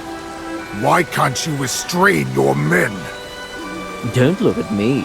It's your fault we're in this state. My fault? You're the ones that locked up Indris. Of course the guards are a mess. You're the Imperator, the commander of the guards.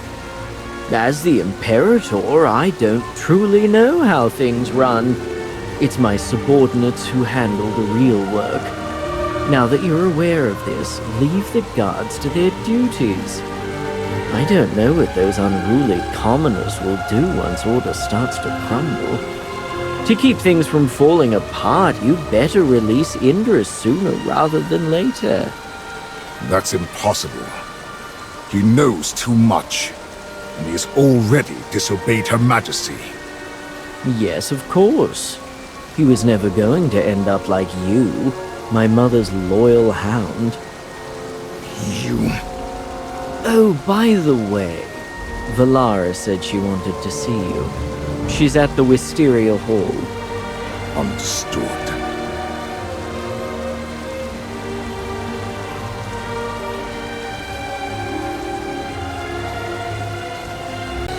Good evening. I'm glad you've come, just as you promised. I'm grateful you've chosen to trust me. You claim Indris is locked up in the palace. I'm not doubting you, but I never knew prison cells existed in the palace. My wonderful mother, Her Majesty, has always had a unique aesthetic. Honestly, it wouldn't be strange for her to build anything in the palace. I'm surprised. I thought you already knew. I wouldn't have believed it either, but I was fortunate enough to see her before her body changed. Anyway, Indris is locked in a secret room in the palace. Even I do not know the exact location. I've already moved most of the guards away, and I'll help you distract the rest. Be careful when you search. This is our only chance. Don't make too much noise, or it'll be hard for me to buy you time. Follow me. I've arranged for someone to assist you.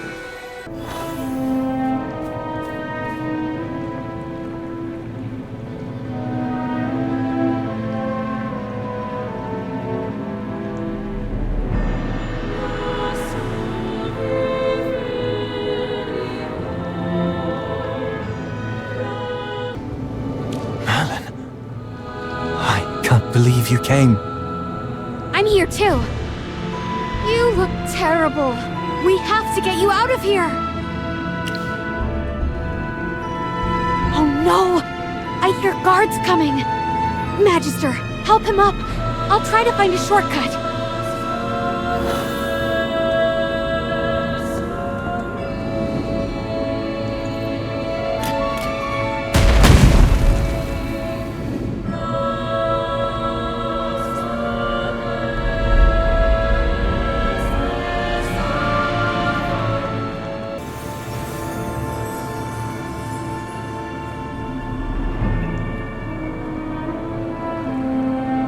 Laura, we can't let them get away.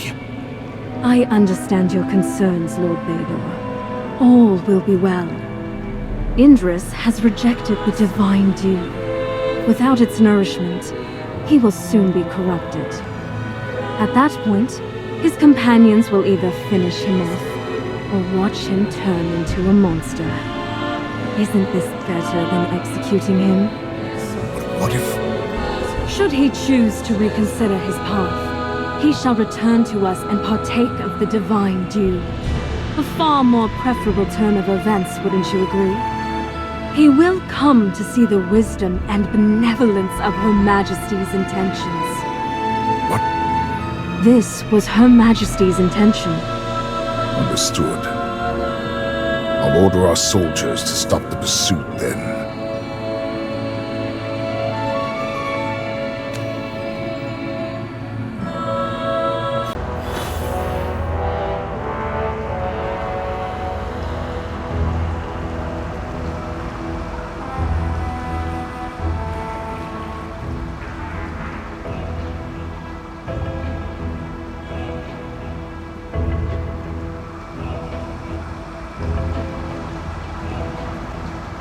Transformation stopped? Great! Magister, the Sylvan Tendril helped you stop Indris's transformation. You should use your purification magic on him now.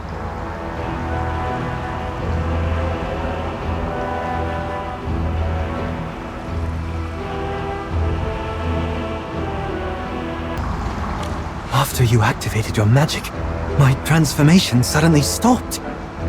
No, wait. It's more like the symptoms of corruption were cured. Is this what you did for Feli on the surface? If I hadn't witnessed it with my own eyes, I would have found it hard to believe. Another example of corruption. So, the Dark Forest also faced such a disaster. It must have been similar to the curse of the Assail. That's why you thought of trying purification magic. Then again, this corrupted transformation is all because of the goddess of earth and river's curse. It's funny. We dwarves were cursed by dragons.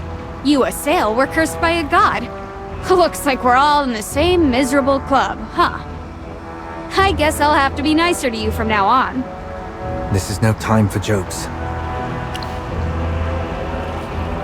The assail must know the truth. But my words are bound to pale in comparison before the Queen's authority. And breaking the lies that the assail always held dear will require a more eloquent witness. We first need to find a way to get the Eclipsion to use the power of Helthor. Otherwise, we'll never be able to awaken the dragon. We already have 2 runestones that can unlock different mechanisms in the temple. Let's go check them out first.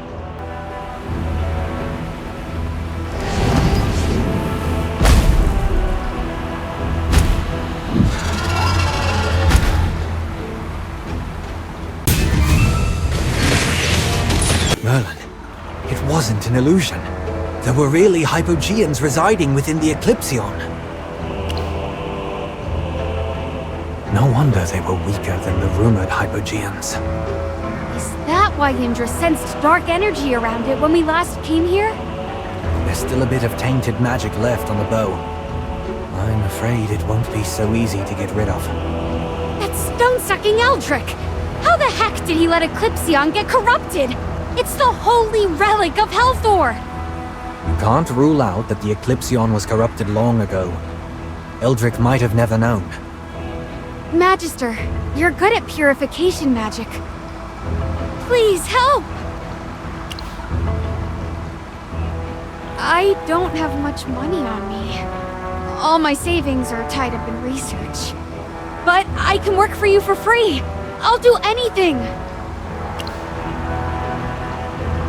The fate of the Eclipsion is in your hands!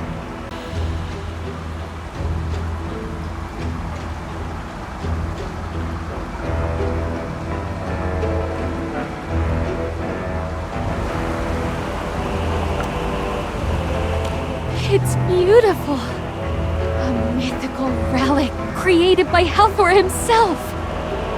The gears rotate and chase enemies for thousands of miles. It always finds its target. The legendary Eclipsion! Did you two hear that? Do you mean the roar the Eclipsion just let out? Yeah! As expected of a weapon forged by a god. It has its own soul. I wish I had the skills to match. No, not that. Do you hear something right now? No. Magister, do you hear anything? It's so loud I can hear it over both of your voices. What is it, Indris? It's calling my name. It's telling me to pick it up. Yes. It's a deep, powerful voice. Oh, it could be Helthor's voice! But why? The Eclipsion is a relic of the dwarves. But if that's what Helthor really wants... Okay, Indris, pick up the Eclipsion. Zane? You listen to me. The Eclipsion is the light that shoots through the darkness. As a legendary weapon, it deserves a great warrior as its partner. We dwarves are magical outcasts, disqualified from using this divine bow. Otherwise, I would certainly never hand it to you. Stop dawdling! Take it before I regret it, and never let it down! I understand. I won't disappoint you.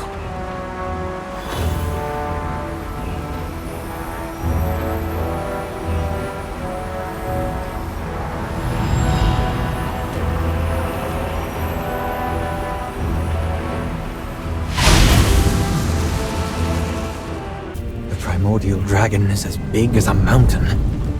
If such a large creature would rise and fly into the air, what a sight that would be. How could something so big fly in the air? It's completely against the laws of aerodynamics. Ugh, I'm so tired of you magical people going against the natural order. One of these days... never mind. Do you have a plan for the dragon? Once this dragon wakes up, even a tiny yawn could set off a chain reaction of calamity. Are you serious? You've seen it before. It doesn't even leave a scratch. That's just for the sleeping dragon. Once it wakes... Oh, I see what you mean. You're right. I shouldn't lose hope so soon.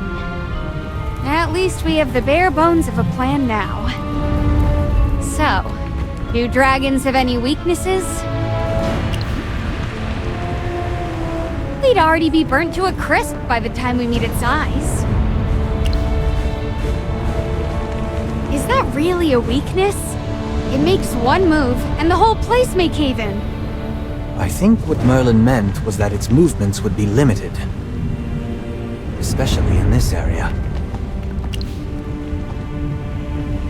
Of course! We're ants to that thing! The moment she underestimates us is our chance to strike. Reverse scales. Oh, I remember now! Legend has it that dragons have a scaly patch of reverse scales near their throat area. It's a dragon's only weak point. If she won't listen to us, we'll just aim there. All right. I think I'm ready. Along this path, I've wanted the truth to atone for my mistakes. To find a chance to change everything. But at the end of the day, I just want to show people that there is another possibility. That we Assail have the power to make another choice. The primordial dragon is no exception. She deserves to know the truth and make her own choice. An indiscriminate attitude toward all, with an unwavering persistence toward a goal. A determination as strong as a mountain, with a will as hot as a blazing inferno. Indris, take up the Eclipsion, and don't let us down!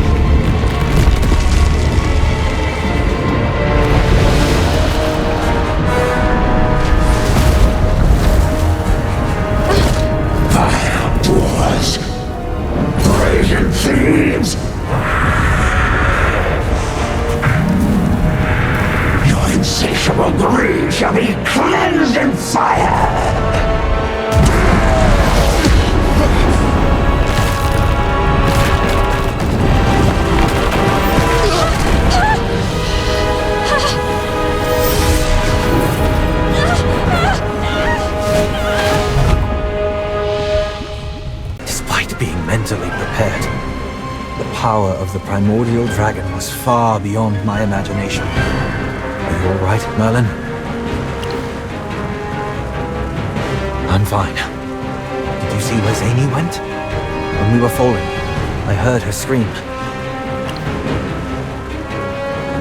We all fell from the same place, but she could have been blown away by the dragon.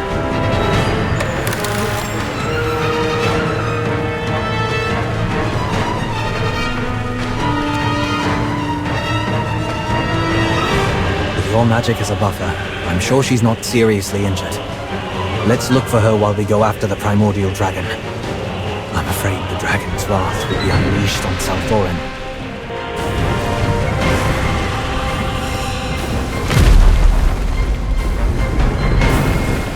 Ah! The bridge has collapsed! I can't get across! Are you two alright? We're fine. What about you? Don't worry. This looks like an old dwarven camp. I I recognize the structure. I can't. The road over here has been sealed off. You know what? I'll find my way and meet up with you later. You focus on chasing the dragon. We can use the communicator to contact each other.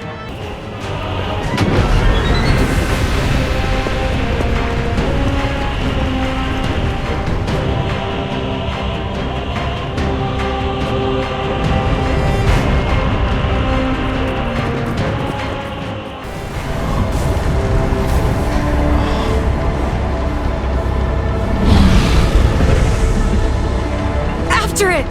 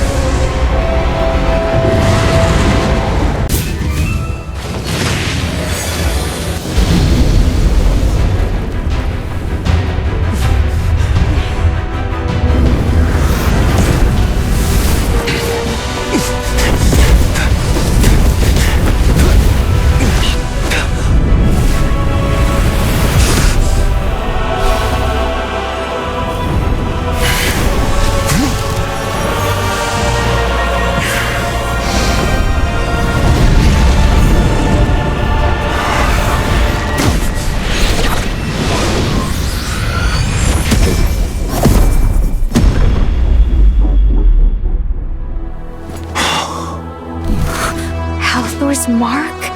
But how?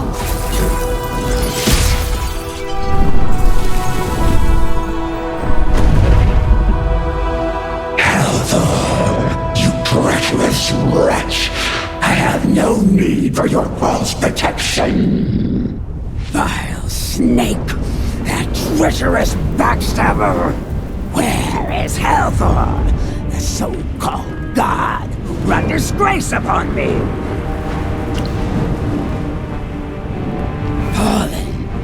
He is dead? That's right! Halthor has been dead for thousands of years! Wonderful! A fate most fitting for a traitor! It has been eons since I last unfurled my wings. Was it you, scaleless mortals, who unbound me? Know this. Whatever the reason for awakening me from that humiliating slumber, I grant you the privilege of knowing my name.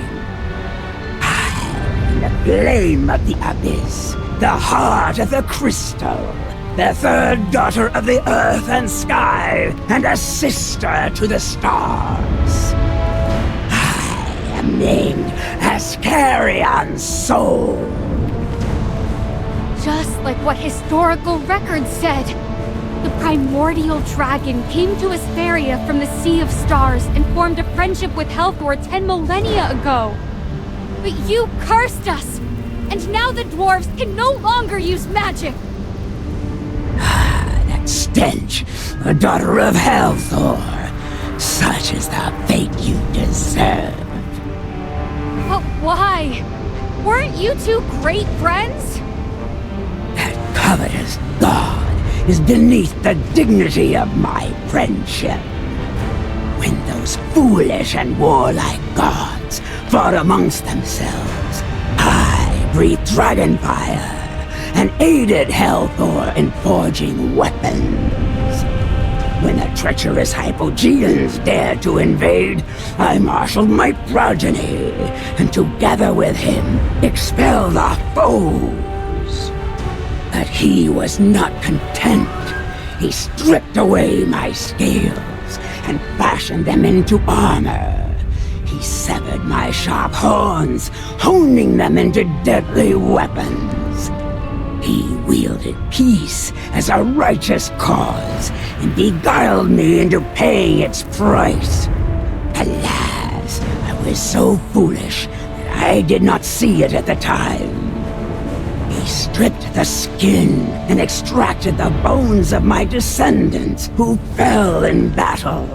He crushed and consumed those of my descendants who had not yet been born. It was then that I knew. Is this true? Did Helthor really do this? Indeed, I finally saw through his deceit. In his eyes, we are not but tools. Thus, I sought to punish him for his treachery and violence. I cast a curse and laid waste to Helthor's empire. In retaliation, he wielded his power to seal my consciousness and force me into a deep slumber. I did not anticipate that I would encounter one of his people upon my awakening. What do you seek to gain by awakening? I wanted to ask you to help me prove the Queen's wickedness to my people, with no intention of asking for more. However... Who are you? It is difficult for me to discern your nature as a mortal. I had assumed you were a son of Helthor. But by your aura, you seem to be a descendant of Misati, and also appear to be of my bloodline. Great Ascarion soul. My clan has survived to this day thanks to your descendants. In response to the punishment imposed by Misati, the assailed have resorted to using the concentrated essence of dragon eggs. Even in my deep slumber, the fate of my kin being desecrated had not changed. The world is not but an arena for the gods. Asperia is trampled by the very creatures it gave birth to, and we shall inevitably become their playthings. Upon those vile empires who dare exploit my descendants, I shall unleash utter annihilation. Yet today, you three have freed me from my bondage and delivered the glorious news of Helthor's downfall. For that, you shall be rewarded once for your deeds. Do not let greed consume you. Awakening me is no small feat, but for such a deed, only one reward shall be granted. Child of Misati, I can aid your people. Child of Helthor, I can lift your curse. And you, the Immaculate One, unmarred by the gods, I can foretell your destiny. There is no doubt it is you I speak of. Come, make a choice. You can lift the curse, but I don't want the curse removed anymore. Indris, I'll leave this chance to you. But isn't this what you've always wanted, Zaini? Lifting the curse was indeed my obsession. But now that I think about it, this restriction of magic was the driving force behind the development of our technology. We now push the limits of knowledge, relentlessly striving for perfection, unafraid to defy nature's laws. To learn, calculate, and be tested is the truth we have embraced. And now, another truth has been revealed to me.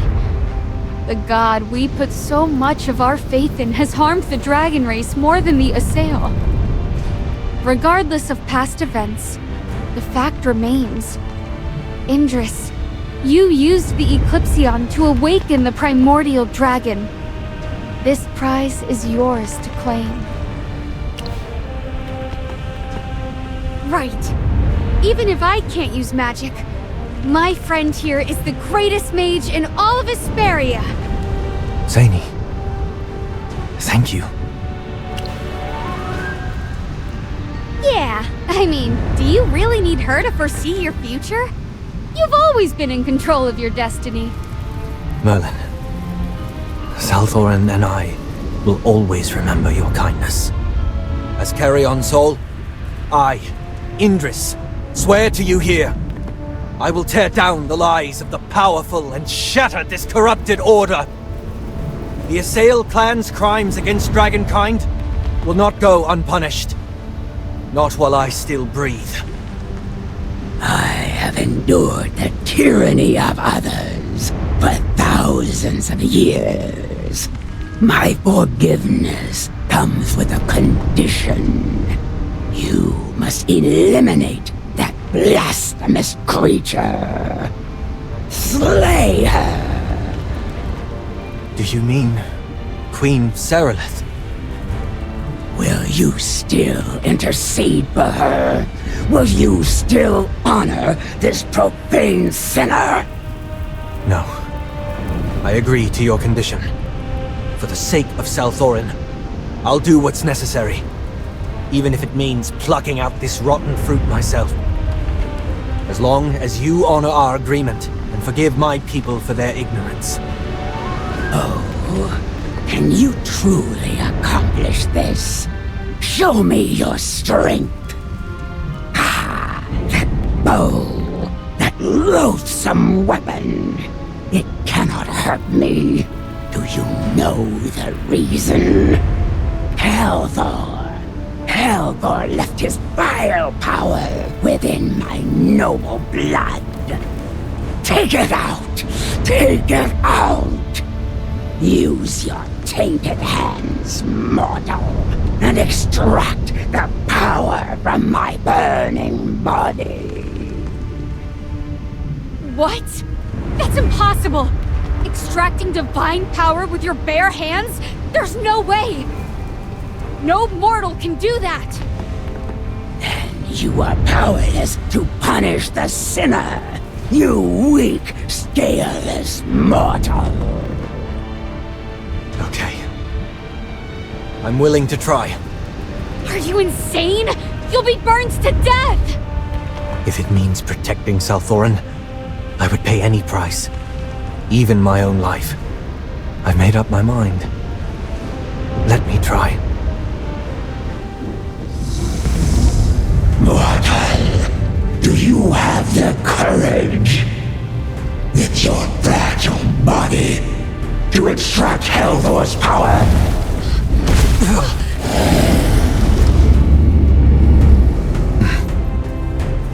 Helgor never bestowed his grace upon you!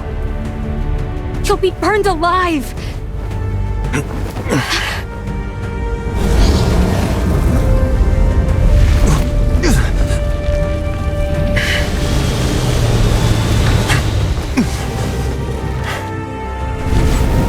The power of Helgor. Careless one, take it!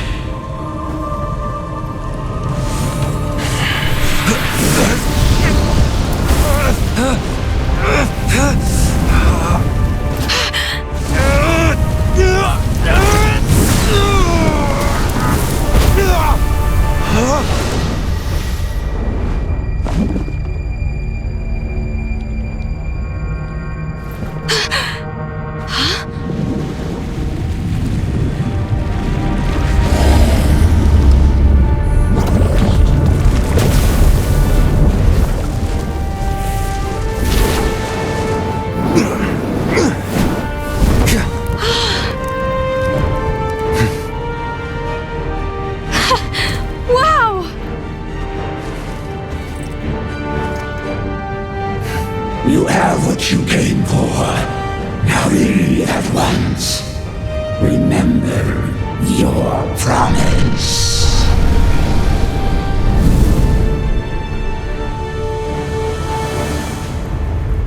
remember your oath. Fulfill your promise. If there is any further deception and delay, my wrath will utterly crush you to dust. Immaculate One, watch over him. I once drifted through the sea of stars for what felt like an eternity, until the seed of life took root in Hesperia and welcomed me. Finally, I found a home once more. To this day, I am forever grateful for their acceptance. They are the miracle of the seed of life, the root of the very tree of life. They stand as the greatest being in all of Hesperia.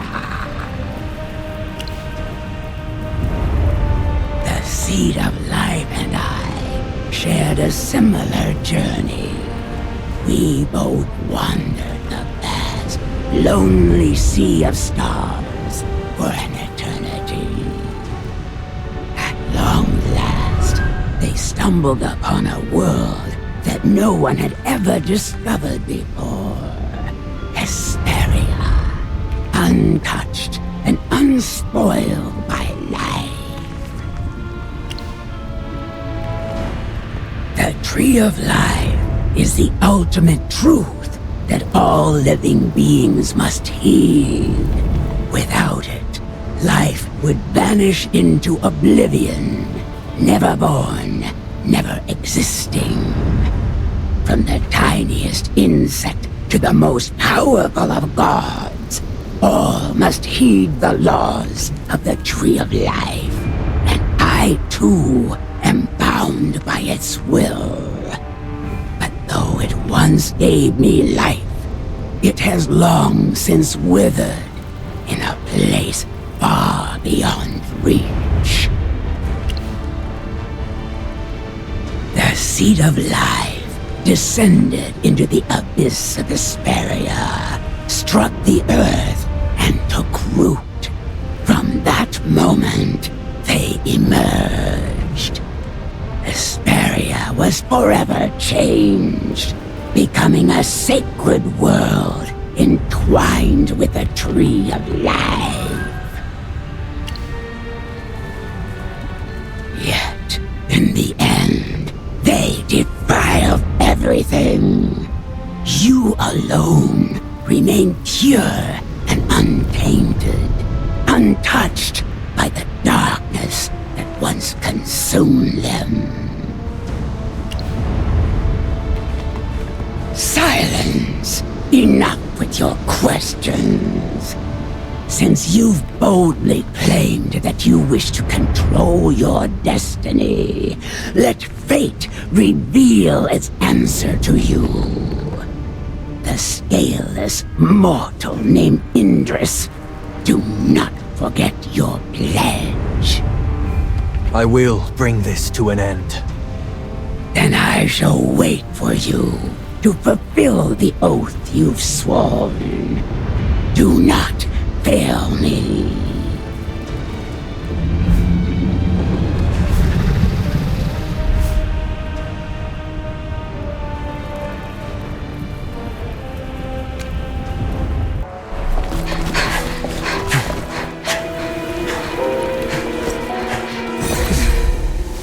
Look, the divine dew.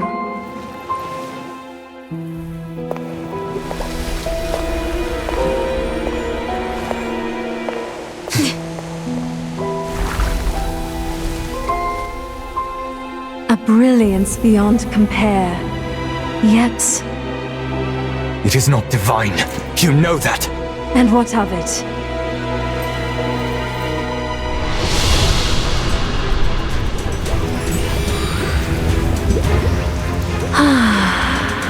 You're digging your own grave.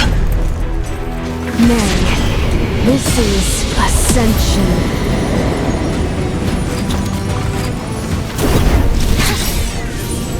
surrender all to the Queen's will. This is the highest fate.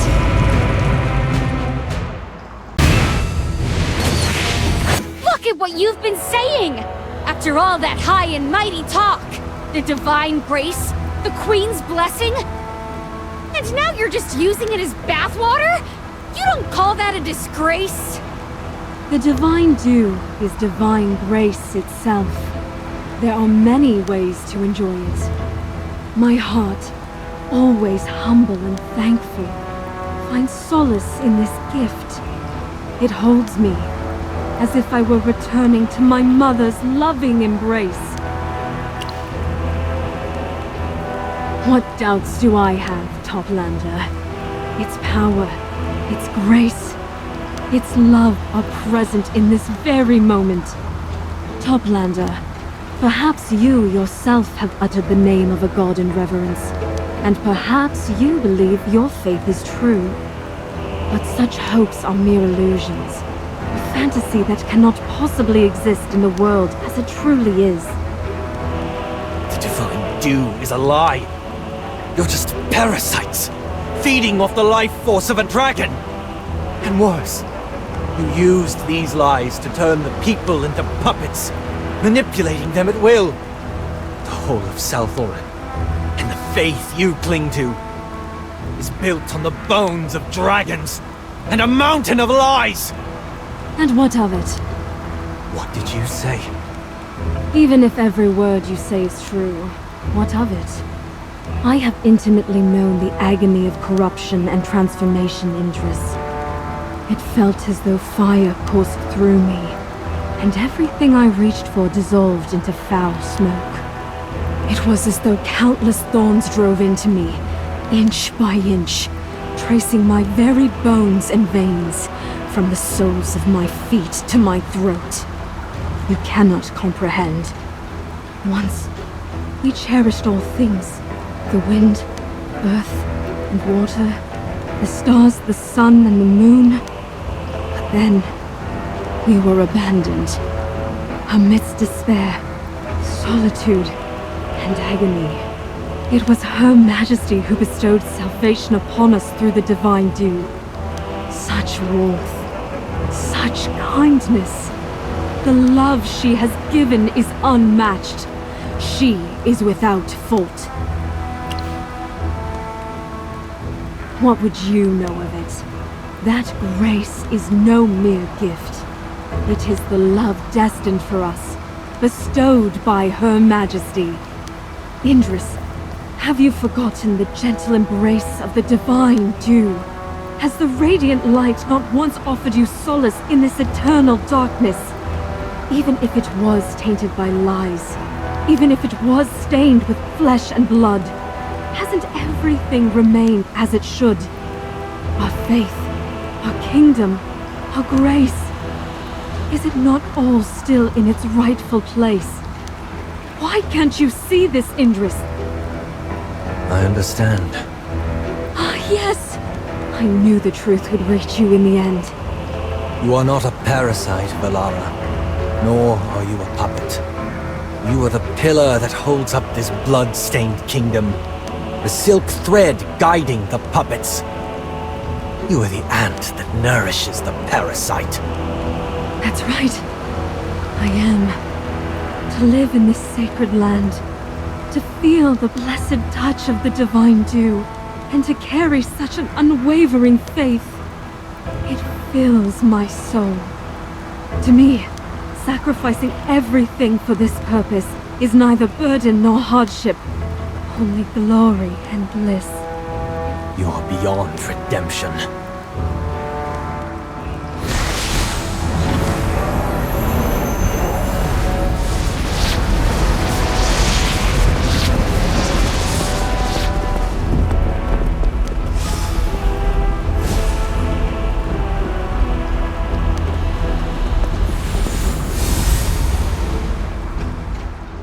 Seralith!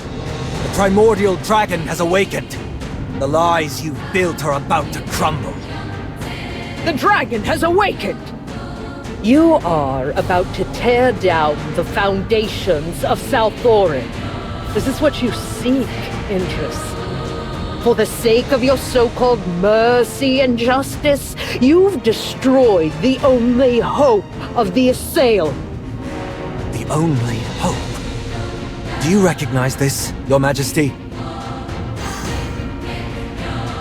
I'm sure this is something you will never forget. Feli's family guarded this heirloom for generations, and the Sylvan Tendril was once used by the sage Tasso to guide the assail plan, before being killed by Valara's fanaticism. Feli went to the surface. When his curse took effect, the long-dormant Sylvan Tendril exuded a purifying power. Under Merlin's guidance, the Sylvan Tendril purified the corrupt magic within Feli's body, erasing the so-called curse. If at that time... Silence! Do not presume to speak on matters beyond your understanding, you ignorant youths! Our bodies were already in ruins by then. With each step, Tasso spat blood, and some among us were so grievously wounded that our very organs threatened to spill from our bodies. No one in our ranks could have endured any longer. This is the agony the curse has inflicted upon us. If we were incapable of eradicating the Hypogeans, what choice remained? Beg Misati for mercy and forgiveness? Do not think we did not try. Don't you see? This means there's another path. No reliance on dragon eggs, no sacrifice of innocent lives. Another path to live without crawling through the dirt like some lowly reptile. Do you truly think another path exists? You are mistaken. What lies ahead is nothing but an abyss. We can either stay frozen in place or leap into the darkness. Without a quick resolution, and if we had hesitated to save them one by one, the Assail clan would have been nothing but a memory. Do you truly believe those hyena-like nobles, priests, and desperate commoners would uphold their sense of morality as they wither? No. They would sacrifice anything for the chance to survive. To stabilize South Thorin, lies are necessary. I acknowledge the sin of exploiting the dragons, but that was the only lifeline available to me, and for that, I owe them my gratitude. With the cultivation of the divine dew, we were able to stretch out our wings like dragons and flourish in this underworld. Guided by our fate, this was and is our only path. I admit, I didn't endure the suffering of that time. But I know well enough that there are those in the clan who can't even face their own hearts. The commoners brawl like wild dogs for scraps, while the nobles feign respectability while immersed in corruption and political schemes. Even the smallest change could spark panic, riots, and madness. That is all due to your lies! It was unnecessary deception, a sacrifice that had to be made to safeguard this path. Sacrifice? Then let me give you a choice. As Carrion's soul, the primordial dragon, propose to exchange your life for the redemption of the Assail clan. Oh, what a noble proposal. You've always boasted about your sacrifice, claiming to bear a heavy responsibility. Well, now's your chance to prove it. Or are sacrifices meant to be borne by others, while you always stand at the top, judging them from above? Arrogant worm. Do you truly believe that dragon will spare you? That dragon will spare no one. Indeed. I'm tired of your lies. How is your behavior? different from that of the goddess you hate. That's right. Even if it was an emergency situation and dragon eggs were used, why haven't you tried finding ways to break the curse? The history of the Ironheart Dominion was wiped out and lost to time. But now, even those idiots in Brimstone Village are trying to use half-forgotten tech to summon a god to lift our curse. Over the years, not only did the Assail fail to rise and progress, you kept digging deeper into a hole of your own making! Silence! How could you possibly understand? The sacrifice and blood of the dragon saved us. Our trust and loyalty kept the Assail together. Your lies did nothing. Despair, damnation, and pain made us fall into the abyss. And your lies have held us there for centuries. It is truly pitiful, Indris. You are utterly blinded by your obsession and misguided sense of justice. Your sins will never be forgiven, but I shall forever pity your ignorance and foolishness. With that half-dragon body, don't try to act all compassionate, Your Majesty. That expression of anger on your face is more genuine than the facade of divinity you tried to put on. So before we take out our weapons, there's one last question I need to ask. How did Tasso die?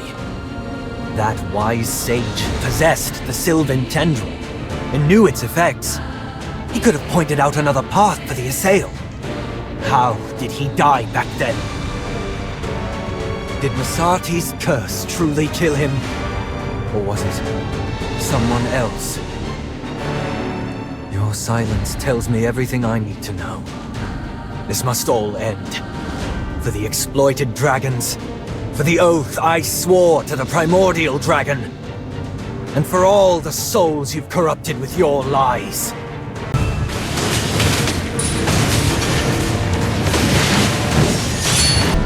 It was I who saved our entire race from ruin.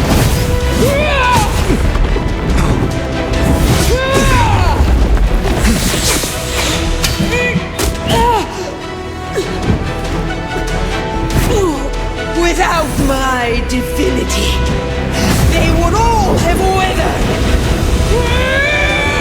You're beyond salvation.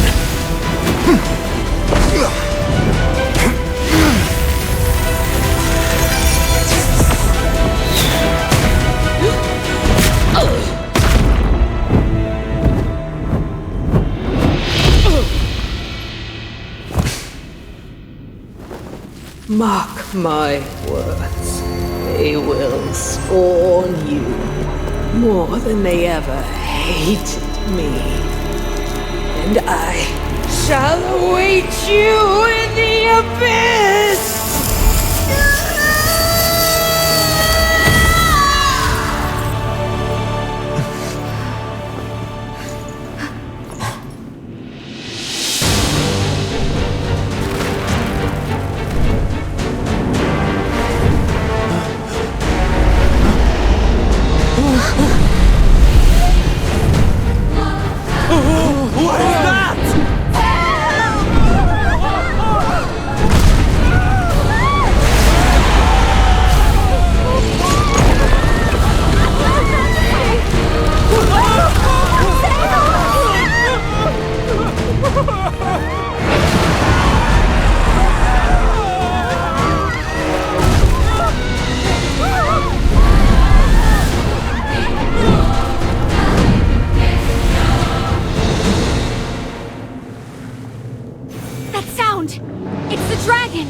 It's flying away!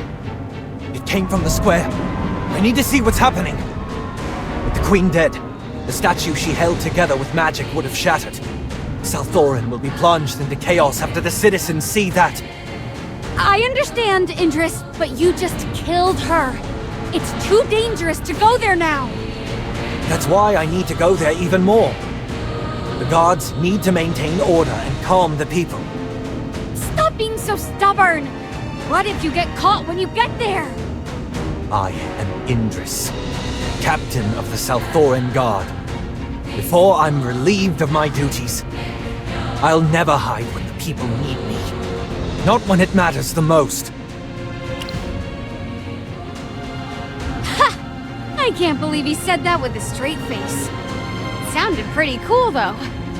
All right, I'm in. But if the situation turns on us, we make a run for it.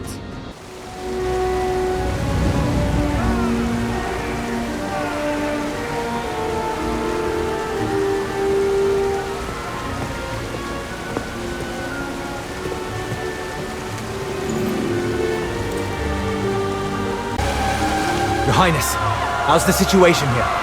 Do you need my help? Oh, Indris, you came just in time, and all your limbs seem to be intact. I just managed to calm some people down. And then you, the one who orchestrated this disaster, come running along offering me aid. Your timing is impeccable. I'm happy to help, Your Highness. Your Highness, I have no intention of causing trouble. Please don't misunderstand. Calm yourself. You're still the same, devoid of humor, and utterly unskilled in deception. Since you did not deny that you orchestrated this disaster, please explain to me what happened.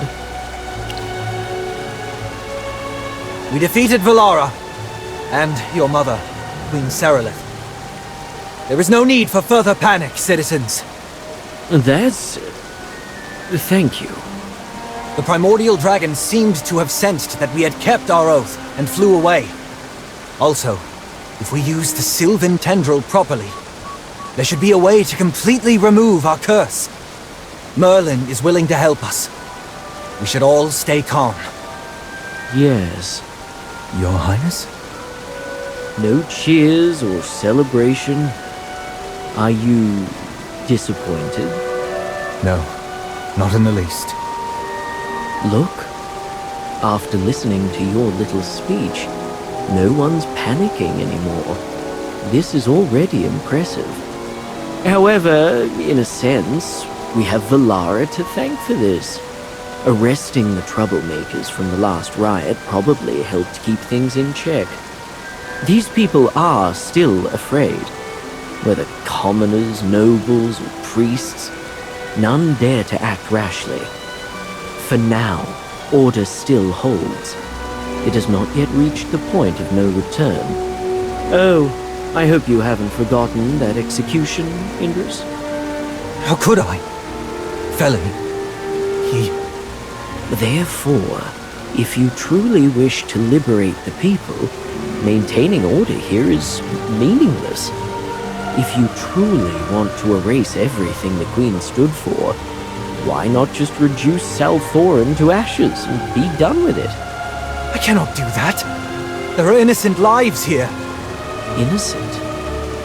Tell me, who do you think is actually innocent? Was Feli innocent? Was Valara? Am I innocent? You've hunted, condemned, and led countless to their deaths. And now you've undone everything yourself, leaving Salthoran in ruins. So, Indris, are you innocent? I will take responsibility and atone for my sins. Even you think these words are too soft, don't you? That's why they're so hard to say. There should be freedom, but not too much freedom. There should be order, but it can't be too strict. So now you draw the boundaries, set the standards, and interpret the rules. Is this what you want, Indris? Because to me, this is a power far greater than the rule that came before. No, by the way, Théodore seems to have left Salthoran, which means I am the sole exarch remaining. But leadership is a burden I've no desire to carry. I'd rather abdicate and have someone else rule more wisely. Ah, my dear spectators, rejoice! You are about to embrace a tyrant even more delightfully unpredictable than my esteemed mother. This is not what I want.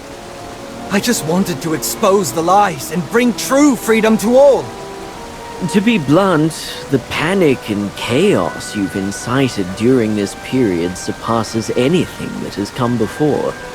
A remarkable achievement, if I may say so. I don't want to defend my mother. You see, good intentions, however pure, rarely lead to the results one hopes for. At first, it was all about soothing the masses, wasn't it? My mother and the sage Tasso, just trying to ease anxiety and despair. But oh, once they tasted the sweetness of power, well, who could resist holding on to it? However, the truth is undeniable. The perverse order of Salthorin is real. The fanaticism, the corrupt transformations, these are facts. And our long history of living in darkness is something we can't hide from any longer. When compared to their motives, these are undeniable facts. Consequences they must bear. Your rebellion, too, is a direct result of their past decisions. I understand. At this crossroads, the responsibility of making the choice falls to me. I've shouted enough. It's time to stop talking and start doing something that actually matters. Since you're not going to hand in your resignation, I have another task for you. I order you to go to the surface and see for yourself what it's like. I'm sure the surface is full of beautiful things, though I imagine there are just as many lies and ugly truths lurking beneath, much like in Salthorin. However, there must be something different about the surface compared to Salthorin. I'll maintain order here while you're there. Upon your return, report precisely what you saw and heard, whether it was good, bad, or simply different. The truth must be told. Understood. Thank you, Lord Ravion.